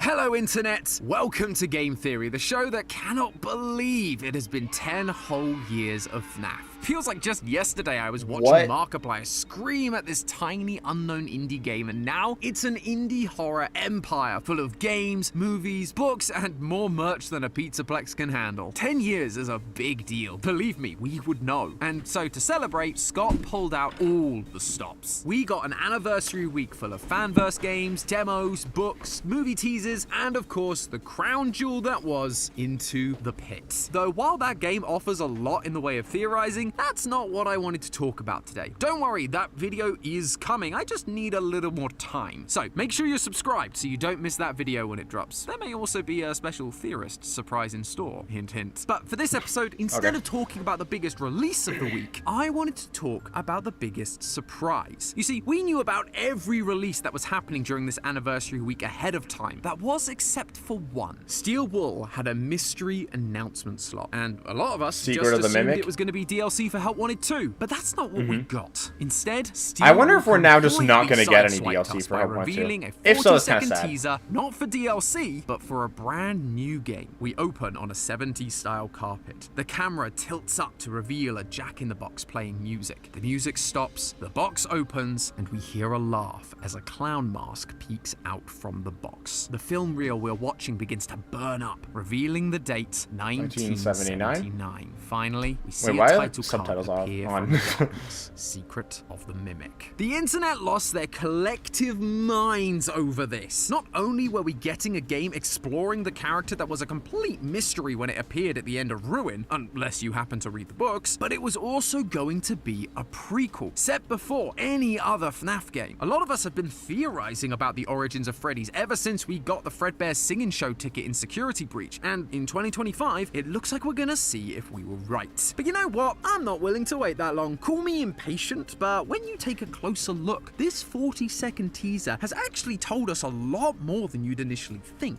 This teaser confirms that we were right that the Mimic is from the earliest days in Fazbear Entertainment's history, but it also suggests that the Mimic's first appearance wasn't in Ruin, nor was it Security Breach, nor was it Help Wanted. No, we are being shown that the Mimic has actually been hiding in plain sight since the very beginning. The pieces were were in place for us to figure it out. We just weren't able to follow the breadcrumb, or should I say paper, trail to realize sooner. So wind up that music box, friends, because when it opens, we'll be diving in headfirst to see what secrets the Mimic has been hiding. And in doing so, I believe we may finally be able to resolve one of the biggest conflicts currently facing the FNAF timeline. A wound first inflicted on me. Oh yeah, today's gonna be a big one. So let's get into it. The first thing we gotta talk about is the design of Funky Tom over here. Jokey fan name aside, given the title of this game, it feels pretty unlikely that this is supposed to be anything other than the Mimic. But obviously it has the orange eyes. Endo we saw in Ruin. Now he's wearing a white mask with exaggerated eyelashes, rounded cheeks, and a bright red nose. Ugh, I can feel the childhood trauma rushing back. It also pops out of a Jack-in-the-Box, so clearly Steel Wool are going for a clown aesthetic with this newest version of the Mimic. Or is it the oldest version? This new old look does tie into our previous theories about the origins of Fazbear Entertainment. In that video, we discussed this poster from Help Wanted 2. A poster with a circus tent and the date 1970 on it. That, along with the mascot costumes in the ruined basement, Glitchtrap's design, official artwork of traditional mascot costumes, and references throughout the books all seem to be telling us that Fazbear Entertainment didn't start with the creation of Fredbear's Family Diner, but as a traveling circus. Instead of the animatronics or springlock suits that we know and love today, this circus used more traditional, rudimentary mascot costumes. They were still the same characters, Freddy, Bonnie, and Chica, but played by human performers. Though there was one exception. We ended that theory suggesting that the Mimic was also part of that same Fazbear Sorry, circus. I'm typing a little bit. It shares design similarities with Sun and Moon, a jester who was associated with the carousel from the Fall Fest circus, a carousel that we watch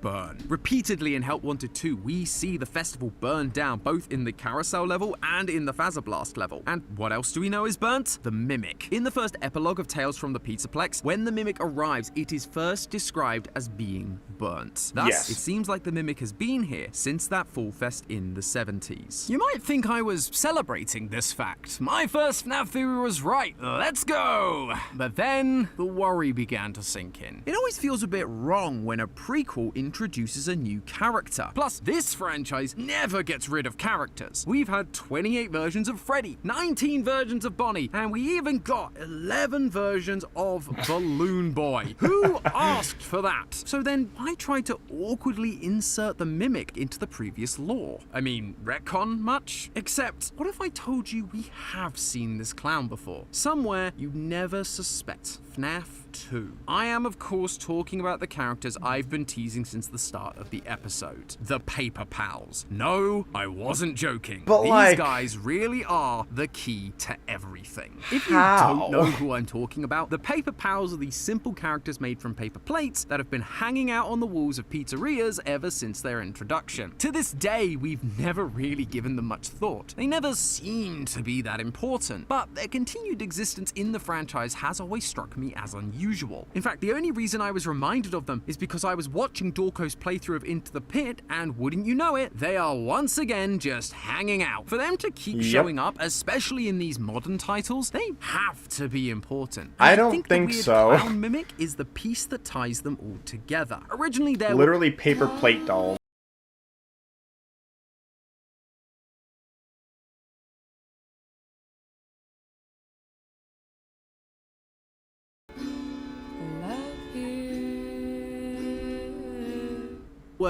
For them to keep showing up, especially in these modern titles, they have to be important. And I think the weird clown mimic is the piece that ties them all together. Originally, there were 3 of these. Seriously though, they're literally paper plate dolls. I don't think they would matter that much. According to the game files, he's just called Paper Buddy. Yeah. And of the 3, he's definitely the weird one. In FNAF 2, he could just disappear from the wall and suddenly appear in your office. He didn't do anything, he was just there. Yeah. Even his design feels out of place. The other 2 are clearly characters we know, Freddy and Bonnie, duh. But this guy doesn't have any recognizable features. He's got red arms, blue legs, a big smile, and a big nose. It's just so weird. In a series full of animal characters, why have this generic humanoid-looking thing? Naturally, the only logical explanation we had at the time was that this had to be Balloon Boy. He was one of the few humanoid characters we knew about by FNAF 2, and he wears a red and blue outfit. But now that I'm looking back, I'm not so sure anymore. For Bonnie and Freddy, we aren't just relying on the colors to show us who they are. They have extra design details that connect them to their iconic characters. Bow ties, hats, ears, that sort of thing. If this paper buddy was supposed to be Balloon Boy, why not give him some of his iconic attire? Like the propeller hat, or the sign, or, you know, a balloon, the thing he is literally known for. What this therefore implies to me is that Paper Buddy is actually supposed to be someone else. Someone with a much I think he kind of design. just exists. The answer of who becomes extremely obvious when you take a look at their appearance in FNAF World. That's right, not only were these guys considered important enough to be playable characters, I know exactly in what one of he's the gonna say. weirdest entries in this series, but Scott He has a also red used nose it now. to give us a vital clue about who this guy was supposed to be. And it's all because of one teeny tiny design change. We've gone over Paper Buddy's design already. He has a red nose now. arms, blue legs, buttons, big smile, happy eyes, big nose. All of that is the same in FNAF World, except for his nose. It's still as big as before and it's in the same place, but the color is now different. It's been changed to red, and a red nose means one thing: clowns. What we're seeing is Paper Buddy's design matching exactly with the iconic design of clowns, and therefore also matches what we've seen from the Mimic in this latest teaser. Now, I recognize that this feels like a stretch. This is all down to interpretation.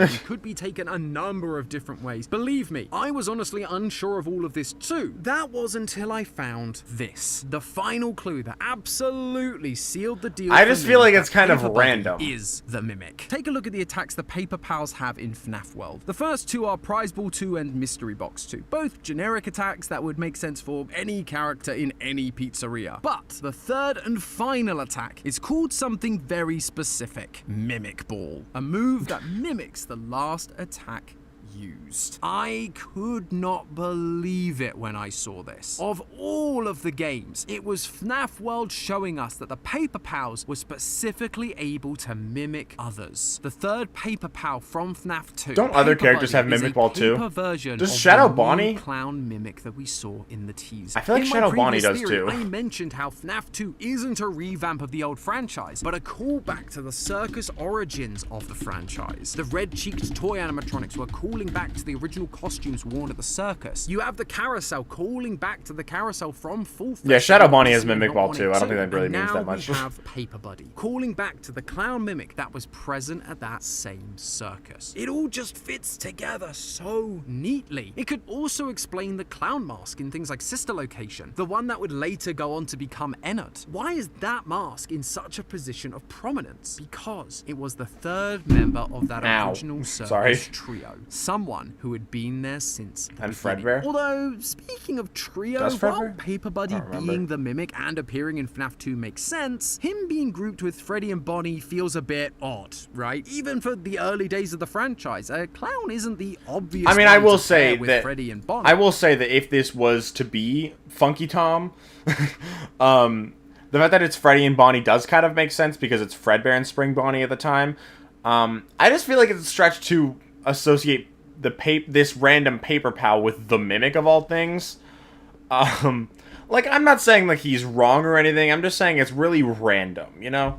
Chica I'd have understood, maybe even Foxy. But this guy is just so random. If you've followed us for a while, you'll know that we are obsessed with these kinds of details. The grouping of animatronics through merchandise or decor can often tell us a lot about the history of the franchise. We felt like Foxy had to come later because he had a separate stage to the other three. It felt like Chica wasn't originally part of the group either because she had her own Party World spin-off during Sister Location. And in Ruin, we Yeah, which figured is out after that Sun FNAF and 1, Moon so came it much doesn't really earlier mean because anything. they were getting collectibles alongside OG characters, while newcomers like Roxy and Monty weren't. So placing the Mimic Clown alongside Freddy and Bonnie, Wait, what? like Roxy and Monty, Didn't Roxy and Monty have plushies too, though? weren't. So placing the Mimic Clown alongside Freddy and Bonnie has to imply there's a special connection between the three. So why make the Mimic the awkward third wheel alongside this famous duo? Well, it turns out the rule of threes isn't just an important literary technique. It was also super important for performances at the circus, particularly when it comes to clowns.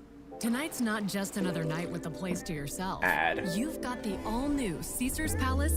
clowns. In a traditional circus, you would have 3 major clown archetypes: the Auguste clown, the white-faced clown, and the contra-Auguste clown. We spoke about the Auguste clown in our previous theory. These clowns were the ones with red cheeks that were designed to appear silly and make children laugh. Often they were portrayed as an intelligent but lower class clown, the laborer, the one who would do a job, often badly, which led to them getting a pie in the face or falling off a ladder, you know, the typical slapstick stuff. The white-faced clowns, on the other hand, are supposed to be more serious and bossy. They were of a higher status, and so they would be responsible for assigning the tasks to the Auguste clown and would often become frustrated at their failed results. Finally, you have the contra-Auguste clown, who was the middle ground. Still lower class than the white-faced clown, but not to the same degree as the Auguste clown. And looking into clown literature, which, yes, is a thing that I read, the contra-Auguste's role was to do one thing: mimic the white-faced clown. No, I'm not making that up. It was right there on the page in front of me. What we now have are 3 distinct characters: a serious boss clown, a smart worker clown, and a mimicking clown. Now, look at who we have at the start of Freddy's. While we don't know a whole lot about the specifics of this Fazbear Circus, we do know one thing: Henry and William were actively performing during the early days of the franchise. Yeah, one as a with bear Fred and Bear and one Spring as a Bonnie, rabbit. yeah. Fred Bear and Spring Bonnie. Or at the William time, was Freddy the and Bonnie, businessman, pretty the much. serious one, the guy who was trying to make Fazbear a success, the white-faced clown. Then there's Henry, the intelligent laborer who was building the animatronics, the Auguste clown. And now we have a third, Paper Buddy, the mimic, a clown animatronic that has been there since the early days of the franchise, now mimicking the past actions of the white-faced clown, William Afton, making them the contra-Auguste in this trio. 3 clowns, 3 performers, 3 paper pals that have been there since the start.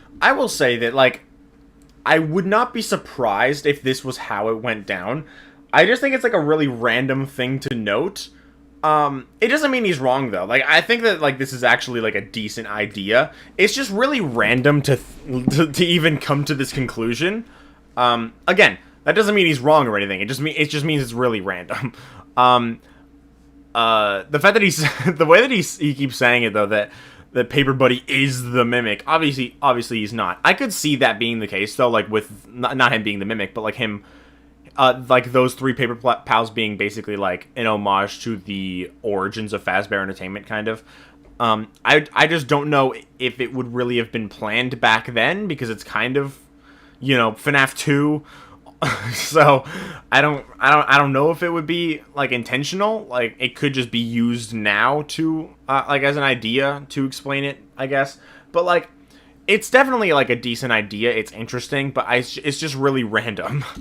But sadly, choosing Afton to be the one to mimic wasn't the best decision. When this trailer was announced, Brian Freyamuth, the design director at Steel Wool, tweeted about it, saying, "The evil that men do lives after them. The good is oft interred with their bones." This is a quote from Shakespeare's Julius Caesar. My immediate reaction was, oh yeah, this is about Afton being dead, and now here's evil lives on in the mimic, who is now continuing to hurt and kill people beyond his death, like we've been predicting this whole time. But as I've thought it over, I think it might be something more than that. I actually think that this line is telling us the main plot point that we will see in Secret of the Mimic. A plot point that will finally answer the question that has haunted me ever since the release of Help Wanted 2. What did Henry mean by a wound first inflicted on me? This Charlotte died from the first, that's Insanity what it ending means. of 6. Henry talks about how Afton used the souls of the children he'd killed to create Remnant, and then continued to torture them to create the fun times. But the most important part of that monologue is when he turns inwards and begins reflecting on his own part in all of this. He ends up saying he needs to heal this wound, a wound first inflicted on me, one that I let bleed out. For the longest time, we believed this was referencing Afton killing his daughter, Charlie. She was Afton's first victim, which I think that's led on to the definitely still killing of true, all the though. missing children. That was the wound that was inflicted on Henry, the death of his own daughter, I don't know what he'll that say, then though. bled out to the death of so many others. numbers. But then Help Wanted 2 came out, and it flipped that entire idea on its head. In that game, we had to light 6 gravestones in a specific order to receive the secret Bonnie mask. Each grave had a different puppet next to it, each referencing one of the 6 main animatronics: Freddy, Bonnie, Chica, Foxy, Golden Freddy, and the puppet. The 5 missing children. That could very well just not be However, the order, Charlie though. isn't the first grave you light. She's actually the last one, heavily implying that Charlie was the last to be killed. Honestly, I highly don't doubt hate that. it from a lore standpoint. There's a decent amount of evidence that can line up with it, but by suggesting that, it threw into question that line of a wound first inflicted on me being about Charlie's death. Instead, there had to be an earlier incident that wounded Henry that would metaphorically bleed out, leading to the missing children's incident and the death of Charlie. So, what do I think this event is? Well, it all comes back to that Shakespeare quote. With football, with sports, you gotta kind of always be delusionally confident with style.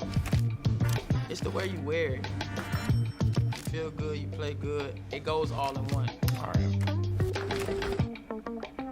Line that Brian tweeted is delivered by the character Mark Antony at Caesar's funeral. Caesar was murdered by the character. It's really hard to Brutus. commentate However, on Antony to isn't give able commentary to on directly these accuse parts. him publicly. So instead, he tactfully talks around the issue, calling Brutus an honorable man. This dynamic between Antony and Brutus, I suspect, is meant to be a reflection of Henry and Afton. Brutus was able to get close to Caesar because Caesar loved him, which is similar to the tactic used by Afton throughout this series. Put on the Spring Bonnie costume, a character that the children loved, and use it to lure them into a back room and kill them. For this quote to be used to promote the prequel game from 1979, it's telling us that Afton was abusing the love of this character way before the missing children's incident. And this early murder at the hands of Afton is what I believe we will be seeing in Secret of the Mimic. Maybe it will even be revealed as Afton's first. It's unclear if the person Afton kills will be a major character like Caesar is in the play, or whether it's just another kid, with the importance more being how early it is in the timeline. We only have a 40-second trailer after all. Much more is going to be revealed as time goes on. But what is important is if William is Brutus, Henry must be Antony, and that means he knew William committed the murder. That murder is going to be the wound inflicted on Henry, on the Fazbear business, on their friendship. That murder could have destroyed everything they built. But as we know, it didn't. I feel like that doesn't make that much sense. Again, because just like Antony, Henry isn't going to accuse him directly. Maybe he was concerned for his business's survival. Maybe he was concerned about providing for his new daughter, Charlie. Maybe he just wanted to believe his friend could change. But whatever his reasoning, despite the wound Afton caused him, he never came out and admitted what he knew. He just allowed it to keep going, allowed Afton to keep killing. That's not really a wound inflicted on Henry, though, because if he doesn't say anything, then the business works fine still. So it's not a wound on Henry unless it's actually one of his kids, which it isn't, because it's not Sammy, because he doesn't even die in the books, and he was literally like a newborn at this time, and Charlotte obviously dies later on. So it's not really a wound inflicted on Henry, so that doesn't really make sense to me. I still think that it makes more sense for the wound to literally just be Charlotte dying, because in the book she died in 1982, was pronounced dead in 1983, and she was the first victim. In the games, it said that she was a wound first that there was a wound first inflicted on Henry that then bled out into everything else, indicating that his daughter died first, and then Afton killed the missing kids after that, probably because of that too. So I think it just makes more sense that the wound is referring to Charlotte dying. Like, I kind of see where he's coming from, but it just doesn't make that much sense to me, because it's a wound first inflicted on him. That indicates much more that it is the order that it's referring to, that Charlotte was the one to die first. Just because there is an order in Help Wanted 2 doesn't mean that that's the order that the kids died in. Like, because there's nothing actually indicating that it is the order the kids died in. It really doesn't have to be. It can just be something else, or it could just be a random order. It doesn't really matter. English philosopher John Stuart Mill once said, "A person may cause evil to others, not only by his actions, but by his inaction. And in either case, he is justly accountable to them for the injury." That is why he feels so guilty in the insanity speech, because he knows that his inaction in that moment from the circus led to the creation of not one, not two, but 3 monsters. William, the yellow rabbit that would go on to kill so many children, the clown that was designed to mimic Afton, now carrying on his horrible legacy, and himself, the man who stood by and let the first murder happen. That's still Leading not to the really a deaths wound on of him, so though. many others, including his own daughter. I guess at the end of the day, they really were the perfect trio. But hey, I think we can all agree that we've got a lot to look forward to with FNAF. So many new games were demoed or teased during the anniversary, plus we've still got a bunch of new books and a second movie coming, which means it's gonna cost a pretty penny to keep up with this stuff. Thankfully though, the sponsor of today's video, SoFi, is here to help you out. They're offering one of you lucky theorists a chance to win $10,000. Okay. If only I could get that many. Anyway, moving on. That is the end of that theory. It's like, I get it. It's like the paper pal connection is interesting, but the wound thing, that doesn't really make sense to me. But yeah. Overall, I think it was an interesting theory, not like an amazing one, but like not a bad one either. I can definitely see where he's coming from. But yeah, that was the last reaction. So honestly, I think I might end the stream pretty soon. Probably like in a few minutes, honestly, because I've kind of done everything I wanted to do. I was thinking about doing more like Resident Evil 4 and stuff like that, but like just playing it for a bit. But I think I kind of want to end the stream pretty soon regardless, so I think I'm just gonna, do that. Not right now, but just in general. What are your thoughts on the animatronic in Midnight Motorist being Golden Freddy or Fredbear, and that's the reason Mike follows it, because he thinks it's his brother, and it would make sense for the footprints? Well, I don't think that Mike is the runaway. I think the bite victim is, so that doesn't really make sense. I also don't think the bite victim is Golden Freddy, so that doesn't work either. And I think that the animatronic outside is Shadow Freddy, because, well, for a few reasons. One, in You're the Band, it's a shadowy figure that beckons for a child to leave his bedroom out the window, so that obviously ties in. And there's also the fact that William had killed Charlotte that night, so his anger and Charlotte's death could have created Shadow Freddy as a being. And then beyond just that, there's also just the footprints in general. They're just there, and there's no footprints leading up to it. It's as if it just like kind of appeared out of thin air, which makes sense for Shadow Freddy because it's a ghostly being that isn't really physical. It can interact with the real world, hence the footprints, but it can just teleport, so hence the lack of footprints too. So that's what I think. Whoops. If 5 Nights at Freddy's didn't exist, I would be full Gabriel MM. That's understandable. I don't know why Gabriel specifically, but alright. Well, I'm gonna put the music back on.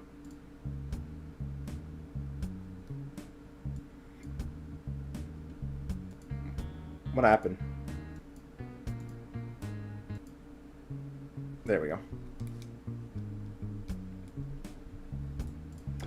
Alright, well. I got so many pings.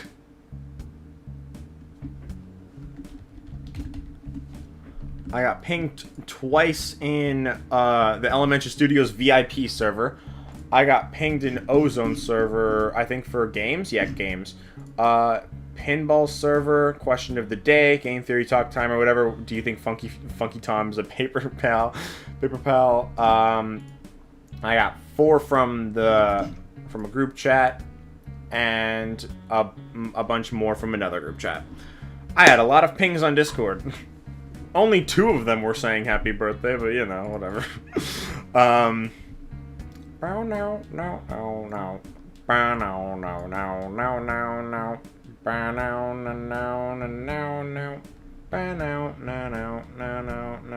can give you another ping. I'm good.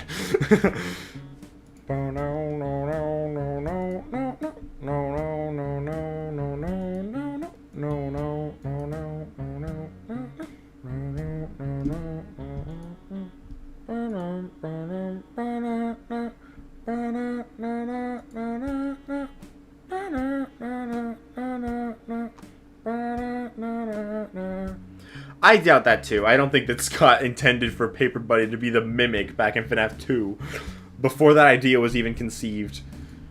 You pinged me anyway, thanks for okay. Too bad. Pizza Party begins on a bedroom and so sounds Torchica.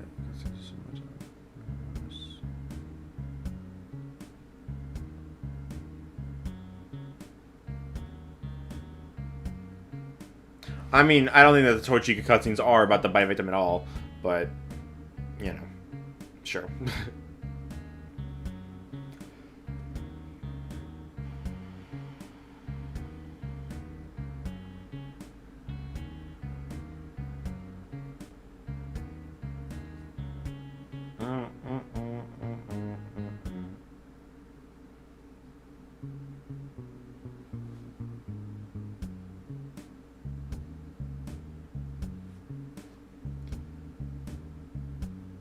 FNAF 3 is supposed to be the final game. I mean, I don't think that it's unreasonable to think that Scott, like, had ideas for, like, what the beginning of the timeline was like back before, like, FNAF 4 and stuff like that. Like, I could see him having ideas for what actually started the whole series, even if it never, like, came to fruition. Like, I could see him just, like, having the idea, you know what I mean? But probably not to the extent that, like, the Mimic existed back then, you know?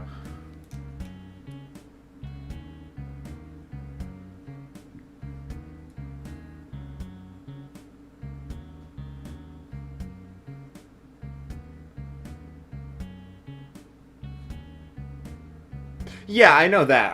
I know what she says. I just don't think that that's the bite victim. I don't think it's about Midnight Motorist. It could be for sure, but I think that because of Andrew's inclusion, it doesn't make as much sense. It doesn't line up with the house thing, but it lines up with the window thing for that to just be Charlotte instead. Which is also made more interesting by the fact that it's actually on... I'm pretty sure it's on the puppet's...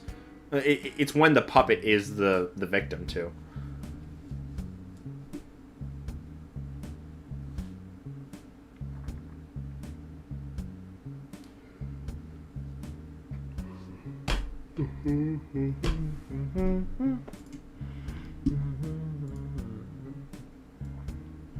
I got another happy birthday ping. From who is that? Is that Lemmy? I can't tell. Is that an I or an L? I think it's an L. I can't tell though because it won't show me the full name. Stupid Discord. Lilycat.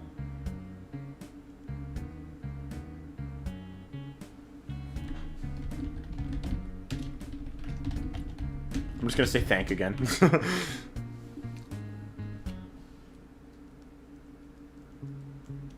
I think at some point I'm gonna do another theory on the Mimic. But like, sorry, probably covering like literally everything. like going over his role in the books, his role in the games, and what we can like the whole carnival thing and Secret of the Mimic and like what I expect from it. I might just do a whole theory on that at some point.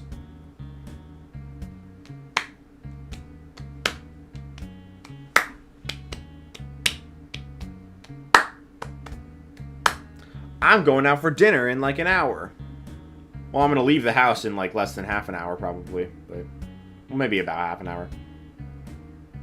Maybe a little bit more. And then I go out for dinner.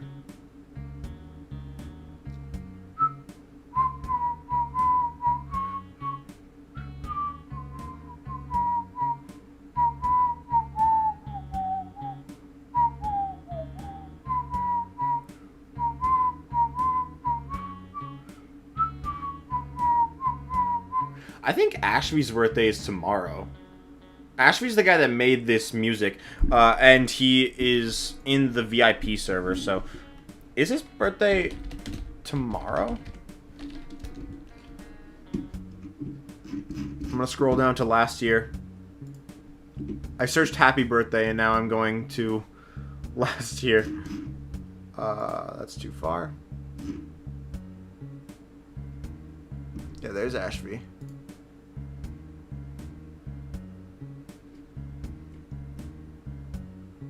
Yes, Ashby's birthday is tomorrow. Okay, good to know. I had my mouse off my mouse pad for a second, and my mouse was like going really crazy.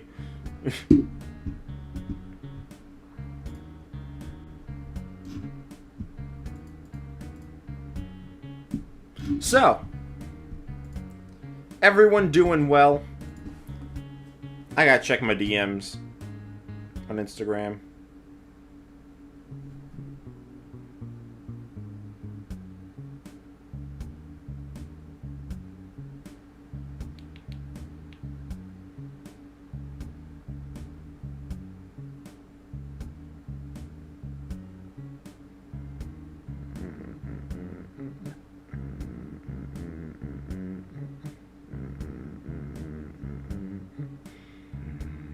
You don't even know who Ashby is?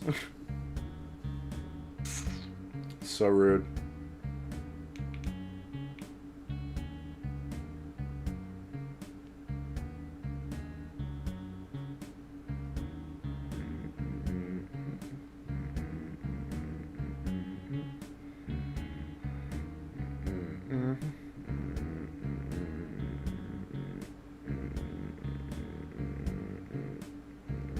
What's up?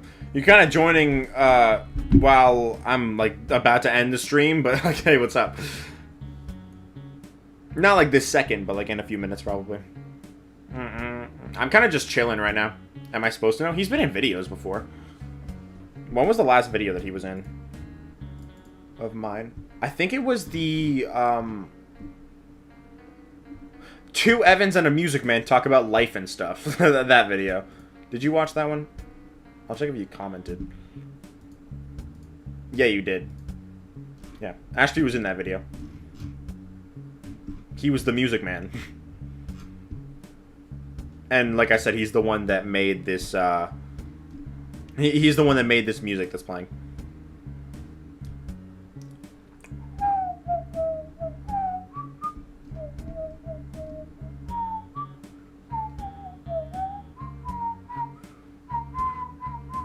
I'm gonna have to rewatch the stream. Well, I'll be turning it into 4 different videos and then maybe a 5th, like, stream highlights video. So, like, you don't have to watch the whole stream again. There's a lot of points where I'm just kind of sitting around, like right now. So you don't have to, like, just rewatch the whole stream. You can if you want. I'm not gonna complain or anything. I'm just saying you can just wait for the highlights videos.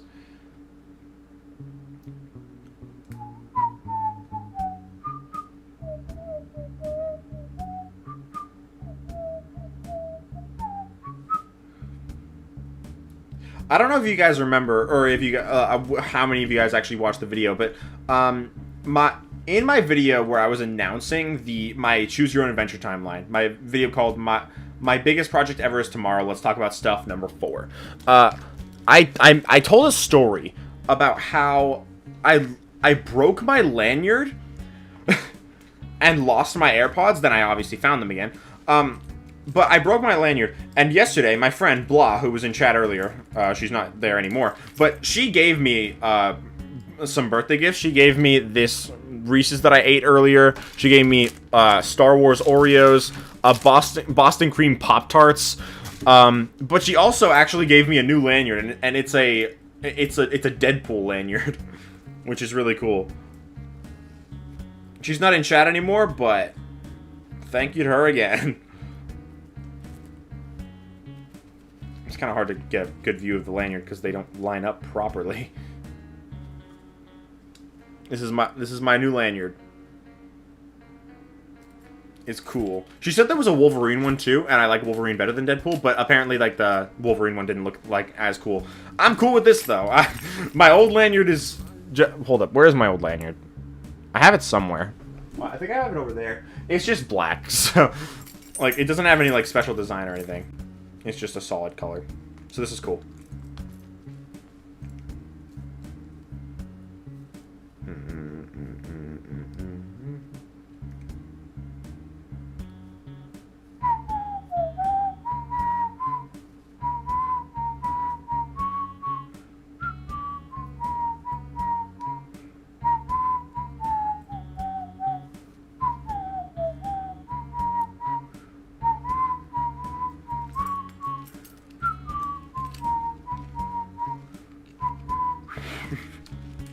Spirits are happy to be there.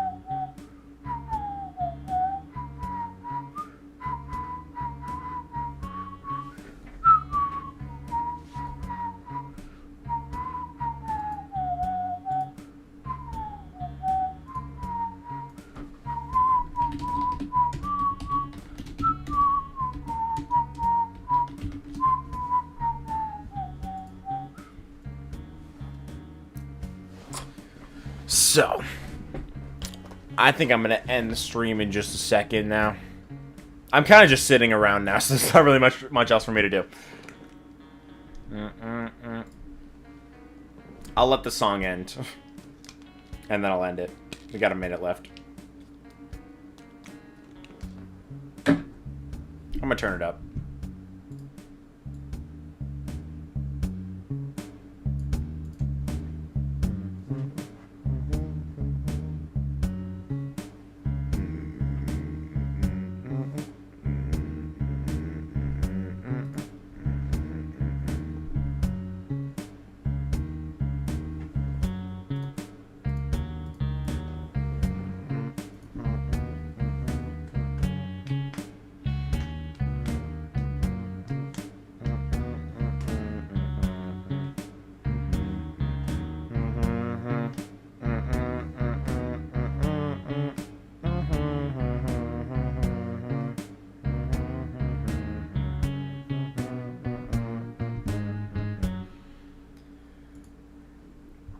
Thanks for watching, guys.